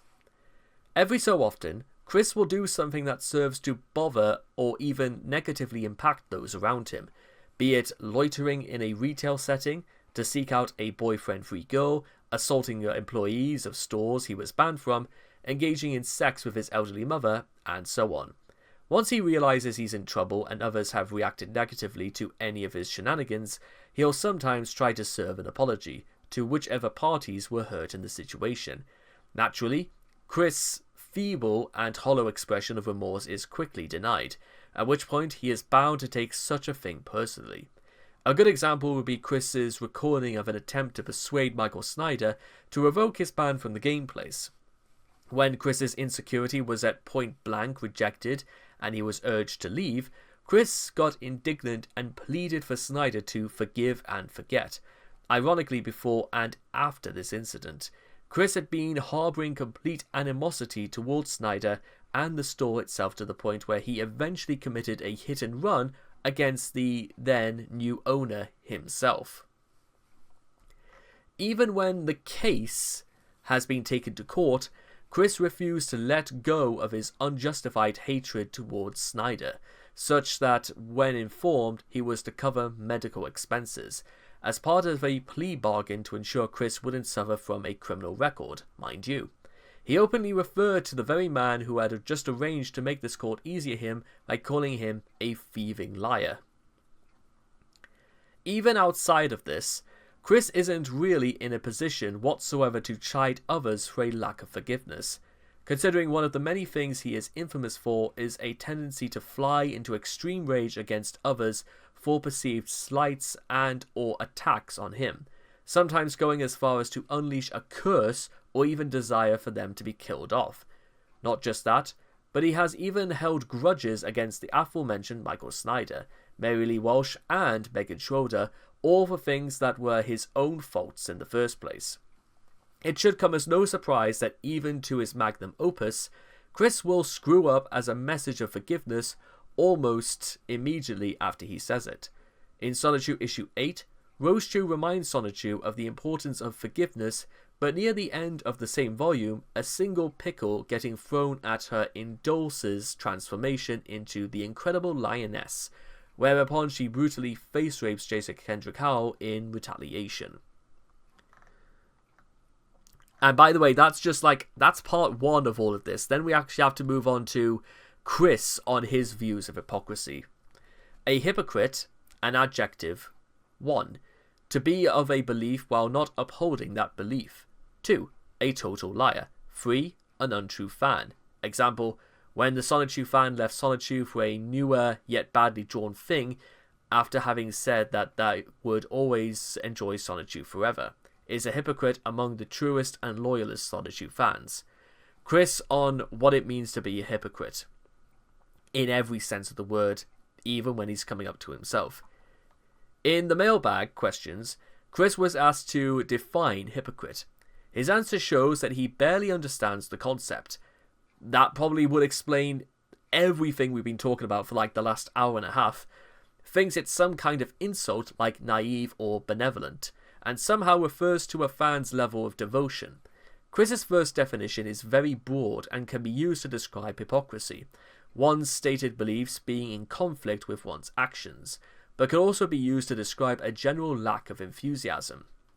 Under Chris's definition, a homophobe who doesn't take drastic measures to eradicate homosexuality would be a hypocrite. His second definition is just hyperbole.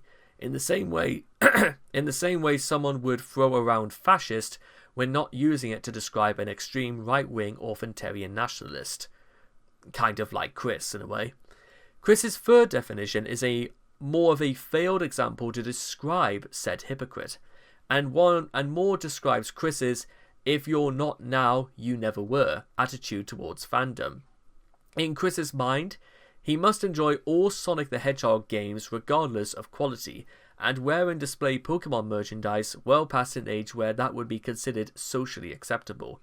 Because Chris enjoyed Sonic and Pokemon when he was younger, he's not allowed to move, grow up, and find other, more adult interests. Chris then went on to rail against Asperchu and refused to acknowledge the dozens of mailbag letters pointing out examples of his hypocrisy, double standards, and contradictions.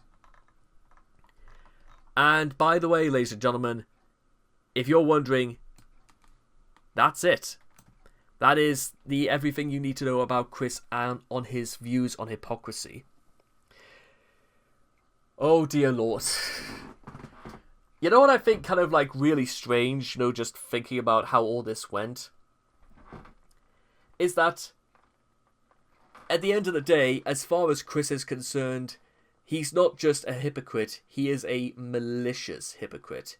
Because just as long as Chris can get away with it, or there's nothing physically standing in his way from doing something, then he will do it. And as long as he can get away with that said thing, that is all that matters to him. And it makes you kind of wonder why, to be honest, the internet took such an interest in him in the first place. Because if people knew Chris was really this much of a monster, then I reckon Chris would nowhere near be as popular as he would have been in any other sense, because what business would people have to interact with someone who is obviously this much of a dick? Nobody, that's for sure. And I hope we've learned something from this, ladies and gentlemen, is that one, if you're going to say or do something, then you have to follow it through, no matter if you change your mind or you think it's not the greatest idea halfway through. You make your bed and you lie in it. And you shouldn't be forcing your own morals on those who don't share them. So I hope you guys have learned something, and I kind of want to see all of you guys again in the next video. Take care, and bye-bye for now. Hello, once again, and we go, interestingly, from a super long article dedicated entirely to every single plausible but not entirely comprehensive history of Chris's hypocrisy. Now we move on to, incidentally, a much shorter article, but one that is going to be packed with discussion nonetheless. That is Chris and kindness. Yet to be completed due to stress, also because instances are very few and far between. But let's go over this, shall we? I knew they were trolls, but they had good intentions, and they were genuinely kind individuals. I am not listening to your bullshit. Chris showing that he prefers kindness over reason, which here's the problem with this, is that in what way did Chris know that the trolls had good intentions? Also, if he knew they were trolls, then why did he go along with what they were doing and asking him to do? So, no, Chris can't, no, that's... So, you may even say kindness over reason, but he may legitimately be lying anyway to himself. For I am the kind and compassionate Listine Chandler, Chris proclaiming his kindness and his ability to roll his R's. Incidentally, making Chris sound like a doomed turkey. Anyway, despite all of his moments of rage, death threats, lies, and yuck, Chris does have a soft side, and he is not afraid to show it. As of recently, he will more often than not be motivated to do kind acts towards other people. even towards complete strangers, due to his autism and upbringing making it difficult to empathize with others. These attempts are often awkward and occasionally cross the line to disrespect. Chris has also shown a number of times that, due to his facade of kindness to others, he could very easily be manipulated by other people, as he rarely questions anyone's intentions beforehand, as that would be the unkind thing to do. This shows that Chris seems to have a stronger appeal to just being kind for people for its own sake, rather than so that he can be more approachable, as he cannot distinguish when it is most appropriate to accept an offer versus politely declining it. And what you're about to see, ladies and gentlemen, is going to be a lot of... There's going to be some very conflicting and maybe some very nuanced things with this, so whether or not you want to say that Chris is only doing it just because he knows it's going to save him face, not because he genuinely believes in it, is going to be entirely up for debate, which I'm not going to say, just from reading this, that out of a sense of duty, not out of any sense of morality, is one thing you can argue for or against, and there are many reasons for this, but we'll go to it. Origins of his kindness. Given his obsessions with fictional media and what we know about his formative years, it's very likely that Chris learned much of his ideals and how to act towards others from watching television as a child.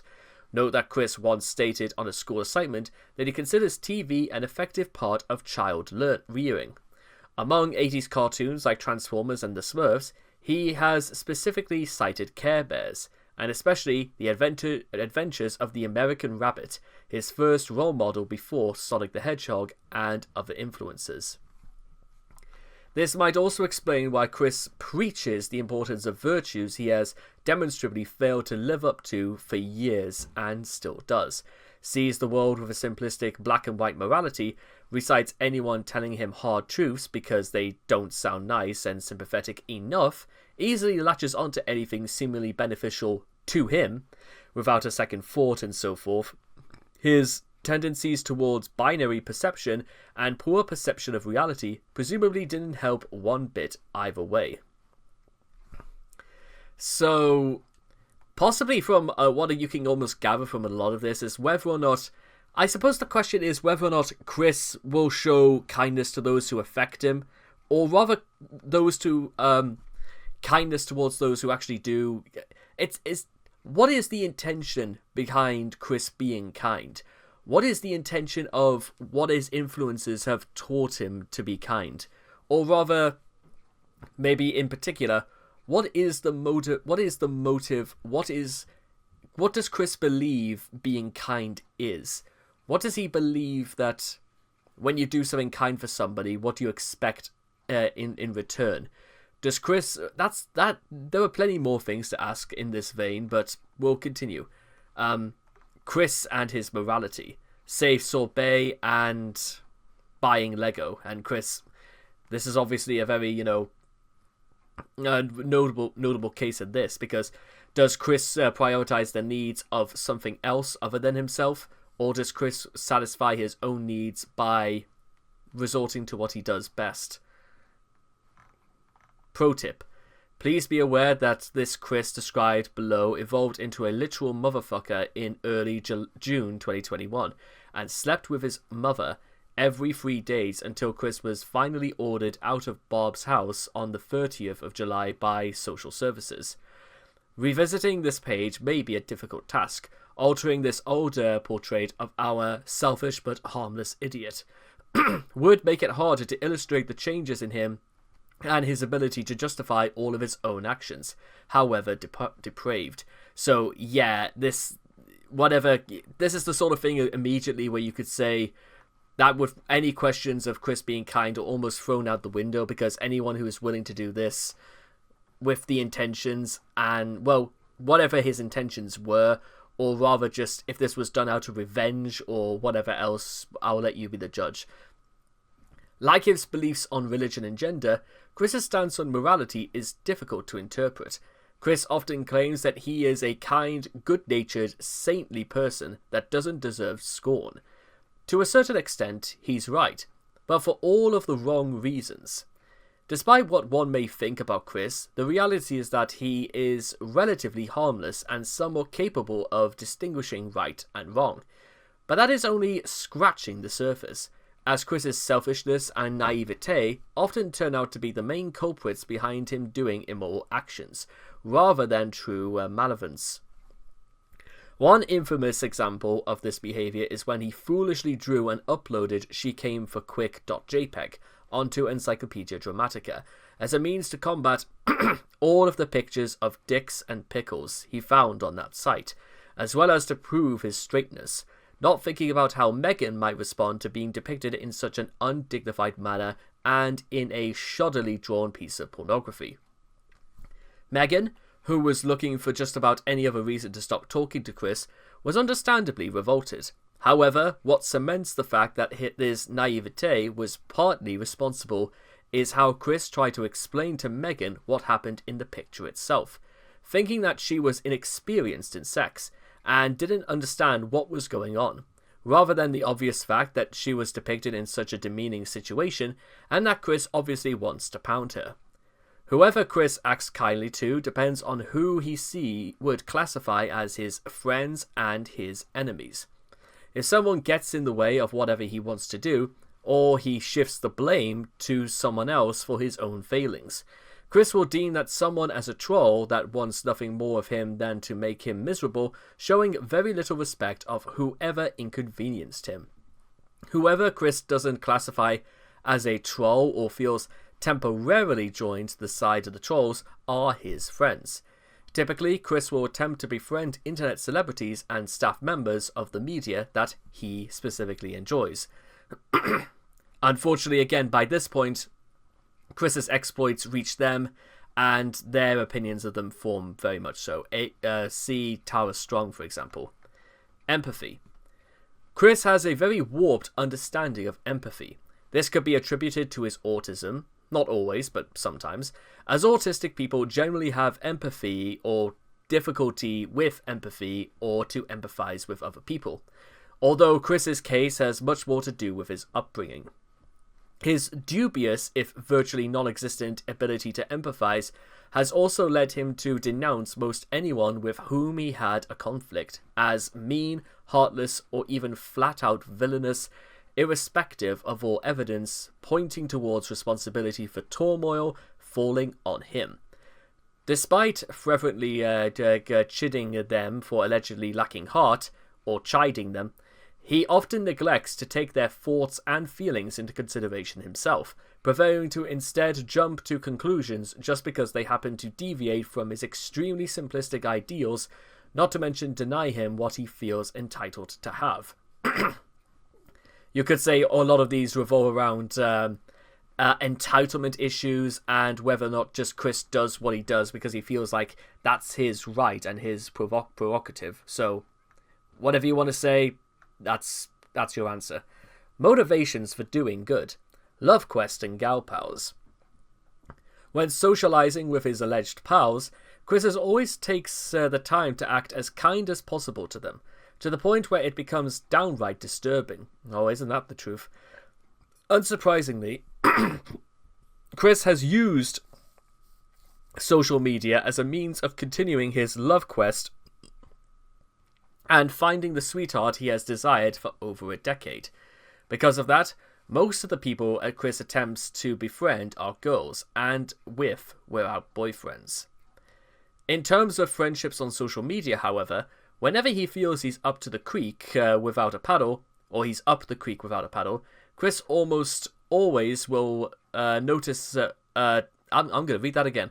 Chris will almost always doubt that he is in any way responsible for anybody turning against him, because in his eyes, he is too kind for anyone to simply block him on Twitter or to be hated by the masses, and instead shifts the blame on the trolls. This, coupled with the fact that Chris refuses to see the worst of his friends unless he gets the hint that they are denied access to their china, makes it sound even more disturbing. Yeah, to be honest, and even in images like this, where Doopy is pseudo trying to defend Chris, but unfortunately this wasn't to be, because You show Chris any sort of level of compassion, he will leech onto you. And it's mostly, again, females, because this was like during the period when Chris would get uncomfortably close to Doopy Do-Over, despite the fact that Chris obviously knew she was going out with somebody anyway. Defending others. As mentioned above with the Doopy saga, Chris has a tendency to believe he is doing good when in reality he isn't. A common motivation for doing what he believes to be good is so that he can defend someone he thinks is close to him. Chris has demonstrated this numerous times with troll-created sweethearts, such as attempting to defend Julie from Clyde Cash in voice chat messages, then driving all the way to Cleveland, Ohio, in his belief that she would be there. Chris has also attempted to shift the focus of weaning against Doopy to himself in his Twitter campaign, when in reality the situation, far less serious than he thought it was, could have been resolved had Chris simply quietened down. Avoiding trouble. In other instances, Chris will only act kindly to people to avoid getting into trouble. Whenever he tries to apologize to anyone, it's usually for reasons such as getting his PlayStation Network account back or an attempt to get back into places he was banned from. A lot of these seem to be neglected into the fact that sometimes Chris will do the right thing because the only consequences are the things that he would suffer from, and for no other sense of morality in terms of what people will think, the influence he sets, and what he knows between right and wrong. A very economical standpoint, if you ask me. Personal benefit. In general, the reason for Chris's acting kindly towards others is his thinking that doing so is the best way to manipulate them into doing whatever he wants them to do. This is possibly due to his misunderstanding of simple etiquette and manners. How Chris demonstrates kindness. Apologizing. As mentioned before, Chris has a very limited understanding of empathy.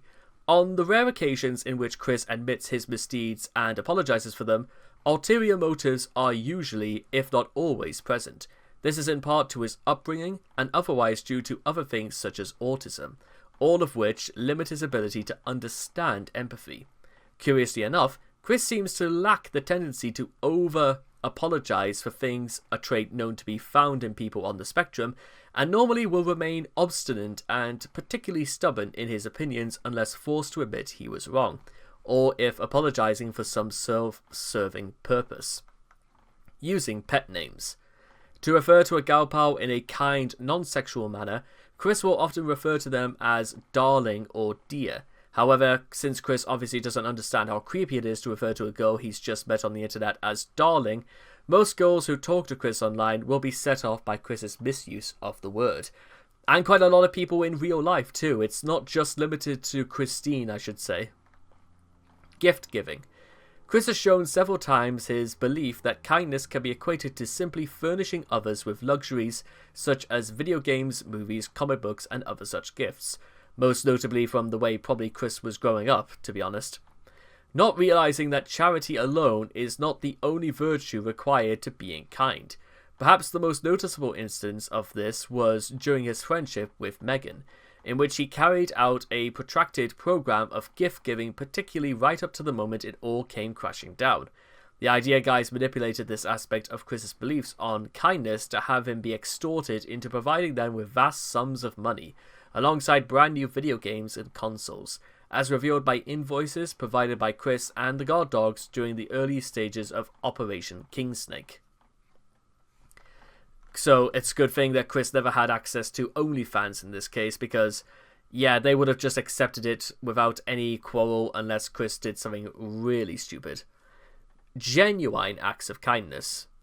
During the Liquid Chris saga, Chris wanted to get Liquid arrested, and therefore placing him in prison. However, after talking with Casey, he decided that he would hate to see you in jail, out of respect and of care, because she would be heartbroken. It's worth mentioning, however, that only a few seconds later he threatens to get him tried in court, so this would be taken with a grain of salt. Chris once participated in raising funds for Alex Lemonade Stand, a charity program that works to raise awareness of childhood cancer. Although he did it in memory of his deceased father, who actually passed away as a result of a heart disease, then cancer, it was still considered a positive contribution to Chris made to society. He also donated to Red Cross in the wake of Hurricane Harvey in September of 2017.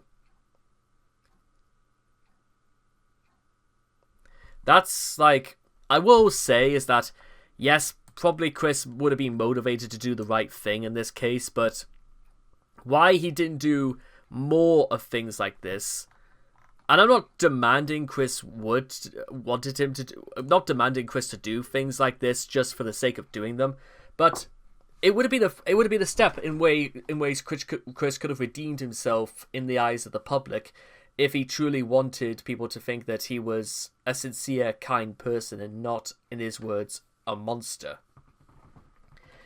Every single twist and turn we go through these series, ladies and gentlemen, my image about Chris, or my feelings about him, are somewhat blurred, mostly because if this is how he was brought up, and this is how he was like left to his own devices, and because of the things that he did, was there absolutely no other choice that Chris had in his mind about what he could have done?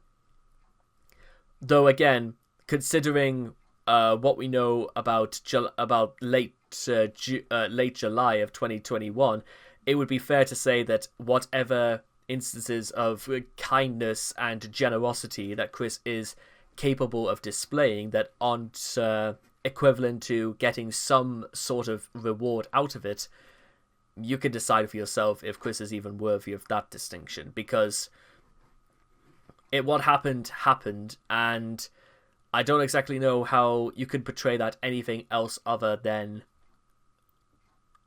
mostly because, again, Chris disclosed to Dylan Thomas that about what happened, and Chris even disclosed that Bob on several occasions asked Chris to stop. So with that being said, do you think Chris is a kind person? Do you think he has reasons to be kind? Do you think the only reasons he was ever kind was when he could get something out of it? Or is he just dubiously motivated to do kind things? I'll leave that up to you. And I cannot wait to see all of you guys again in the next video. Take care, and bye-bye for now. Hello again, ladies and gentlemen, and I welcome all of you back to Chris and Negligence, a quickie reading for 2024. And if the last one was like, it was kind of a little bit harder to get through, to be honest, a little bit talking about Chris and what he thinks kindness is, because it's one of those things where you could immediately say Chris has no concept of kindness if it doesn't mean he's going to be rewarded with anything. But now we sort of move on to things that Chris is like lackadaisical lifestyle, aka not getting a job, not actually really getting anything beyond his monthly tugboat, is causing him. And it causes him to be negligent. And I'm not saying, again, this is like, of course you understand, this is not going towards, people who have autism or anything like that. I'm talking about people who are irresponsible and who are not responsible and accountable are most commonly negligent. Ah, yeah, big price items. Please, please buy those now so I can get this car worked on right now, today. Chris, after going well over a year without an oil change. I don't know why the hell he waited a whole year before he changed the oil, but oh well, you be the judge. Maybe just because Chris doesn't know what to do, or he just never bothered to do it because he couldn't be bothered to go out and buy some own oil for his car. And by the way, yes, the object of what a lot of people's immense dissatisfaction and scorn of Chris praying for people to send him money, all the while he's surrounded in this room by toys. Things he could sell, and things that this room is only going to get bigger and bigger again because Chris's priorities are all screwed up. If they weren't screwed up, he wouldn't be in this situation now, would he? It's not rocket science. And by the way, you notice as well Chris praying here, but he doesn't particularly look, even just the way he looks, he doesn't look particularly very sincere or like all the other things you would associate for people who are legitimately begging for contributions. which we know fine well Chris wouldn't appreciate anyway because he squanders it on useless things that he just does not need. Merriam-Webster defines negligence as a failure to exercise the care that a responsible, prudent person would exercise in like circumstances. A negligent person frequently finds themselves in trouble caused by their own inability to identify a problem and deal with it properly. Chris is in no short supply of negligence, and it frequently leads to him trolling himself. Interesting, considering how much he complains about the trolls and how he has no accountability to actually look after himself. Again, even people on the spectrum are perfectly capable of doing this, and people who are more severely affected by autism than others are more than capable of being somewhat responsible. Not always, because again, this is a very case-by-case sort of thing, but you know what I mean. Examples of Chris's negligence. There are several examples of Chris's negligence that have been negatively impacted himself, his family, his community, and his fans. The effects of his negligence have ranged from letting his room go, to getting his eBay banned, to even possibly burning down his own house. Yes, and oh, definitely yes. Chris's failure to properly deal with problems often leads him into tricky situations that bring humorous responses. A significant portion of Chris's content can be attributed either directly or indirectly to his negligence. Vehiculars. Chris has a long history of vehicular struggles. His first car, the original Sonchu, went through horror as it was revealed in October 2010 that he went well over a year without changing the oil. Unsurprisingly, the car didn't make it much longer. Fast forwarding to July 2018, it became clear that Chris failed to learn from his lesson. In a begging video, Chris revealed that his 2010 Ford Focus was heating up and wouldn't start. Despite fans sending him money to get the car fixed, the car died 3 months later. It was reported by the captain that the car's engine was permanently broken, being that the car had only 110,000. The car only had 110,000 miles on it? And Chris's neglect was Chris managed to completely wreck an 8-year-old car just on his own? What?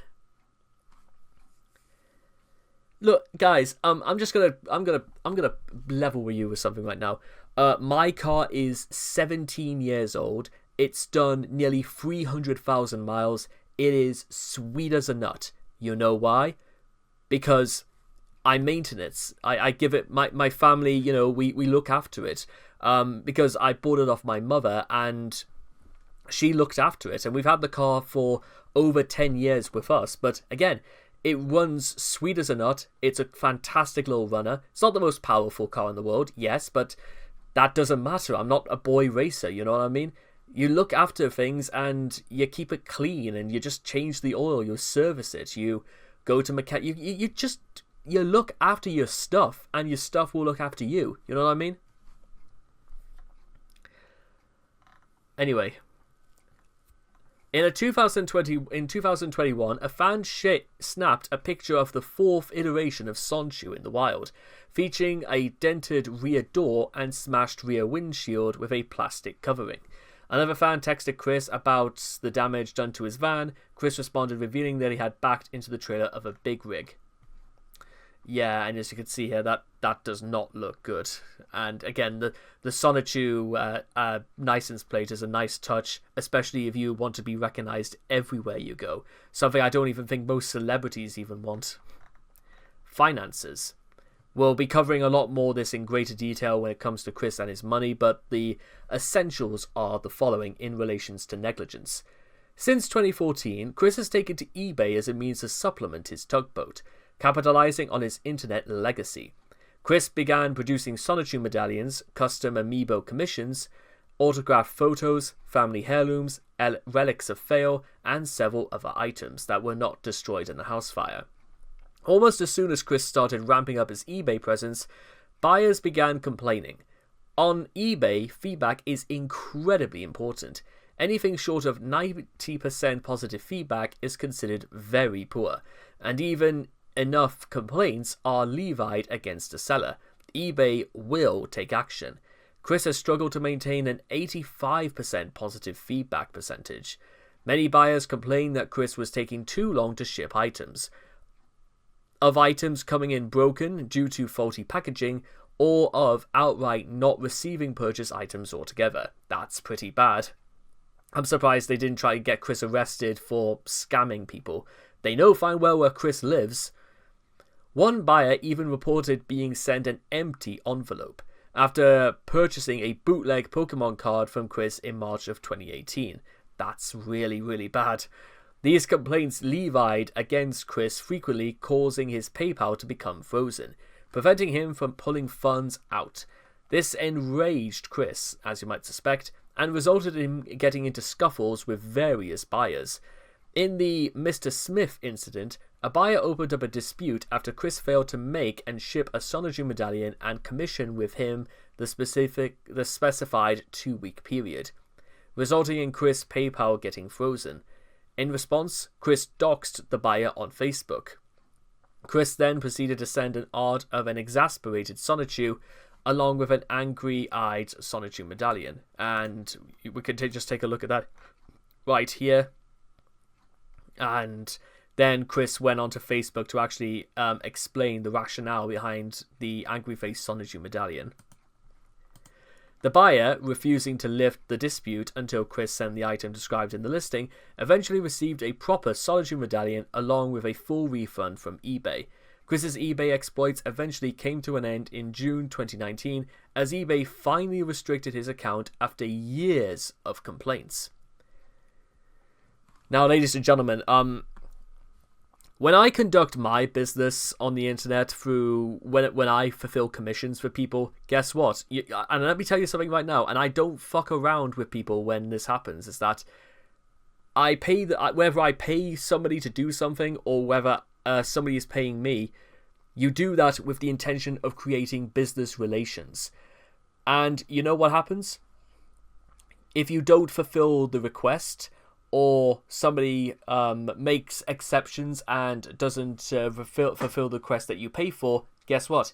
You can and you should be taking these people to court. Because a court will say, even in the slightest provocation, is that messages between both parties would suggest that there was an intention to create business relations, and therefore that suitably acts as a contract in the eyes of the law. And when that happens, ladies and gentlemen, that's when you get involved. That's when, if somebody is shortchanging you, you report them to the authorities, you report them to the site that they are currently on, you spread the news about this, because, ladies and gentlemen, this is like outside of, Chris, there are people who do like art commissions, music commissions, anime, all that good stuff. And their livelihood depends on them having a great reputation, substantial portfolios of work, and proving to be a very, very reliable and incomparable self-proclaimed freelancer. When you're not any of these things, like Chris, is when these sorts of things happened. People who go into business for themselves and who are freelancing, they usually are very responsible and very, very accountable for the things that happen around their business. Unlike Chris, who will only ever do things when he is quote-unquote in the mood when describing how he makes the Sonichu medallions. Art. Chris has always viewed Sonichu and the series he headlines as his pride and joy, but to call his updates infrequent or inconsistent is an understatement. While personally attributing his slipshod schedule to the idea that his inspiration comes in and out, which on the surface is something that does affect those with creative persuasions, Chris has been known to go vast lengths of time without any news of the progress of his work. The most glaring example of this was Sonichu issue 11, a book first mentioned and conceived in 2009 that was effectively abandoned twice over the staggering long course of its production. Once in 2010, the wake of the infamously divisive Sonichu issue 10, and again 5 years later, shortly after Chris summoned up the willpower to dust off his work and after he was paid to produce more pages by two separate parties, a delay that lasted 2 more years with little in the way of clear explanation. Even when he was caught out on it, during the same time Chris was making death threats to Donald Trump and Mike Pence. In In the Alec Benson-Leary saga, over the course of numerous phone calls, Alec frequently took Chris to ask for his lack of consistent work ethic. In particular, he emphasized the importance of keeping to a schedule to maintain a constant level of external interest in his output. This is actually something that should be relatively very straightforward and easy for Chris. Remember, Chris doesn't have a job. He didn't have one since at least 2003, and he hasn't applied for a job since 2009. So, once again, Chris has all the leisure in the world, so why doesn't he just get on with it if he claims to be creative and that he can make money before through things like eBay? There, he attributed his diminished productivity to the existence and pressure of outside stressors. More specifically, he pinned the blame for his creative drought on the existence of ads on the Wikipedia, the presence of which proved to be so troublesome that he couldn't stand to look at them, and hence couldn't use the site to upload his work. This simply proves how easy it is for Chris to be sidelined, or to be put off work simply because other factors made him feel vaguely uncomfortable. It's almost as though the actual word work is something that Chris has taught himself to become allergic to. In the years since, he has often said that he hasn't taken up producing his comic due to the lingering presence of various external factors. That seems almost too vague for words, if you ask me. All of which can be boiled down to stress. Another likely reason for this crushing negligence, despite Chris's myriad explanations, is his lacking of timeliness, is that Sonichu isn't a work that's held aloft by any real creative inspiration on his part. Rather, most of the time, it's a semi-autobiographical account of Chris's own life, wearing the garb of a nonsensical fantasy realm. While the passing of his father in late 2011 doubtlessly impacted his drive, a combination of factors such as a lack of anything going on in his life, lingering discomfort regarding the events of Sonichu Issue 10, and its perceived violation of his personal imaginary world, as Chris's own enduring laziness, even when paid $1,000 with the express purpose of making 100 new pages in mind, have ultimately led to his negligence smothering his creativity. Now, in my case, the only thing that's really stopping me from producing more of my sort of work outside is ultimately due to a lack of finances to pay for people on commissions. But when it comes to actually writing material, there is no shortage of the things that I can do. In fact, there is even greater expedience because, again, I'm about roughly 4.5 months away until my Microsoft Office license renews once again. So realistically, I have to produce so many things in 1 year just to actually get the value out of what I pay for with Microsoft Office, etc., etc. Housefire. Perhaps among the most consequential events in history, many have speculated that the fire at the Chandler residence may have been caused indirectly by Chris. According to the person who leaked the fire report, the fire appears to have been caused by a spark from an extension cord running through the bathroom door, of which the plastic coating had been rubbed away. The report seems to corroborate this claim, indicating that the fire started from the downstairs bathroom. Chris had run an extension cord from the bathroom to power a Keurig coffee machine in the hallway, which was plugged in at the time of the fire. How much of the blame that Bob shares for allowing the brazen fire hazard to exist, along with the Horde's role in the fire, however, is up for debate. Body. Although I will say is that how did Chris not notice immediately and also not try just put the fire out? Anyway, body. Something absolutely nobody, one of the biggest things Chris's negligence has affected, is himself.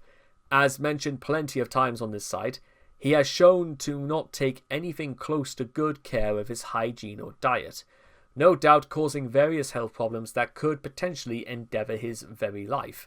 One notable example is Chris's eating habits, where he rarely eats vegetables or fruit, and when he does, he usually adds something extremely unhealthy. Also worth noting is his well-known lack of showering, leading to him smell horrid. Also, the degrees of rust and mold probably growing in Chris's bathroom, leading to other health complications, including urinary tract infections. Not something that's normally seen in men, but Chris found a way because, well, that's what you get. Causes of Chris's negligence. There are several potential causes of Chris's negligence. Perhaps the most apparent cause is Bob's own negligence. Several house tours of the Chandler residence shine a light on just how large the hoarding has become. Bob seems to have little regard for the squalor that she and Chris live in. The hoard seems to have started long ago, but absolutely exploded after the death of Bob. This would suggest that Bob had his own part to play in just how bad the Chandler residence got. Bob even commented on this during that infamous "That Is My House" video from August 2009. Although in that case, Bob was only really concerned that for some strange reason he thought that Greene County were just going to take no notice of this whatsoever, despite even the amounts of trash overflowing into the front yard. Another contributing factor could possibly be Chris's ego. Chris tends to see himself and everything he creates as flawless. In recent years, he has begun developing an outright God complex. It is entirely possible that this perceived flawlessness prevents Chris from being able to acknowledge any mistake he may make, causing problems for him down the road. These problems he encounters only further fuel his villainary complex. And to be honest, listen, it may seem it's rather short, but I will add a couple of things that I think are extremely relevant just before we leave this one off. Is that, I'm sorry, but you know what? It's just straight up not right, and it's also unacceptable. You know what? Chris not taking responsibility for his finances, and taking care of his pets, taking care of his own family, like his parents, and Chris just imagines this is somebody else's job to do. I'm sorry, but you know what, Chris? It's not right. It's got to be somebody's responsibility. And I don't care if Chris was never taught about responsibility or taught the importance of, looking after yourself and everything around you. Otherwise, shit hits the fan hard. But you know what? These are the sorts of things that you get taught about in school. So, but then again, Chris missed quite a lot of his early years. But why did Chris I think this is almost one of those cases where you could say Chris is almost like a product of his environment, probably not helped by the fact that he sees himself as completely perfect and thinks that this is all just a part of the process. But then Chris is also the sort of person to say that if he didn't have autism, then he wouldn't be having these issues anyway. So I think it's a lot of bullshit around the Chandler household and the fact that Chris, well, was comfortably provided for, so there was no need to think that there was any method to change, or because it would involve him having to change and doing things that were inconveniencing for him. Even though, as mentioned again, Chris doesn't have a job, he could spend all his time writing and drawing the comics if he wanted to, and he could have had just about every single opportunity to ignore the trolls downright by not even responding to them. Chris could have done all of these things, but he chose not to. And whether Chris likes it or not, this is the result. This is what happens when you take no accountability or responsibility for your own actions. Please bear this in mind, ladies and gentlemen, and sort of almost use this as a cautionary tale from going forwards. Because, listen, whether it's taking care of your house, your car, your pets, your business, anything like that, it starts with you. That's what it comes down to, ladies and gentlemen. And if you don't mind me, I've got several things I have to catch up on myself because, unlike Chris, I'm going to deal with them immediately. So take care, and bye-bye for now. Good morning, ladies and gentlemen, and I welcome all of you back to another Chris Chan Quickie reading for 2024. And we move straight into sort of a bit more of a broader topic for what we're concerned, but there's quite a lot of things that I kind of wanted to discuss, and that is concerning Chris and his overall personality. This one is going to be more about just who is Chris, or rather, what is he like, both online and in real life, which, if you've never heard of Christian Western Chandler before, how did you even find this video? But for the rest involved, we'll get straight to the point, shall we? Health disclosure. This article contains in-depth discussion of Chris's physical and or mental health. This page is not to be construed as a substitute for medical advice or a professional diagnosis. All diagnoses are either taken from outside documentation or based on amateur analysis. One's personality is a set of mental, emotional, and behavioral qualities that make up an individual's character. Studying personality is a key aspect of psychology, allowing experts to know what makes people the way they are. There are many methods for testing one's personality, with some baked by decades of scientific research and others created by random people on Facebook to show ads. Chris's personality is quite eclectic. It is what draws countless people around the globe to study and follow his antics. He has spoken quite a bit on his own idea of his personality, but his own insight doesn't always jibe with reality.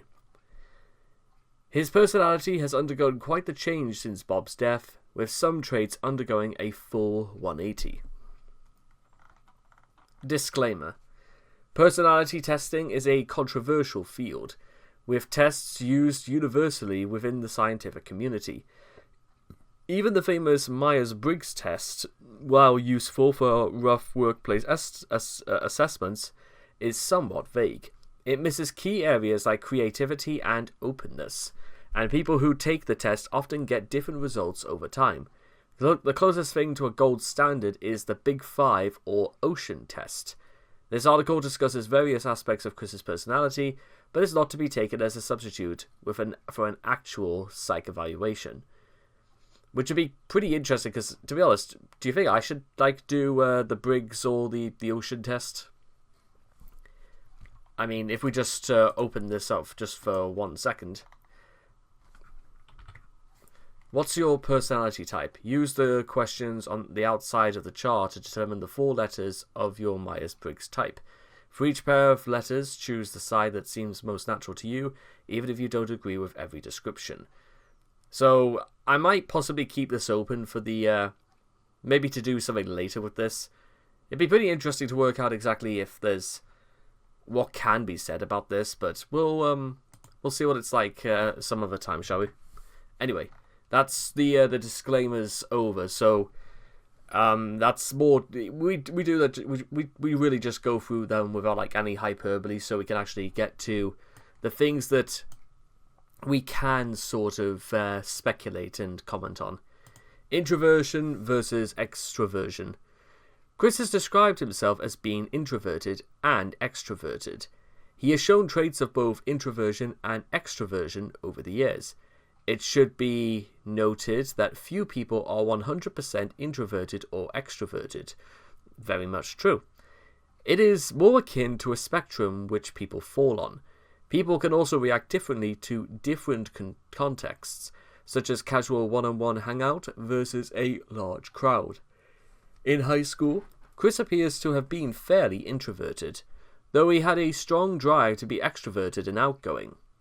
A leaked icebreaker worksheet shows that Chris only talked to 7 of his classmates, and they were all female. Despite trying to later hold a high school reunion in the Song of Christian, a 16-year-old Chris describes having few friends and how his loneliness is off the scale. Even with the social prestige of being a water boy to the school's basketball team and his gal pals, Chris took his mom to the high school prom. Nearly 10 years after the prom, Chris talked about feeling like an outcast at the prom. However, his highlight of the evening was when one of his gal pals felt sorry for him and pulled him onto the dance floor. This dance felt like hours to Chris. So, almost immediately you could argue very much the case that whether or not Chris is 100% sincere about his loneliness is, I would say it's more often than not true, but then I think he also does sort of kind of play up a little bits of some of these. I mean, yes, we know that Chris absolutely detested his high school graduation. That's been well documented. But what isn't necessarily well documented is the fact that he still appreciated that what people tried to do to help him. Like, I can't necessarily remember which of his gal pals was like there to make him feel better after, you know, he just stormed off from getting his graduation degree and stuff. Well, from graduation, stuff like that. But it's still worth noting. He must have had some level of like good thoughts about his graduation in some cases. Around the time of discovery by the Encyclopedia Dramatica, Chris was mainly an introvert. He kept to himself and barely spoke to anyone but his sweetheart. He joined most public chats in both text and voice forms only after being goaded by his current sweetheart. Or a troll. It depends on which one at the time. And even in these chats, he didn't converse a lot, and only answered questions directed towards him. Even while playing video games, he mostly stuck to playing single-player games such as God of War, Pokemon, Sonic, and Animal Crossing. Any multiplayer game he did play was mostly with his sweetheart like Little Big Planet and Burnout Paradise. Before his discovery, when he frequented the gameplace, he mostly kept to himself, and Megan, and rarely interacted with other people except during card games. Classic Chris would clearly fall on the introvert side of the spectrum, but he isn't a full-on introvert. He did visit an anime expo in 2004 and 2005 respectively. New Chris, however, would easily fall on the extroverted side since round about 2017, as he started publicly responding to people, started playing multiplayer and co-op games such as Tetris 99 and Payday 2, visited multiple conventions like BronyCon, OmegaCon, BabsCon, and the Too Many Games Expo. He has also started streaming videos and answering questions his fans have. He has also joined public and private Discord groups, though his interaction with other humans in them is limited. On Twitter, he has started interacting, although poorly, to a ton of people ranging from artists to enablers. Kindness and respect. While Chris may strive to be kind, his efforts often fall flat and instead come across as annoying, overwhelming, or creepy. Chris at least shows he makes an effort to look like a kind person. We've went through a number of these before, and it is certainly true, Chris does, but I've kind of always been on the side of, is he doing it for good reasons, that sort of thing. And he has referred to himself as the kind, compassionate Christine Chandler. But saying you're kind and actually being kind are two very different things. Many of Chris's attempts at being kind, from calling complete strangers darling to kissing guys he just met, are a clear violation of others' boundaries and easily make people feel uncomfortable. Ironically, his attempts can be quite unkind, particularly in how forceful they are. To his credit though, Chris did raise funds for the childhood cancer charities Alex's Lemonade Stand in June 2012, as well as donating to the Red Cross after Hurricane Harvey in September 2017. But that's about as far as it goes for any legitimate kind deeds that don't seem to have any immediate rewards in terms of Chris. You do good deeds because they're the kind thing to do. That's why people do them.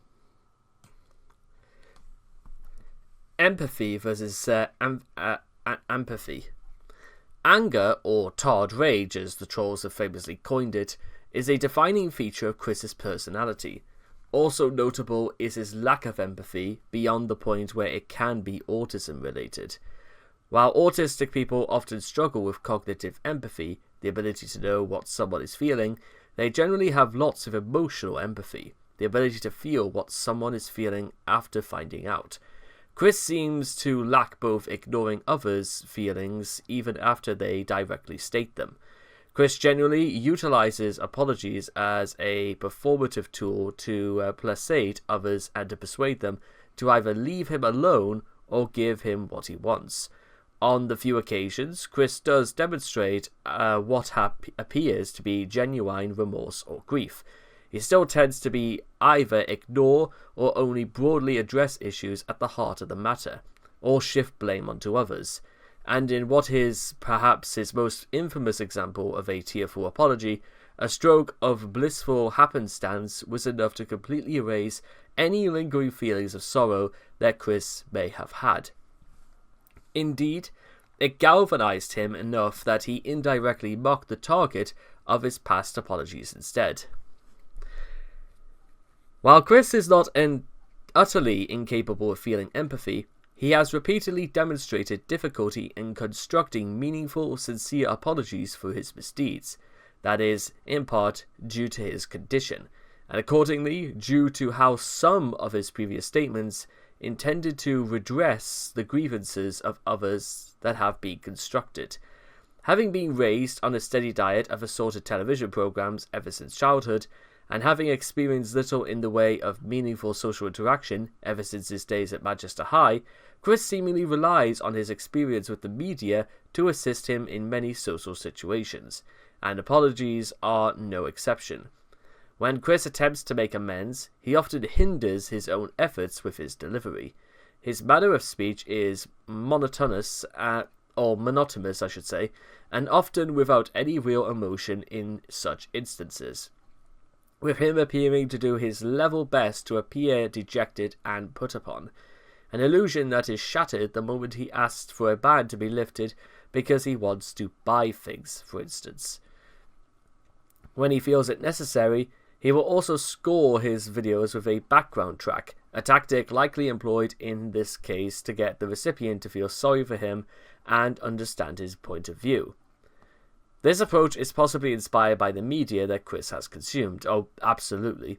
Heartfelt moments call for fitting music, and so he sees it as the right thing to do, rather than an instance of blatant emotional manipulation. The other, more noticeable aspect of this, however, is that on many occasions, Chris displays an apparent inability to understand what he did wrong, even after his mistakes explained to him. Nowhere is this more apparent than in the Alec Benson Leary saga, where over the course of a number of telephone conversations, Chris was repeatedly urged to apologize for his actions that were explicitly read out to Chris on 2 separate occasions. The videos that follow these calls, already hampered by his flat, detracted affect, and did not address several of these wrongs. In some cases, they created new ones altogether. And those that were brought up were only spoken of briefly, with an absolute minimum of any emotion. In the 7th call between the two, Alec would directly accuse Chris of not understanding his faults. This eventually culminated in the highly controversial Solitude Issue 10, in which Chris has comic representations of Alec and his friends be brutally murdered by his gaggle of OCs and Solitude clones. While he would later revise the ending of the issue, at the time he staunchly defended himself, proving that, like with most aspects of social grace, Chris is perfectly willing to renege on past apologies and promises if it benefits him specifically, or to spite others who prove themselves a nuisance to him and his work. In a video published shortly before the comic's release, he backpedaled and claimed that he was taking a stand against Alec and his associates, and that he never wanted to kill Simone the Rosechew, a controversial character cribbed from an OC made by Evan, a friend of Alec's, and categorizing Evan's request for apology and to stop using his work as blackmail, and in the 9th and final call with Alec, he blatantly backtracked on several phone calls and 2 apology videos worth of statements, admitting to believing that Simona was always his, and when called out on for his execution of the Asperpedia 4, he responded that requesting the death of one of his characters comes with a price. While Chris may be fickle when it comes to apologies and their sincerity, we've covered some of his problems before and all that, and you know what? I think part of the reason why I think they mentioned before is the reason why Chris struggles so hard to actually look authentic and actually regretful whenever he tries to apologize is because deep down he's not really sorry. Not because he doesn't understand why people are angry at him. Well, that's possibly the case. But also, I think Chris absolutely thinks he is 100% in the right in everything he's done. So he's probably left a little bit perplexed about why he has to apologize for things that he thinks he's done okay and right. And he is just so... Wow. It stems from the fact that Chris seems very, very incapable of actually not just receiving criticism, but actually being able to process it. Like, why would anybody have an issue against Chris? That sort of thing. The two most enduring examples of his unyielding scorn are perhaps Merrily Walsh and Michael Snyder. The former for the crime of destroying a sign in an effort to stop one of her college's pupils from loitering on school grounds in an attempt to solicit sex from students, was transformed into the first villain of the Solitude comic series, made into a target of ridicule and mockery, and was sent intimidating drawings by Chris, the final straw in a series of missteps that saw him suspended from PVCC entirely for 1 year. Although Chris would later try to change her image within the comics and even consider reconciling with her in reality, going as far as to deliver a framed version of his formal apology to her office himself. It didn't work. Chris still viewed the process of reconciliation through the lens of Chris forgiving Mary for her past misdeeds, and when his attempt at delivering an apology was met with the dean contacting Chris's parents and asking them to ensure Chris remained away from the campus permanently under threat of legal summons, he was swift to do what he always did, labeling her as the architect of all his misery and deserving of whatever ill fortune may befall her. This bitter hatred burned for years after, surfacing most prominently in 2013, in which Chris blamed her and the other parties for his life being the way it was a series of Facebook rants. Mary Lou Walsh retired in 2019, whereupon Chris uncharacteristically wished her a peaceful life until her time of passing, but not without offering constructive criticism on how she could have better spoken to him, as opposed to probably the also many hundreds of students that Mary Lee Walsh had to deal with, and she probably forgot all about Chris only a few days after their incident back in 2003 anyway. Michael Snyder, however, has not been as fortunate by comparison. A constant target of Chris's wrath and a subject of his conspiratorial ramblings, Chris has spread extremely little in the way of pity or understanding for Snyder and his actions. Chris has commonly regarded Snyder as the other architect of all his misery, going as far as to accuse him of being a grasping, conniving shemmer, inexplicably conspiring with the Greene County School Board to ban him from the game place, and claiming that he didn't even know why he had been barred from the store when Snyder himself and accounts of Chris's interactions with Snyder make it clear that Chris's own behaviour was the cause. These feelings of empathy only intensified after the 28th of October 2011, an incident which Chris has come to believe was entirely staged and grossly exaggerated by Snyder. This is the incident in which Bob and Chris ran over Michael Snyder, I should say. Despite Snyder showing remarkably leniency towards both Chris and his mother in the subsequent legal proceedings, monitoring for their state sentences to be reduced to misdemeanors, Chris was not at all humbled by this impossibly gracious act of mercy. He went on to blame Snyder as the root cause for the Chandlers' financial crisis, rather than spending the entirety of Bob's inheritance on an expensive lawyer, and in the years since that his venom has not been abated. In June 2021, a full 13 years after being banned from the premises of a now-defunct hobby store, Chris has listed Snyder as being among the most negative influences on his life. This is despite the fact that any influence Snyder had on Chris was in part because of what Chris did, so it seems hardly fair to start going after Snyder when he was only doing his job, enforcing the rules, and even then, Chris seems completely indifferent as to why his actions seem to have impacted on any sort of happenstance or any sort of point of view that any person in authority might have had as to how best to deal with customers who are acting out of order, such as Chris. You may also notice that Chris doesn't list any of the things that he felt he did wrong, especially when it comes to Michael Snyder or the gameplays. Yeah. Openness versus obstinacy. In psychology, openness is a person's receptivity to new or unfamiliar experiences and ideas, including changes. A lot of Chris's closed-mindedness can be attributed to his autism, as autistic people find comfort in predictable routines and are often aversive to changes, both major and minor. It is to be noted that no person is completely open to change, and no person is completely against it. People tend to be open regarding views to things that don't matter to them, and like to remain closed about topics that are close to them. Chris is no exception to this. Chris is not very open to thoughts that differ from his. He rejects opinions and actual scientific facts if they do not match his beliefs. Once again, we go straight to me, it's all about what Chris wants.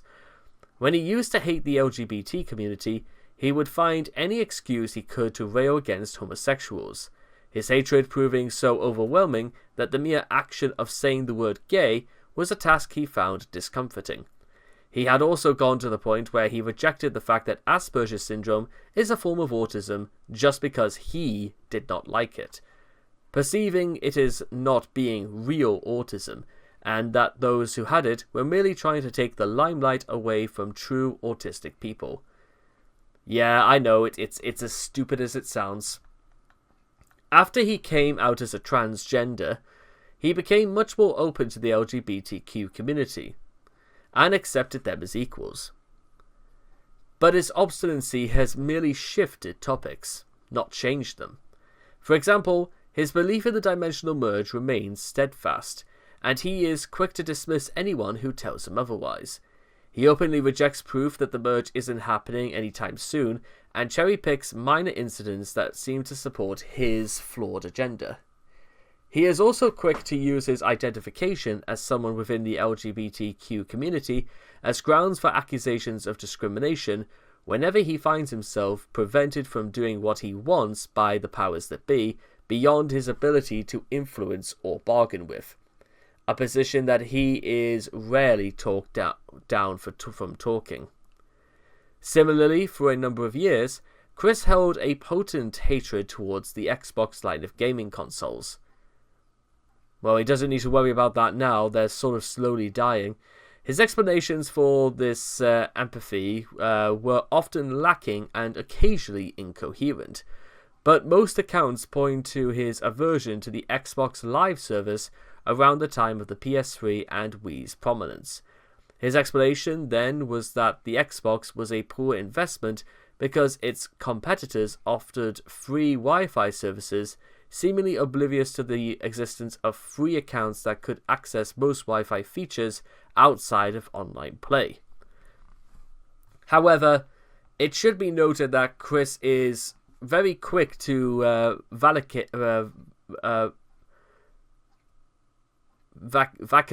in this vacillate is am I pronouncing that right? Vacillate in this regard, especially if he believes there is something in it for him, taking an incredibly rapid about turn in his behavior to placate others. Later, in a bid to impress Jackie, he would admit that his arguments against Microsoft's machine were born from a lack of experience. He confessed that he had never owned an original Xbox and only ever used to play an Xbox 360 at a booth, twice, and they left him with no leg to stand on. It's almost as if Chris's hatred towards things only stems from the fact that he's never tried them out. How do you know you're going to dislike something if you've never tried it? With Chris divulging that his reason for his hatred of the console was not simply zealous brand loyalty, but him unable to afford an Xbox. So you mean to tell me if Chris actually had money back in the day, he would have just bought an Xbox 360? When he was already flat broke anyway? I don't get it. Being envious of those who had the ability to do so, Despite this, he would later relapse at the height of the latest round of console wars between the PS4 and the Xbox One. But once more he changed his tune, seemingly unprompted. He revealed himself as a gold account owner in November 2017, and since then has not had a single bad word to say about a game console he once despised with remarkable intensity. Hence, this is also a case of Chris demonstrating a bizarre degree of sudden openness towards something he claimed to hate. He has shown identical behaviour towards other things which initially served to arouse his ire, yet eventually came to be counted among his obsessions. Equestria girls, for example, chief among them, with Chris going from hating the very idea of the show in May 2013 to naming the franchise-launching film as his second favourite movie of all time a mere 3 months later. Chris and his personality tests. Being a social media addict who also likes magical thinking, it's no surprise that Chris is a fan of personality tests. He has taken many over the years. Here are a few to them. A Magic the Gathering quiz. To find out what is most like the white colour typing, as each colour associated with certain personality traits, the white type is also associated with law and order, being the good guy beating up the bad guy. This seems to indicate that Chris held to his idealistic views of good and evil, and wasn't being very true and honest in the test, since he is a very anti-law citizen when it stops him from doing what he wants. An A16 personalities test. An online version of the Myers-Briggs test to demonstrate what his MBTI and Myers-Briggs type indicator is. He learned his personality type is ENFJ-T. He also did the same for Magi-chan, who is apparently an ENFJ-A. So, ENFJ. So, ENFJ. Caring, enthusiastic, idealistic, organized, diplomatic, responsible, skilled, communications, who value connection with people. You know, that's what Chris may view himself as, but the problem, again, ladies and gentlemen, is that you can say you are those things, but there are instances that sort of paint a lot of these things as very shaky, shall we say. Dissociative identity disorder. Due to Chris's more recent behaviours, such as belief in spirit possession and the manifestations of cartoon characters, Chris may indeed now have a mild trauma-induced strain of dissociative personality identity disorder, and a mental disorder categorized by the maintenance of at least 2 distinct and relative enduring personality states. This is most likely connected to manipulation from the idea guys, and other traumas in his youth due to the mistreatment of those with ASD in a clinical and social environment. It is unknown how real the characters are to Chris, but he seems very adamant that they are real and manifest physically. The main indicators of dissociative identity disorder that Chris displays are daydreaming.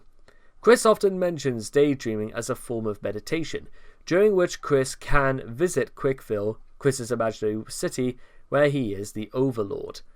Imaginary friends. Chris has a belief that all comic book characters are real people, as autonomous as any human being, and that these characters exist in the real world and speak to him in his head. Reality, fantasy, or overlap. Chris not only believes that the fantasy world of cartoons is real, but that one day it will merge with reality, and that already characters like Sonichu, Mewtwo, and Magi-chan have manifested themselves physically. Transitional objects itself. Chris is often emotionally attached to himself to objects, resulting in hoarding, but the place in which this behaviour is most prevalent is with his character Sonichu. Chris identifies as mother, previously father, of Sonichu, and indeed all Sonichus which result in him being protective of them, making things like putting them in danger in the comics seem immoral to him. Time loss. Due to Chris's reportedly long daydreaming sessions and poor memory associated with them, and his frequent and aggressive habit of lying, it can be suspected this as a result of DID, ability to cut off from pain and awareness of danger. Chris's peculiar approach to emotional pain, namely that he'll randomly cut it off from it totally, can be ascribed partially to ASD, but there is also a chance it is the symptom of some form of DID. Chris will produce very random responses to trolls' efforts to destroy things that are close to him, or to kill those cloned to him, who are close to him, sometimes resulting in Chris showing very little signs to caring in the slightest. I know. After a while, you just sort of begin to realize that, again, Chris is sort of, his lack of actual any cognitive emotion whatsoever can sometimes result in him saying things that you would have to really, really think hard if that's what you want to say. With this evidence, particularly noting the trauma that Chris must have received from the Idea Guy's manipulators, and Chris's current beliefs about the existence of imaginary places and people, and their ability to possess him, one may conclude that Chris having a mild form of dissociative identity disorder is likely. Christian versus Christopher. For 2 days in August 2009, Chris tried to convince Casey and the rest of his fans that he had dissociative identity disorder, a mental disorder categorized by the maintenance of at least 2 distinct and relatively enduring personality states. One of these personalities was named Christopher and the other named Christian, as demonstrated in a video from the time. The video's original subject was quickly derailed by Christopher, Chris's more repressed personality, by interpreting Christian mid-sentence, and having a free-flowing sentence with Christian, something which is almost impossible for someone with DID to do, due to usually not sharing memories, or servicing at the same time. Or people who just make this shit up on the spot because it thinks that's going to make them look funny, clever, interesting. But no. Chris did not end up managing to fool anyone into believing he had the disorder, and Casey reprimanded him for pretending to have DID and lying to her. Chris apologized and said he made it to fuel the trolls, which still leaves one to wonder why he tried to convince Casey that it was true. Yeah, she could see through this like you wouldn't believe, so what can you do? So that's technically... Whoops.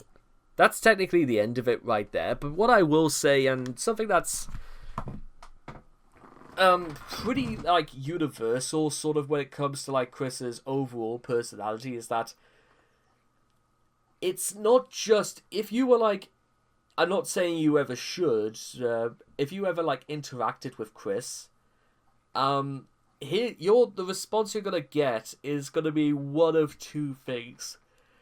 The first is that without any context, Chris will like exposition dump a lot of things towards you, but would Chris ever do like the same to expect somebody else to talk to them in the way he talks to them?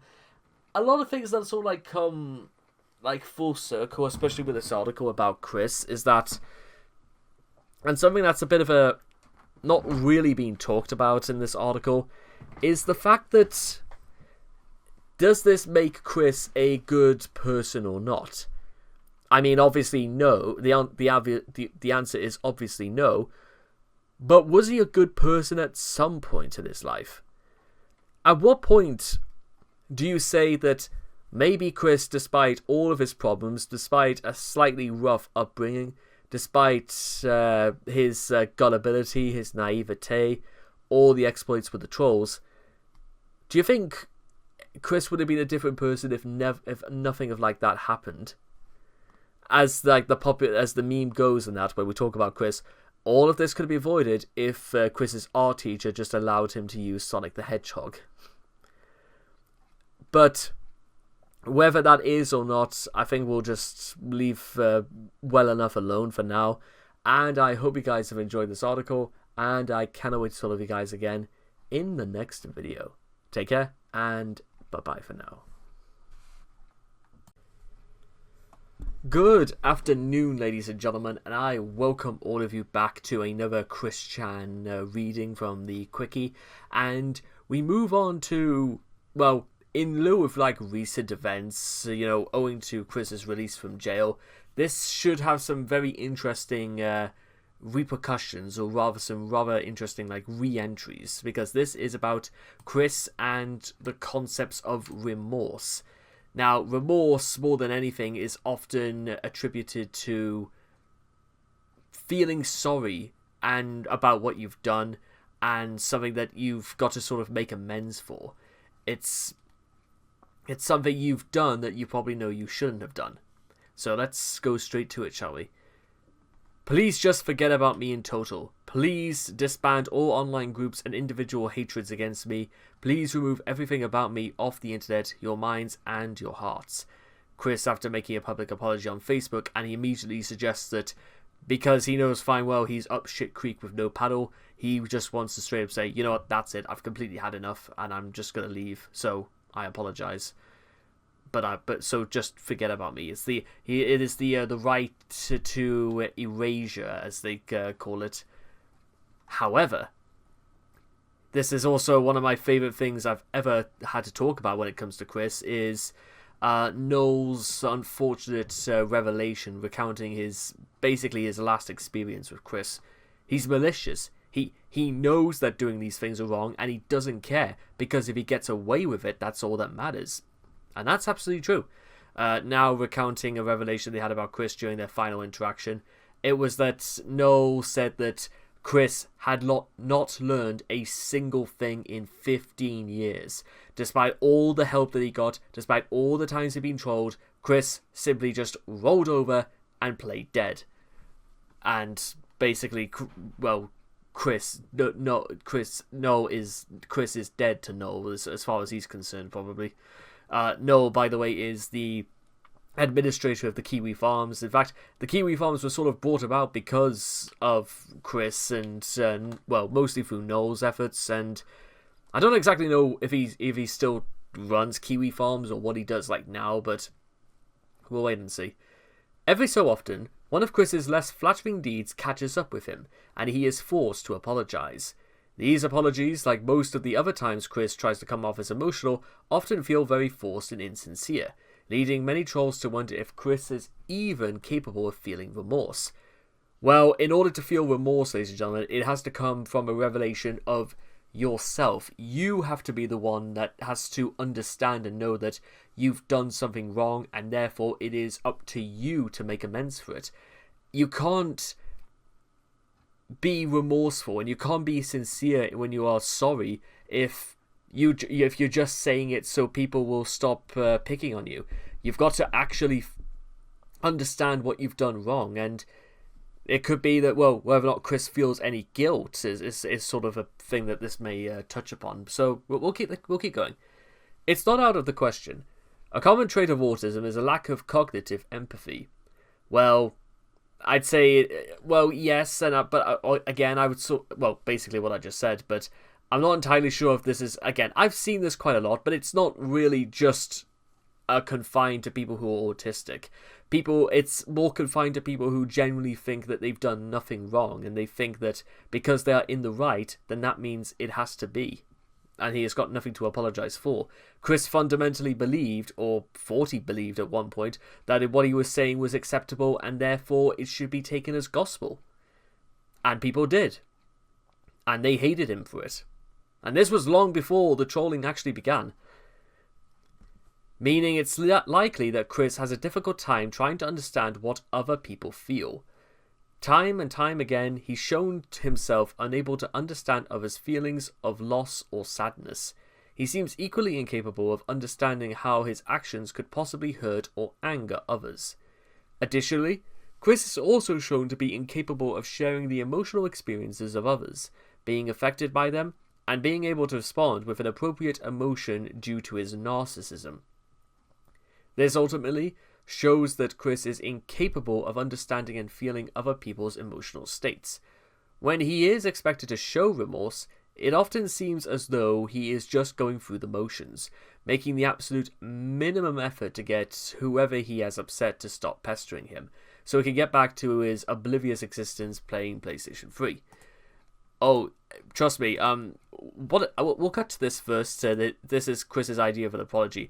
You can understand just exactly how well this starts when it has to begin with, well, an asterisk of, Chris breathing, and then he has to make it known that he's sighing. So, for those who know anything about Chris when it comes to him sighing, is that it's not really done because, he feels distressed, he feels inconvenienced, is the word. Yes, Raunal Natsunatsuk, I was naive, I was depressed for a long time, and I was prone to online deception. I was also still searching deep within myself to figure out myself. But I have found myself. I have matured mentally and emotionally. I was not a man. I have been a woman in soul, and now I am a woman, and I am still attracted to women. I am a lesbian, and I was a trans woman. I have become more self-confident, and I felt better to opening myself to more people. I've dispelled my phobias, and it has been good. I feared the trolls, and was unable to differ between the sincere fan and the insincere bully. Now, as long as I am still talked about, I see them all as similar, and I answer and respond at my own pace and time. My other life situations you do not fully understand. I am more required at home for my family. My heart is not an empty crevice, and I was misunderstood and mislabeled by a lot of bad people. I have shown and proved my kindness from the heart, and to you, Rednark. I owe a ton of apologies. There is good in those who are gay, because that is who those people and you are. I personally have never really had any reason to dislike men at all. But why did you say it then? We are all people, and we are all who we are. But the great hatred within you, Renark, had to be quelled to prevent an army of hatred to rise. Regardless, I am proud of you and myself, and everyone of you themselves, and love for everyone. Okay, so one or two comments are needed here. The first of all is that when you apologize to somebody, you don't call them out on things, and you don't you don't try and weasel your way out of it by saying, it wasn't entirely my fault, the things I did to you. It was also because of, blah, blah, blah. You don't do that. You just apologize for what you did was wrong, and you take it from there. And also, again, the whole notion of the fact that, well, Chris, again, this is also a pretty good illustration of the fact that Chris will, pull a face of some description and just keep it static, as though he's just required to do that and think that that's got to be the end of it. And by the way, as well, I personally have never really had any reason to dislike men at all. Okay, so if you really meant that, then why did you do it then? Chris, that's not a good excuse, and it shouldn't even belong in here. Then, of course, there is good in those who are gay. Well, again, if Chris was being completely honest, then you know what, he probably would have put down. I personally never had any problem with gay people at all, which would have raised more issues. But it's kind of interesting that he does it for men and doesn't do it for gay people. But the great hatred within you, Renark, how to be quelled to prevent an army of hatred to rise. So, literally, despite all this, Chris still decided to say that, what I did was bad, but it was with good intentions. But then he rambles on about, being a lesbian and the fact that he's had to overcome his phobias, but he doesn't. Again, Chris doesn't seem to understand again the things about there's no cohesion or there's no coherency in his apology. It's just you make it short and you address what you've done wrong, not what the other person's done wrong. That's not how that works. Concept of wrongdoing. Developing an understanding of right and wrong is an important part of a child's development. Very young children don't take into consideration what is ethically the right or wrong thing to do. They base their actions on whether they are punished or rewarded before they eventually internalize a consistent value system and learn to police their own behaviour. Chris seems to be stuck in the former, childlike state. If something makes him feel bad, or if experience tells him he'll get in trouble for doing something, it must be wrong. If it makes him feel good, or looks like it could have potential rewards, it must be right. Other considerations, such as what his supposed faith prescribes, or how this will affect others, simply do not rank. And yeah, exactly. Once again, the notion that Chris never grew up is something that is repeated like time and time again. But also, it's the fact that, again, this makes it sound as though Chris wouldn't do the right or right thing if there was no reward whatsoever. Which, then again, because of what we know of like Chris's narcissism anyway, it's not entirely out of the question to suggest that, to be honest, maybe Chris would only ever bother to try and do anything if he was going to be rewarded for it. Not that it doesn't 100% make sense why, but more often than not, Chris will do bad things and think they are good, and he only does it because he thinks he's going to be rewarded out of it. Do you think if Chris... and again, it's... But then there are also like some really particular instances, like when Chris tries to like apologize to Doopy Doo-Over and apologizes to like Lady of the Cosmo, and how he still was completely incapable of understanding why people were angry, why they were angry at him for the way that he constantly talked about them, used pet names when they obviously said they were not interested in being called that.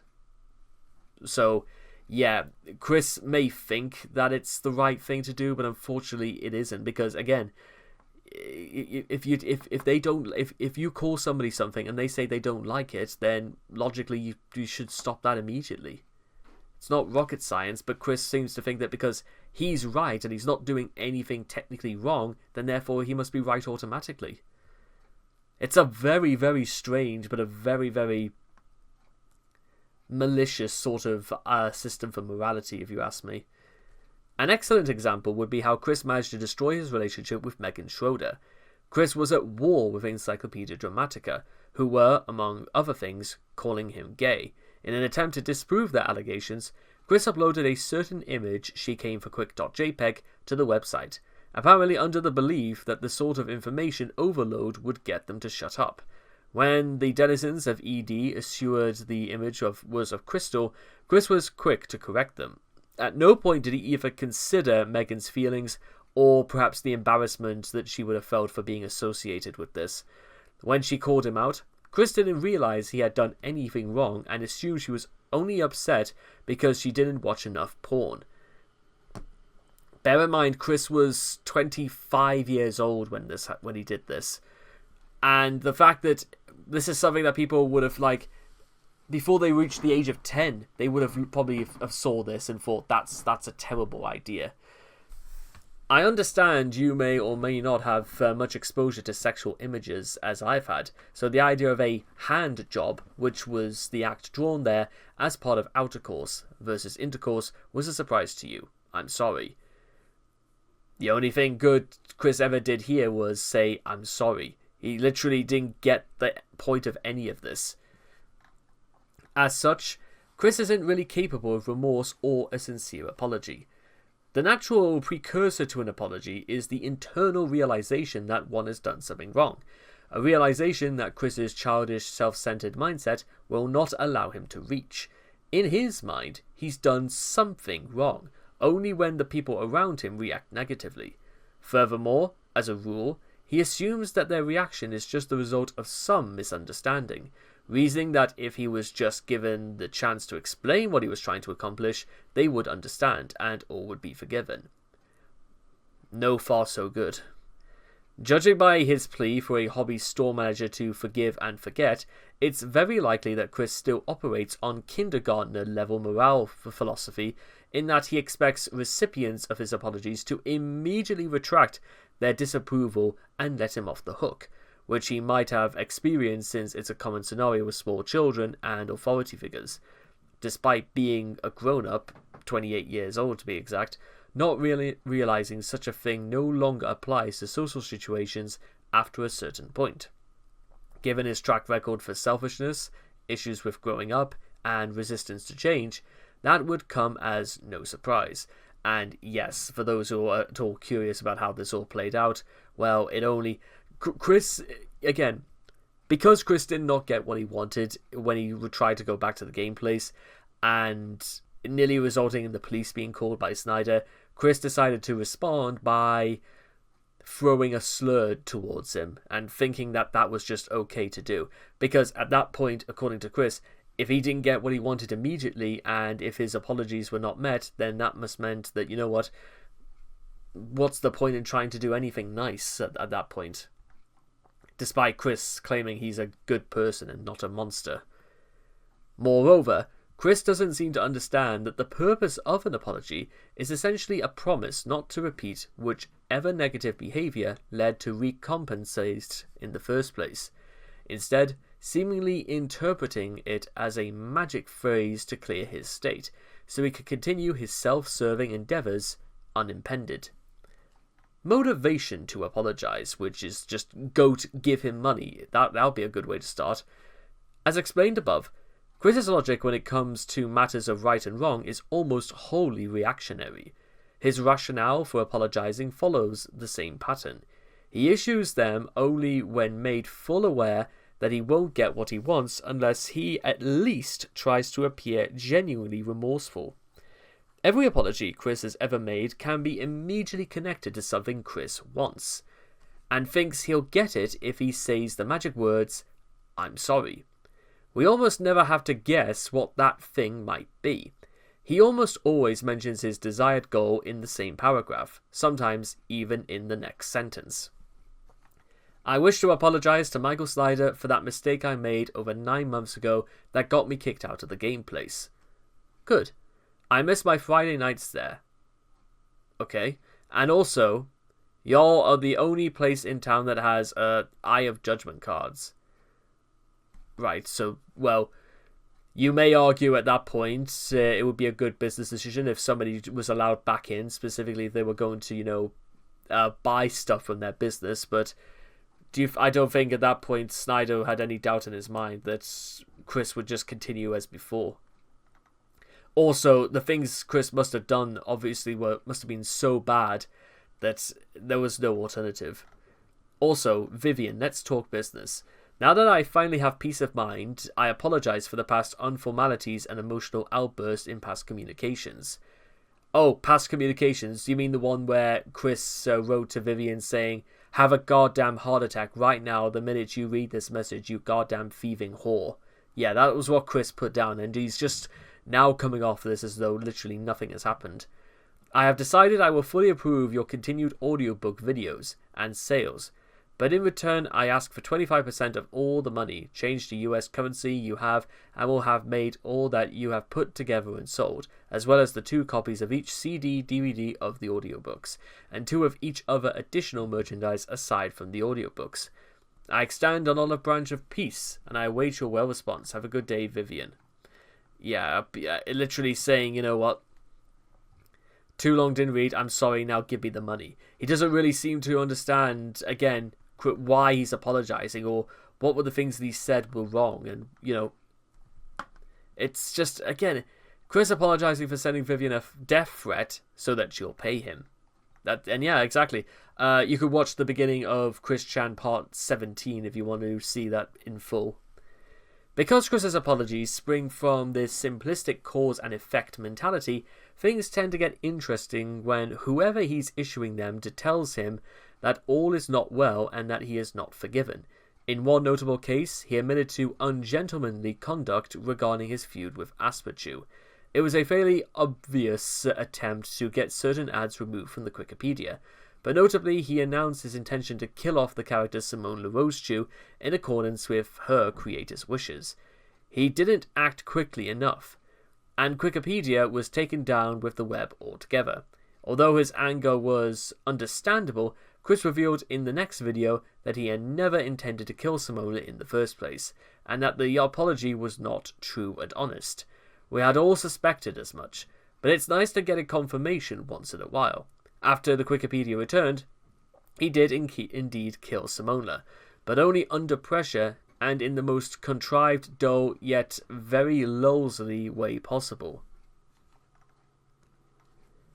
In one apology, that arguably highlights Chris's insincerity the most is in his in-comic apology to the Asperpedia 4, which takes place while they are being condemned to death. The cognitive dissonance this creates would be overwhelming to any sane person, but for some reason, Chris thought that this ludicrous non-apologetic apology was both okay and that the recipients would accept it as genuine. In that very same issue, in fact, Chris at one point sheds a tear after sealing up the populated 4-cent garbage.com building and destroying it. You know, because faking remorse with crocodile tears totally justifies mass murder. Chris's insincerity can also be seen in Chris's misadventures with the wallflower. When the shit hit the fan and she cut off all ties with him, he made his usual pathetic display of sorrow, making it very clear in the process that he had only wanted her for sex. When his apology failed to work as planned, Chris became very angry and spiteful, and started demanding that she apologize for hurting his feelings. And again, I would say immediately Chris getting off the internet would have been the first big step in terms of, fixing all of this, but no, apparently it didn't occur to him, whatsoever, just to do the right thing. And again, this is only really because Chris only really just wanted to get into her pants. That's a universal aspect about Chris anyway, but what's kind of a little bit more shocking is the fact that you think Chris is really going to feel that bad afterwards. He doesn't, never mind feeling remorse, he doesn't feel anything anyway because he knows there are plenty of other fish in the sea, and this just so happens to be the one that got away, and there are plenty more in store. So what difference does it make if he makes one person feel miserable or bad, or that he has a track record of behavior that most people would absolutely just never communicate or have anything to do with again after all this? Another came from his apology note on his Facebook, discovered in October of 2012.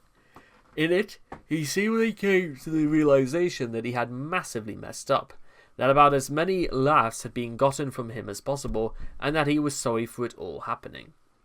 Surprisingly, it was a very well-written, unselfish apology that would seem somewhat convincing, right until he demanded that all instances of trolling and websites dedicated to him be stopped and then removed.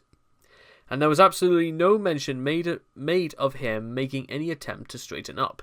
All he wanted was all the bad stuff about him removed so he could feel better about himself.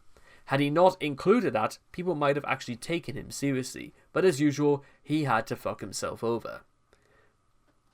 Whether you want to say Chris just forgot to put all this in, or whether or not it was all about what he wanted, and therefore, fucking who cares what anybody else is going to say to him, I'll leave up to your imagination. Common traits of a quick apology. Explanation. One recurring element in Chris's admissions of guilt is an explanation of why he did whatever he's apologizing for. The way these speeches are worded often indicates that Chris believes that if we just understood his intentions, we would all agree with him and that nobody would be offended. A famous example appears in Captain's Log Stardate April 28, 2009 video. Chris explains that yes, he videotaped himself performing a selection of disturbing sex acts, but it was all for his sweetheart Ivy, and this evidently renders his actions understandable and then acceptable. Supposedly speaking to a young child who was deeply disturbed by his behavior, he tells her that his behavior was perfectly reasonable because he is both an adult and human. Okay, this combination of warped logic and an even more warped worldview was a crucial component of his breakthrough into mainstream infamy. Another example would be the time he used the worst terrorist attack in American history for an exceedingly bad joke. After learning that Casey came from a military family, Chris did what was expected of him, and he made a public apology video. However, he was more concerned with continuing to slander Clyde Cash and assuring he was a good American, although he didn't know the words to his own nation's national anthem. You can't make this shit up even if you tried. Than with actually expressing remorse and making an attempt at recompense. The joke was mainly directed to how weak Clyde Cash was. I had no idea or intention of offending anyone other than Clyde Cash on such a massive worldwide level. I suppose, like, for what they are worth, I'm going to actually pull up this apology, and just so you guys can see for yourselves, because this is like, oh, part 84's just went up. Oh god, is this, please tell me that, okay, I'll keep myself focused.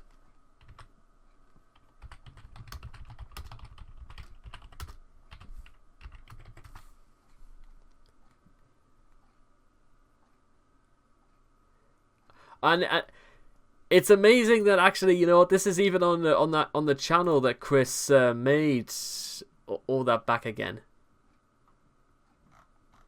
So yeah, this is, I want to emphasize this again. Clyde Greg Cash Mays. This was the channel that actually Chris actually made when he was trying to slander Clyde Cash nearly 15 years ago.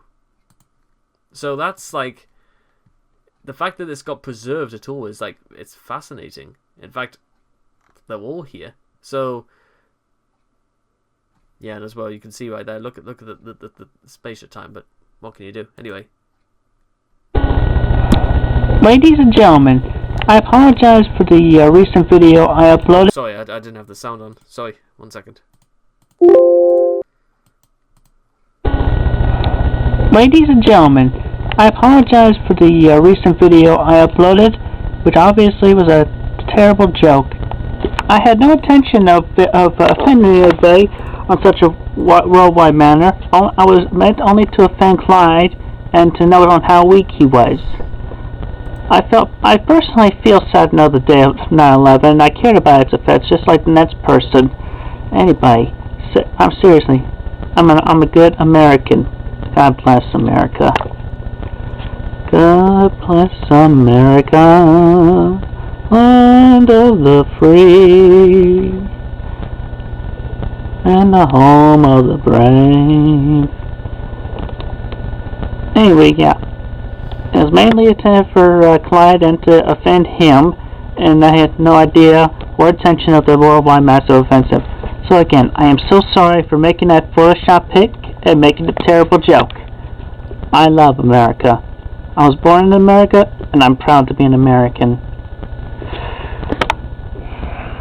But anyway, instead of that, I have made up an alternate joke. Yeah. Okay. I will snuff out Clyde because he is so weak. I will snuff him out just like the candles on a birthday cake.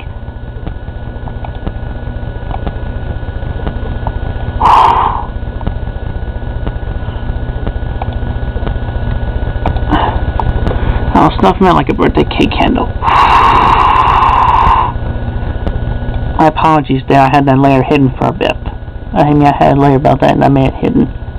But anyway, yeah, I will snuff him out like candles on a birthday cake. And again, I apologize for the bad joke. I've already deleted it, and I wish for it, and I would appreciate forgiveness just like the next person. And I promise it will not happen again. God bless America.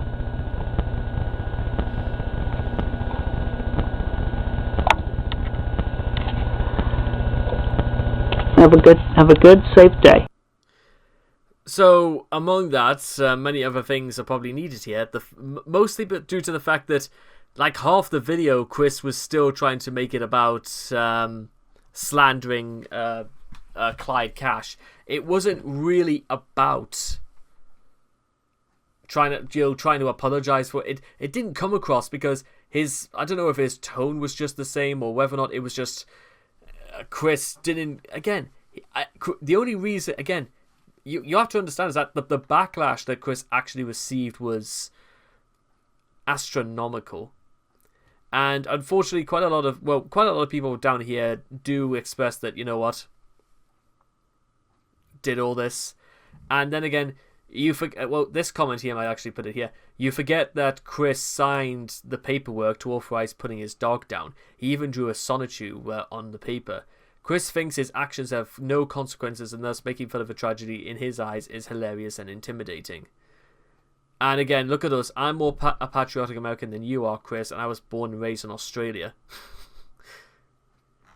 So there was like, again, geez, trying to read comments from YouTube videos literally nearly 15 years ago is like an experience that needs to be documented.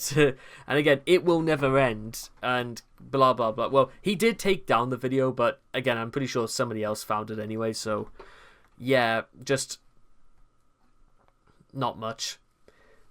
Within the same video, he changed the Photoshop he'd done of the World Trade Center into birthday cake candles.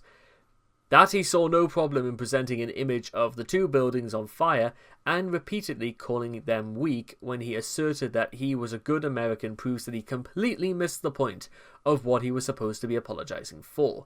He was far more concerned with sullying Clyde's name than with any blowback or offense his comments might have caused. And as we saw, if you want to actually see exactly how people took this, there's at least 250 comments on that particular video we've just done, so how badly you want to serve. If there's anything you want to say, and fine, well, Chris won't read, but you may as well just vent it. You know what to do.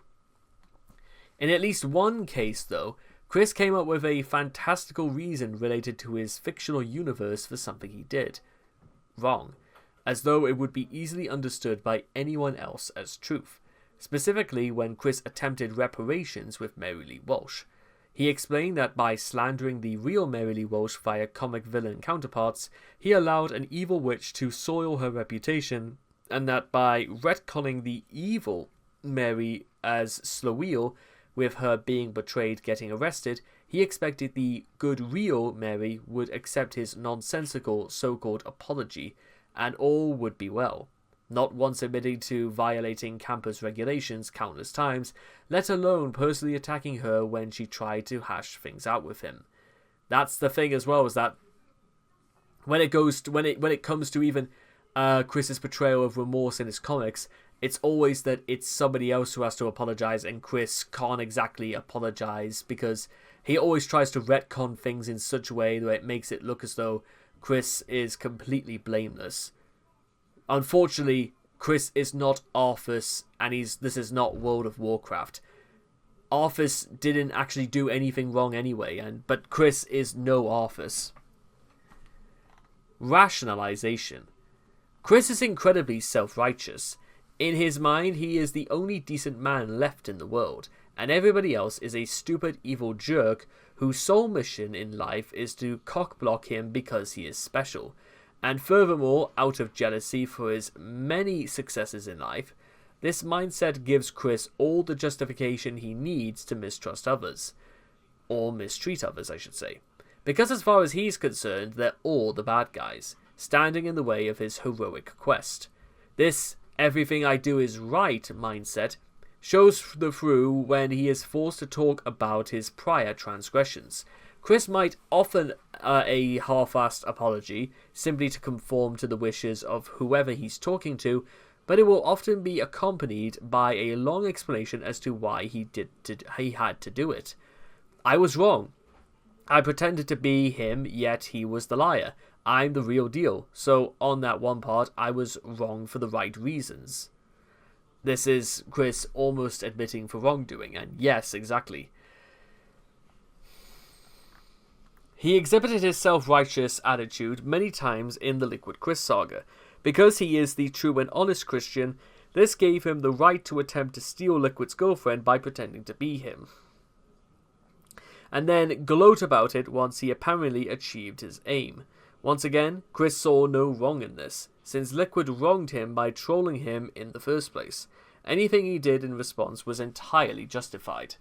Though, as it would later turn out, ego is not the only culprit behind Chris's rationalization deeds that he should be apologetic for.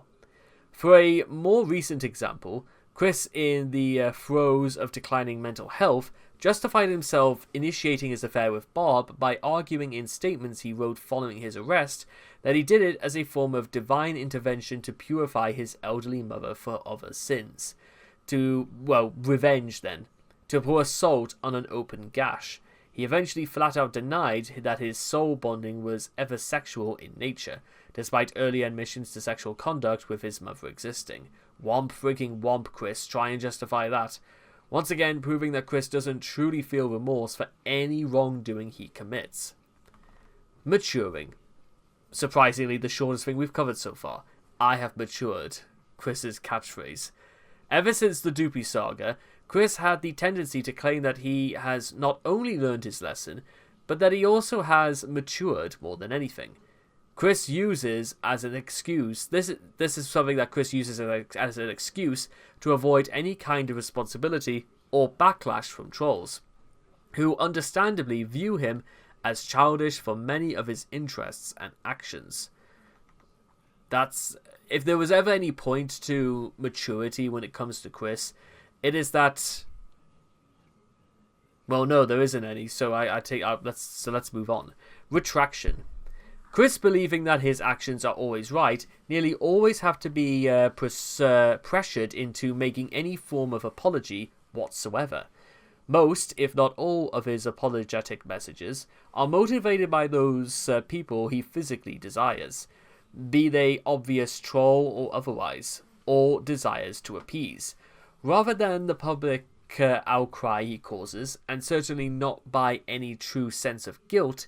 His retraction of an apology is often redundant because nobody believed he was truly remorseful in the first place, and just as hollow as the apology itself, in that Chris is quite happy to lie to save face or to gain something he wants. For instance, Chris finally sincerely apologized to Alec and Mal for his actions towards them on the 2nd of March 2010. However, only a month later, on the 8th of April, he was talking to Jackie, and in an attempt to gain sympathy for her, claimed that Alec was trying to one-up him for months now. When trolls hacked his PlayStation Network accounts, Chris made a near public apology, a blatant attempt to get his PSN account back. The apology was, of course, chock full of lies and insincerity. One of his favourite ways to smite his invisible internet enemies and real-life foes alike is to lay a Kamehameha upon them, thinking that he has powers akin to something more along the lines of Wicca, Voodoo, or Goku from Dragon Ball Z, than with the Christianity he supposedly practices. He only issued the Kamehameha retraction after his latest e-girlfriend told him he shouldn't have used the Kamehameha in the first place. Or even Chris's forgiveness blessings, which is about as fucking pathetic as it sounds. Considering that he quickly returned to his ways of cursing, threatening and insulting his enemies, the sentiment obviously doesn't stick. Nor do people think it sticks when Chris tries to apologize ever, but, consistency. Shifting the blame. When Chris isn't trying to justify the trouble he causes, he usually resorts to blaming other people. The most famous example is him blaming ED for the end of his friendship with Megan, even though it was because of a picture he himself thought up and then drew, and then uploaded to his article. Chris had it literally screamed at him in Mumble Free, but then, as now, he still doesn't know the true reason. The best anyone has ever been able to extract from Chris is that he came on too strong. While technically true, this is a vast understatement that fails to capture the massive amount of fault which lies with Chris. That is to say, all of it. The Wallflower. Chris went to great lengths to keep the knowledge of the Wallflower away from the slanderous trolls of the internet. Good start so far. However, he really wanted to credit her in one of his sycophantic Little Big levels. Chris asked the Wallflower if she thought it would be safe to credit the Wallflower by a ff.net pen name. Wallflower agreed, as she was unable to find any obvious trails leading from her ff.net account to her Facebook account. Unfortunately for both of them, trolls still managed to find a link between the two accounts within 24 hours of Chris dropping her pen name.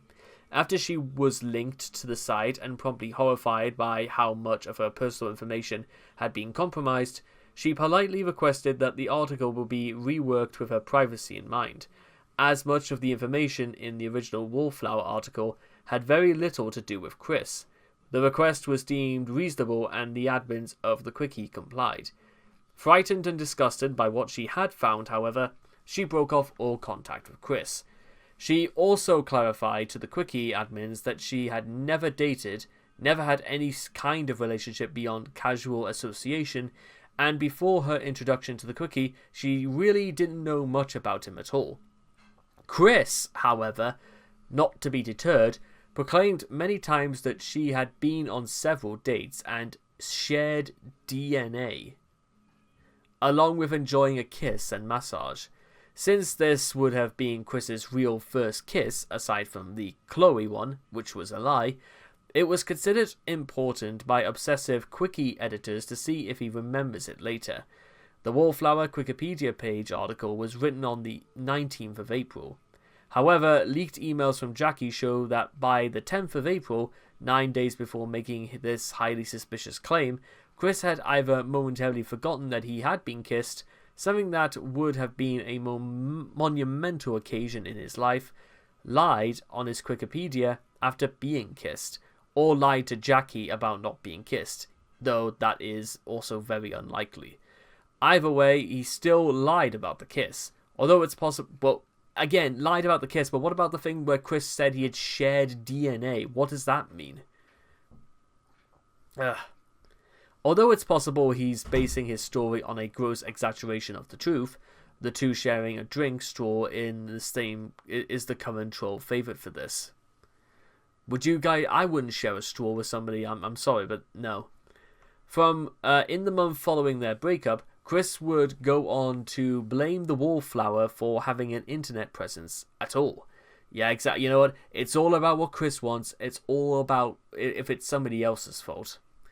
The whole incident was Wallflower's fault for having a Facebook page for trolls to discover in the first place. Why Chris couldn't have just done the right thing and just told the Wallflower about who he really was, but that would mean that, you know, ignorance is bliss in the eyes of Chris. Chris repeatedly insisted that the Wallflower, who was the one who needed to apologize to him, as she had okayed the use of her screen name, despite the fact that putting her screen name in the level was his idea in the first place. More than a year after the debacle, Chris made it obvious that he believes that the person who should apologize to the Wallflower is Sir Shaktito, rather than himself. Forgetting. Aside from directly shifting the blame by lying, Chris has been frequently known to forget important critical details of his life, typically memories that either make him look or feel bad. When Jackie was flirting with him by emails and found out that about the Quickie, she asked Chris about cheating on Ivy with Vanessa, the full details of which are documented right here. Chris, of course, claimed flat out that the whole thing was a troll deception and that Jackie shouldn't believe it. When Jackie informed Chris she had found a video of him admitting it and confessing, Chris claimed to forget this portion. What a surprise. On the 27th of October of 2008, Chris nervously announced that he had found his one true sweetheart, Chloe. Many things immediately leapt out of this as trolls because they accused him of lying, including his previous announcements on an IRC chat.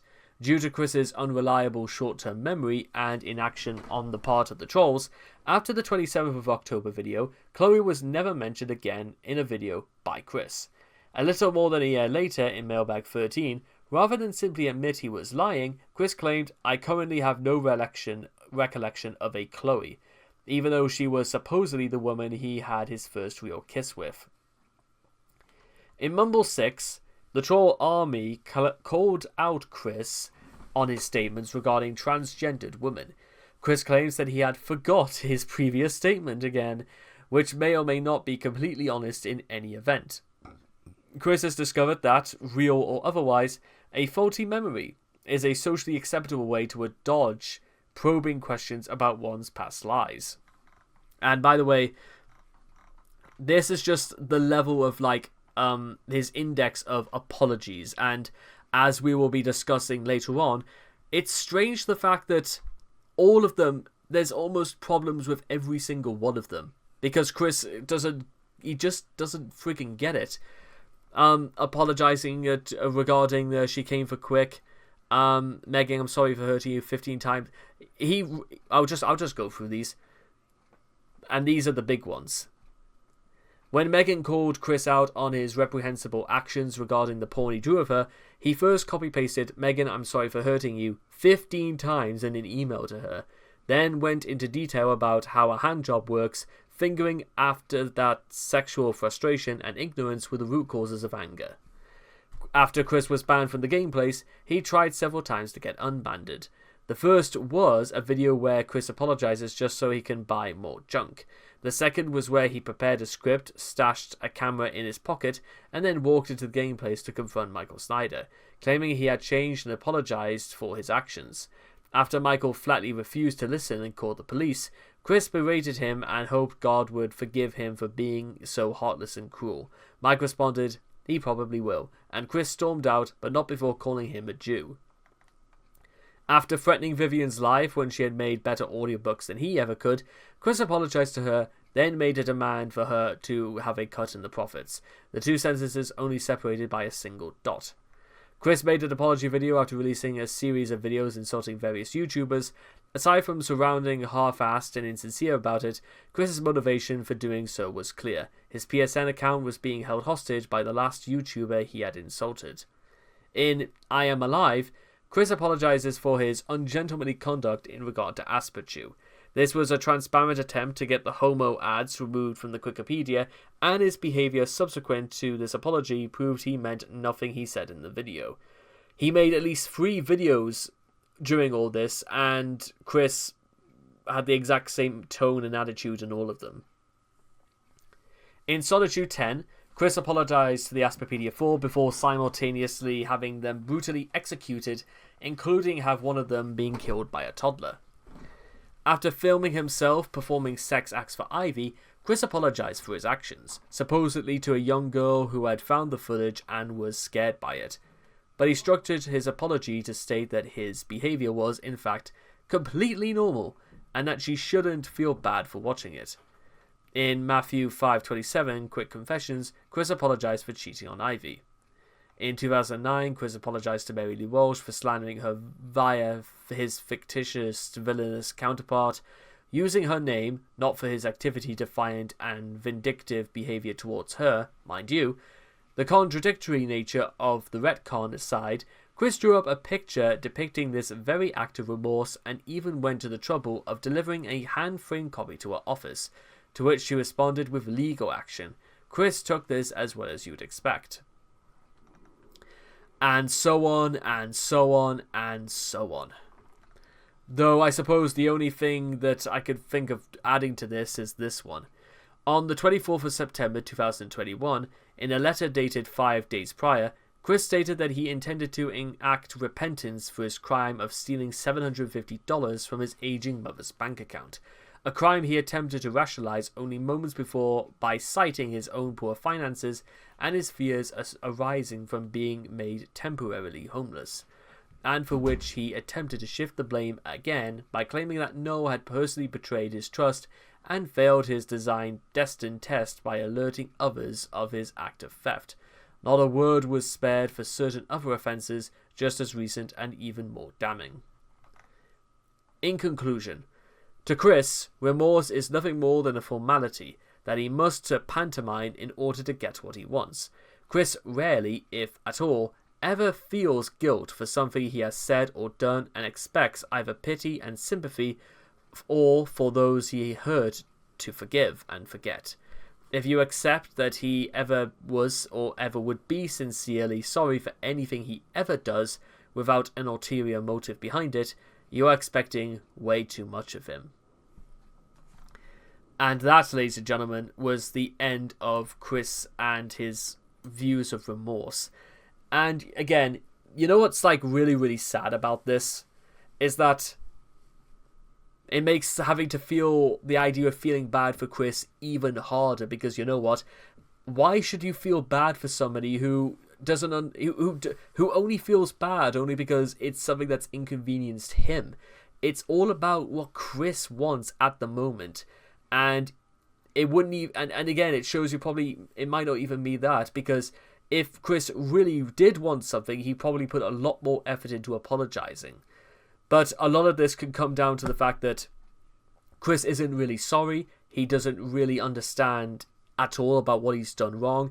It's only if he can be seen to do something good, then therefore he will gain some kind of advantage out of it. But other times, I think it's just because Chris is just a bit of a prick anyway, and most pricks usually don't apologize for stuff like this.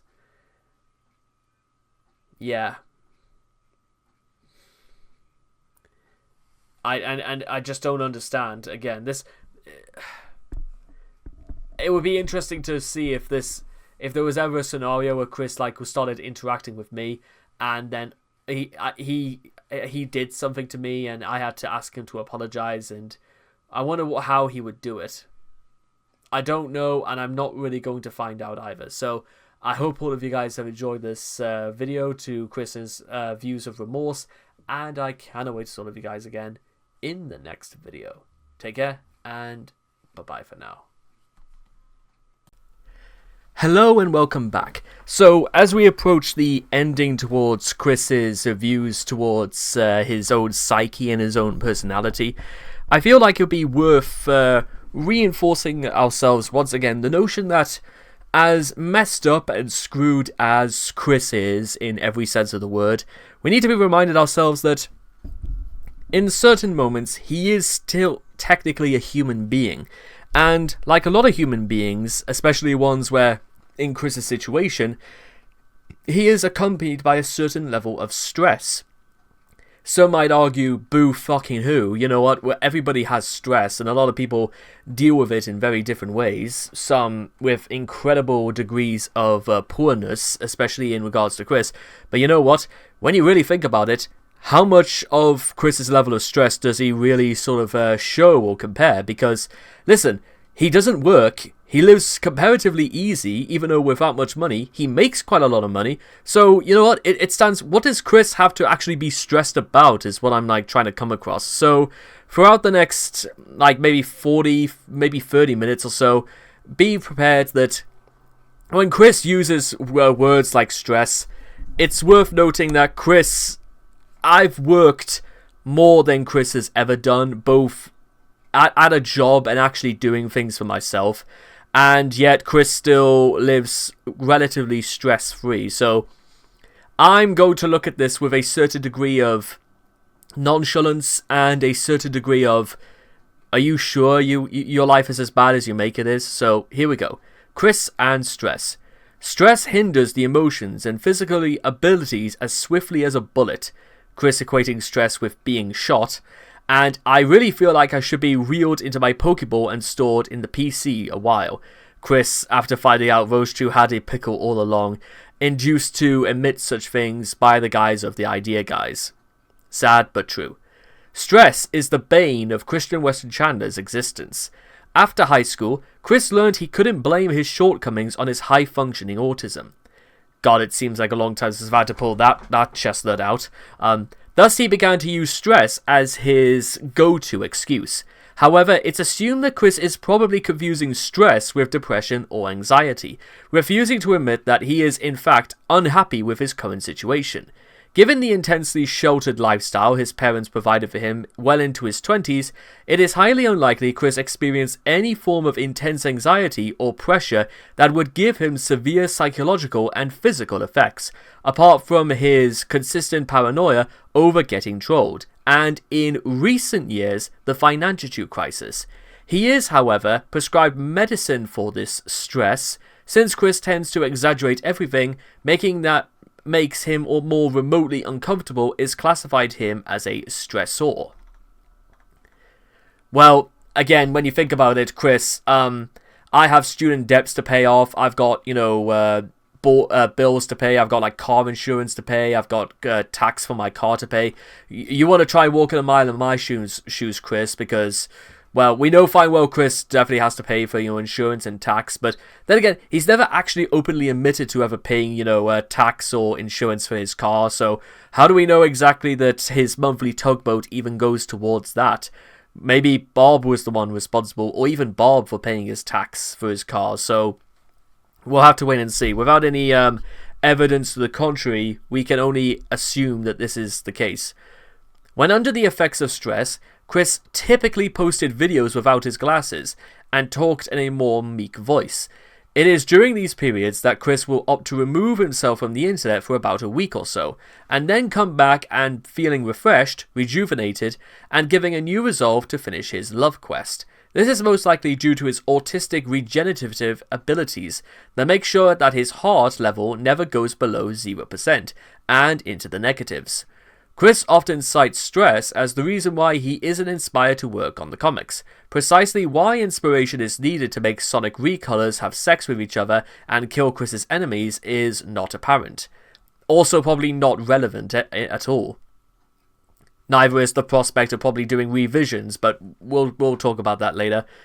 In August 2013, Chris indicated through Facebook that his stress is beginning to take a toll on his health. Given his rather unhealthy lifestyle, it's not unlikely.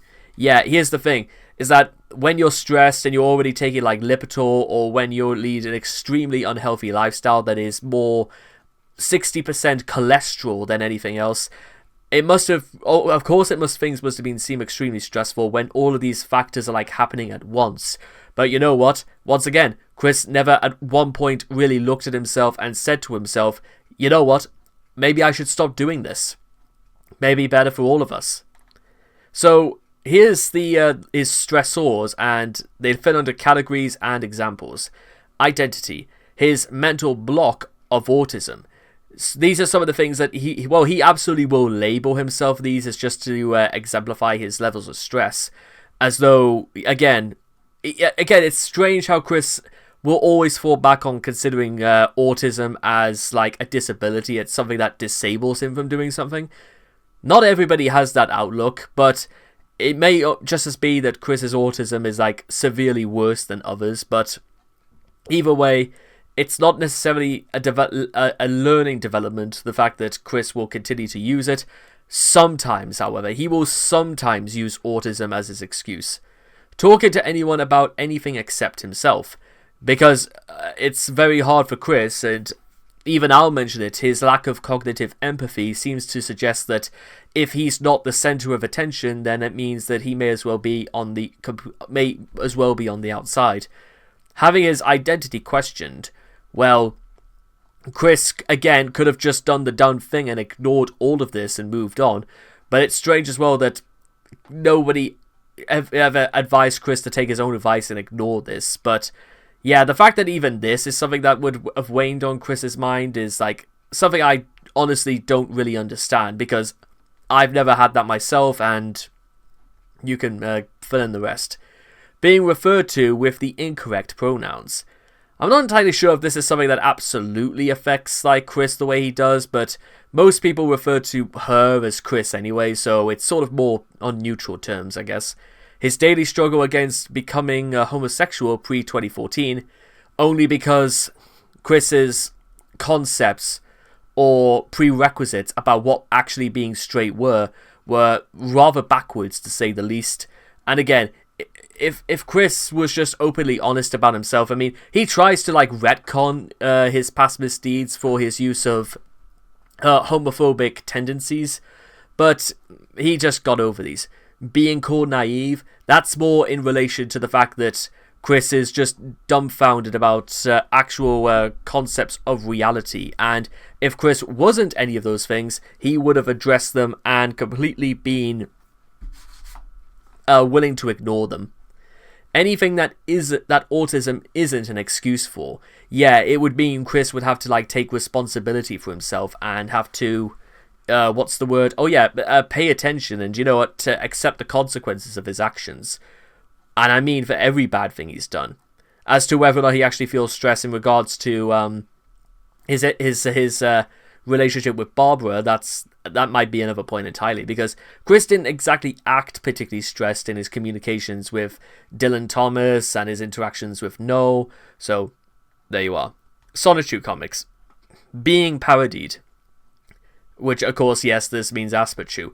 Why Chris would feel the need to autonomize this when we are perfectly well aware of the fact that,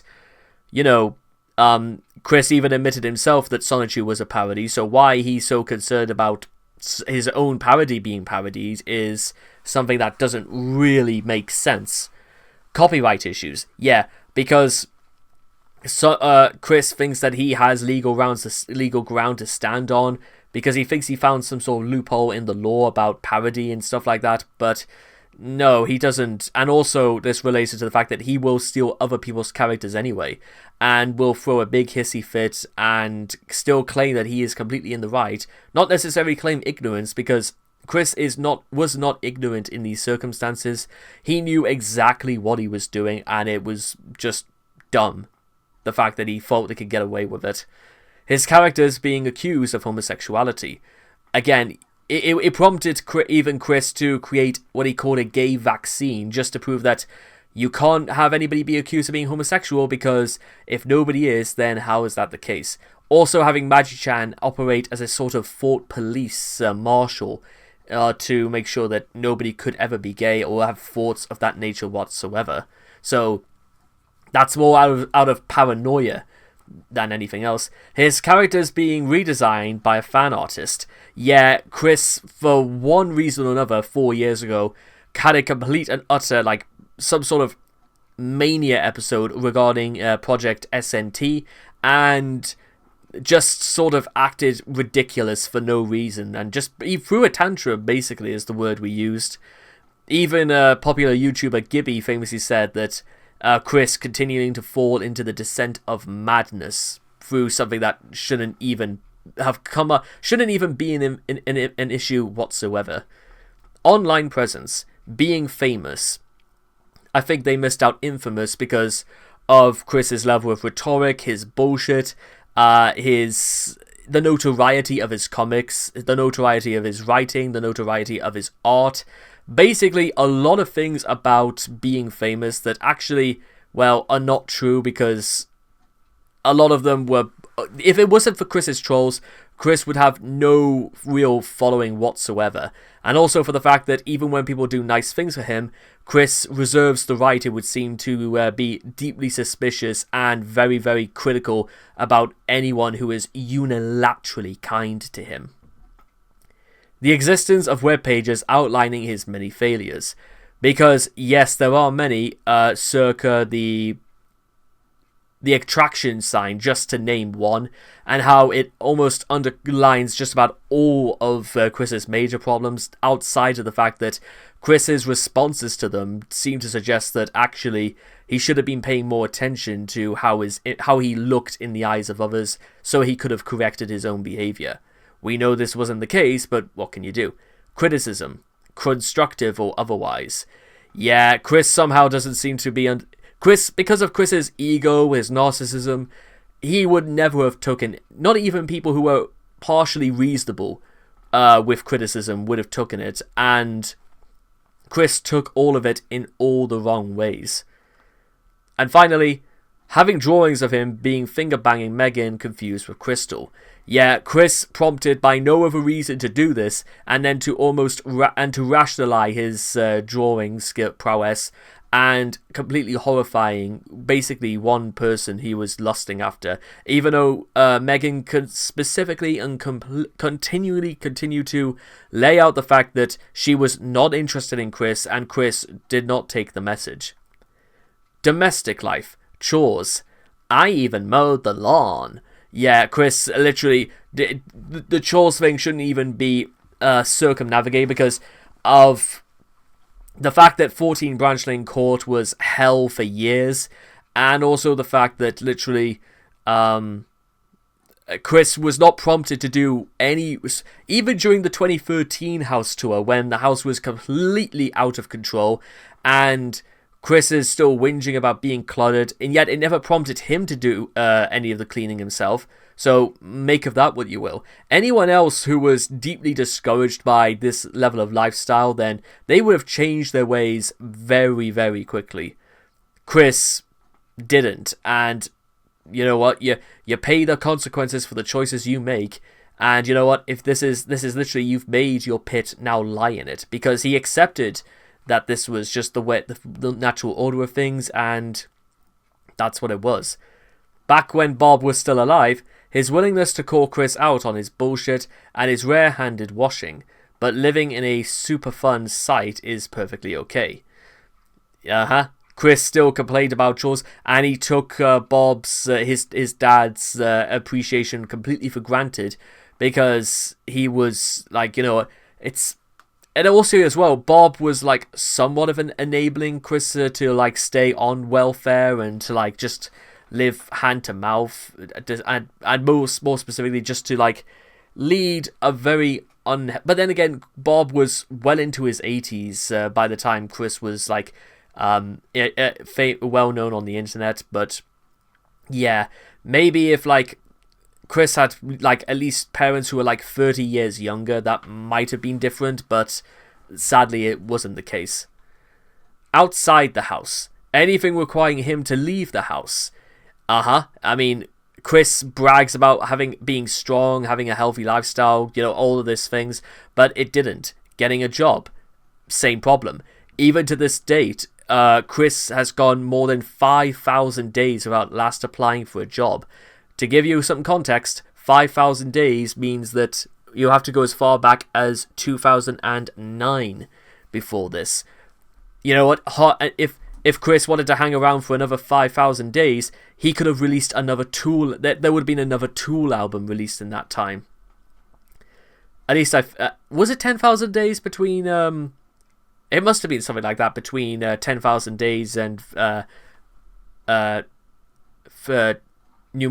can't quite remember what it was called. It was like whatever. Being banned from places he frequents because of behaviors endorsed by Chris that he should have learned to keep in check, because Chris was an adult by that point.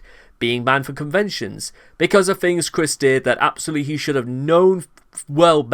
A lot of these sort of like outside the house, they fit under the category of Chris absolutely should have known better than, you know, to do the things he did, because require him to get out of the house, anything to leave the house. And let's not just talk about, you know, moving out of his house, but what about just getting fresh air?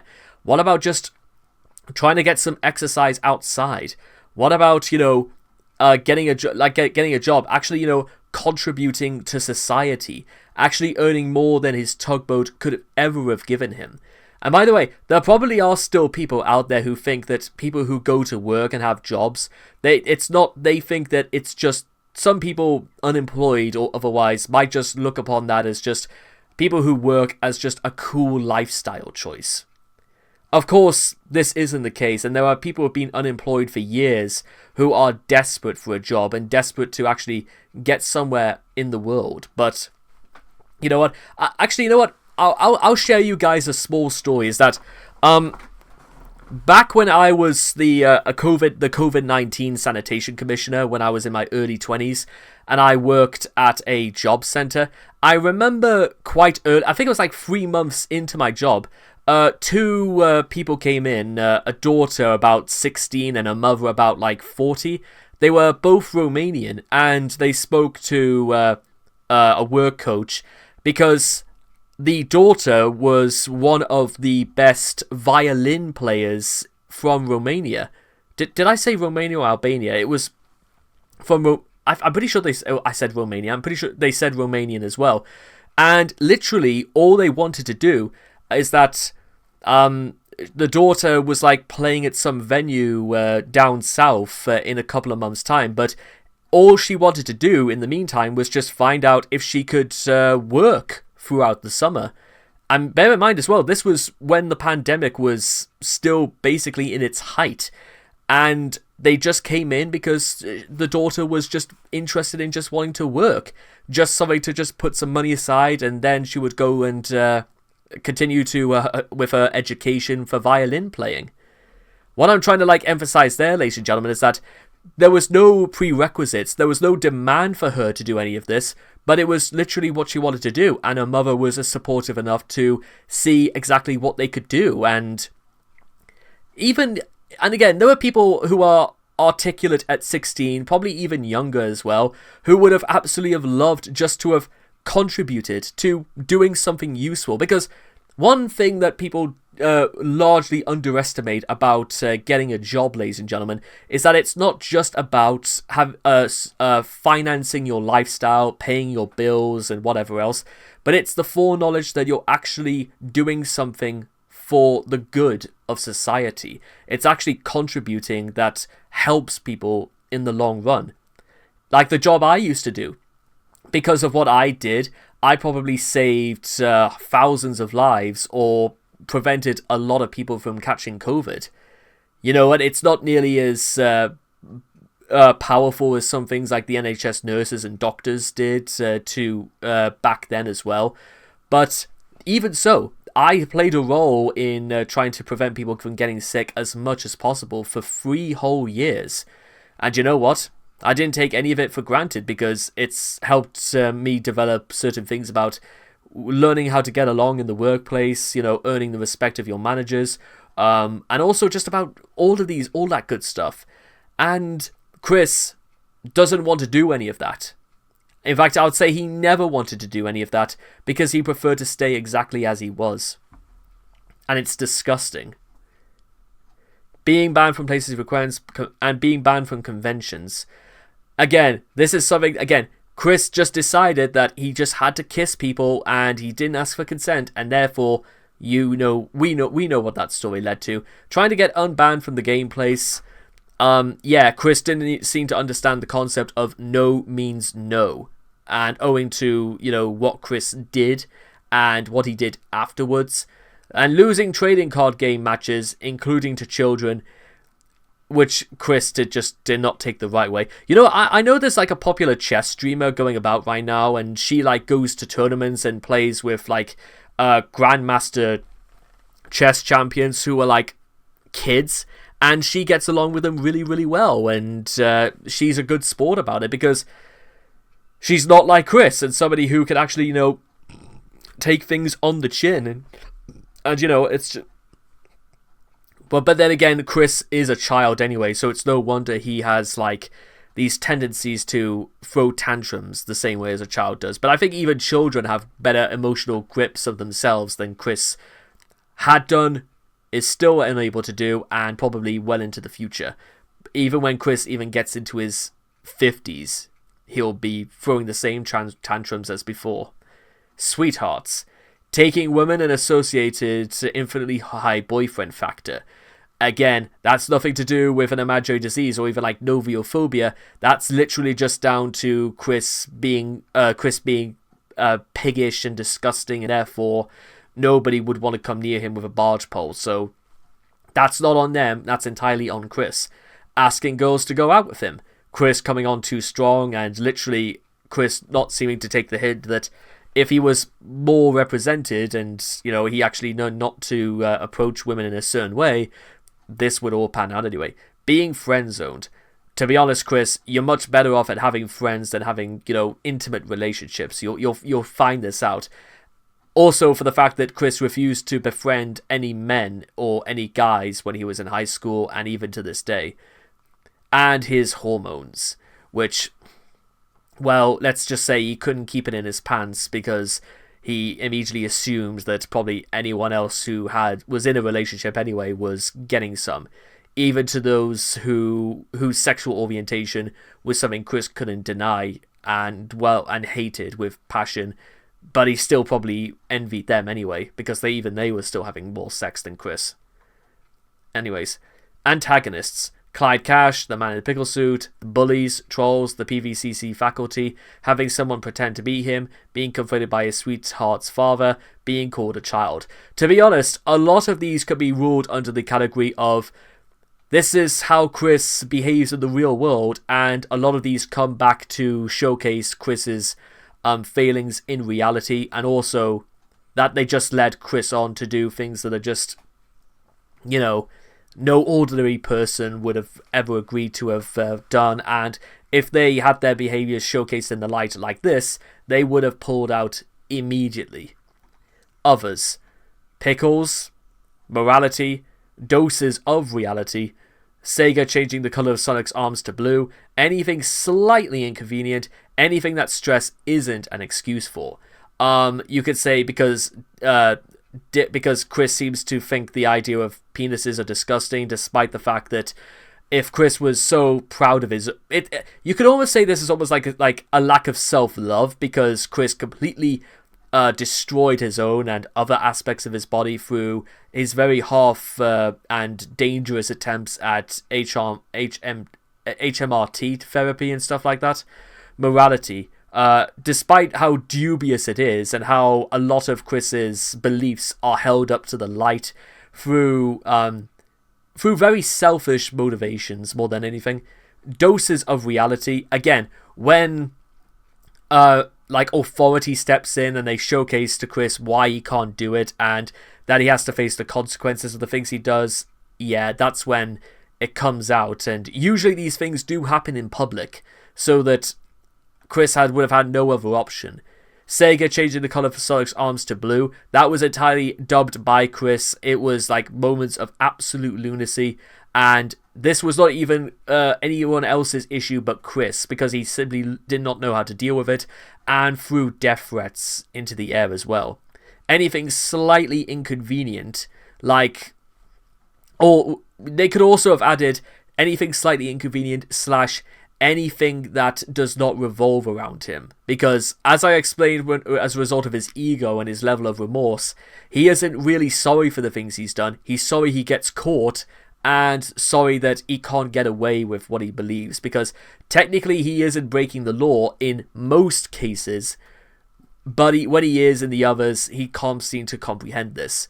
Also, there's a lot of things that people do in the real world that are not particularly very popular, but they still happen anyway, and guess what? They're not particularly very well liked either, so make of that what you will. Anything that stress isn't an excuse for. Although Chris seems to have almost doubled down on this and instead promoted the fact that because the dimensional merge won't ever happen, he'll just simply lay that in with the others. Handling others, or handling stress. Masturbating, which is, it's sort of a thing that quite a lot of people do. In fact, to be honest, if Chris really had to handle it, he could have built up a lot more testosterone in his body, which you could say would have made the satisfaction of masturbating probably a lot better for him. However, again, considering Chris doesn't actually have many things that anyone else in the real world would have dubbed stress or would have learned to deal with, that it wouldn't have worked anyway. You know when your life is bad, when you're masturbating at 3 p.m. on a Friday afternoon because you've literally got nothing better to do with your life. How can you say you're stressed then? Having a sweetheart resent his biological clock. The prospect of having a sex time, playing video games, hiring prostitutes, taking medication, wishing he were in another dimension, switching between souls of Magichan, Sonichu, or Mewtwo to escape conflicts. You might well say that, again, a lot of the first ones are just ways of Chris avoiding reality and trying to come up with his own internal logic that makes his world much easier to live with. Because if I am also being completely honest, I'm gonna have to give a little time out right here, ladies and gentlemen, just for one reason. You know what doing a lot of these readings almost reminds me of? It almost reminds me of 4 years ago, when I was likewise doing a lot, just basically discovering Chris for the very first time. And yes, I wasn't in work either, but I sure as hell put a lot more effort into the things I was doing for YouTube and doing illustrations and doing stuff like that. I put just as, if not a lot more effort into that whilst, looking for work, unlike Chris. And it's almost as if we've almost come full circle a little bit. The fact that here we are talking about this, and 4 years down the line, I'm beginning to realize that, you know what, even I would have looked back on my previous self with a level of disgust for thinking that I still wasn't doing enough. But you know what? As time has gone on, it's not so much that I feel like resentment towards Chris, but it's more rather out of a sense of, why did Chris, at his early age, because remember, I was 22 when I started learning about Chris, and here I sit at 26, and I still think that, you know what, I've still got a lot more to do and a lot more to learn, and Chris doesn't accept would never accept any of those things, because it means a certain level of, self-reflection about knowing just who you are and what exactly you can do to improve yourself. Chris always thought he was perfect, and therefore any resentment towards himself was merely a failure on somebody else's part. So therefore, why question his authority when even now he created an entire pocket of reality in which he could rule and therefore never be questioned by authority or have to deal with the stressors of the real world whatsoever. And 4 years ago, there was a bloody pandemic on, and even I was still very skeptical about it because, caring for my parents' safety and, finding work wasn't easy back then. Things that Chris does when stressed. Shits himself, that's more related to his dreadful diet. Crimes that he commits through really no other logic than, somebody's arms being blue, becoming more productive than usual, when, to be honest, anybody else would have done the complete opposite of this. Rages about his pitiful adult life in YouTube videos, but never actually aspires to be better because that requires too much work. Rages at his mailers, sends death threats, abuses his cameras, crashes into slumber, becoming increasingly homophobic, becoming increasingly racist, sighs excessively, suffers from memory loss, draws hideous hardcore pornography as friends and personas, drinks, attempts vehicular homicide, considers the S word. Which also brings us to, finally, the stress sigh. Also, by the way, in case you were very, very concerned about stuff like this, it should be also worth noting, ladies and gentlemen, that even when Chris says stuff like this, a lot of people are very, very skeptical about whether Chris means it or whether he is, once again, just using it for clout, which is possibly even more disgusting. Because, again, if Chris had the foresight of knowing to improve himself, he would never have to consider this. Now, you may consider that what I said might sound incredibly short-sighted and not particularly very nice in the direction of Chris. However, I will just say this. You know what? As bad as, I've been in situations where things have been bad. Don't get me wrong, ladies and gentlemen. I know those sorts of beats too, but you know what? It didn't stop me from trying. I still believe categorically there is still hope in the world. But the issue is, and I believe that there is hope for other people. But you know what? It's not for me to say to other people that, you know what, I'm going to make your life better for you without you having to do anything about it. It means that, you've got to put in a certain matter of work as well. It's about that level of respect. And Chris, well, again, it didn't stop Chris from continuing to do other things aside, and he didn't contemplate this, when he was with Barbara. Let's be honest, ladies and gentlemen. Are you trying to suggest that because he considered that is why he attempted to do you-know-what to Barbara? Is that, can you blame the door at that? You tell me, because the fact that Chris is still kicking, and the fact that he's still continuing basically as normal, and that he's still making money from merch and from live streaming, you will guess as well as I will that whether Chris is really that bothered about, saying things like this. You should try going to Quickville, by the way, because Quickville actually had a lot of issues he couldn't deal with, and you know what? Quickville, God rest his soul, would be absolutely appalled by, Chris's behavior, and the fact that Chris as well uses this in some way to for people to take him seriously. I think it was disgusting, and the fact that, If Chris really did feel like as bad as this, he would have sought some sort of help, or people would have sought to it to make sure that things were okay, and there would have been outlets and that sort of thing. But again, whether you really think of this, or if Chris is just saying it, it depends. It varies from person to person. We'll just leave it at that. Stress sighing. The stress sigh is Chris's usual reaction to stress. Initially an unconscious coping mechanism, Chris has made habit of directing attention to it in an effort to gain sympathy.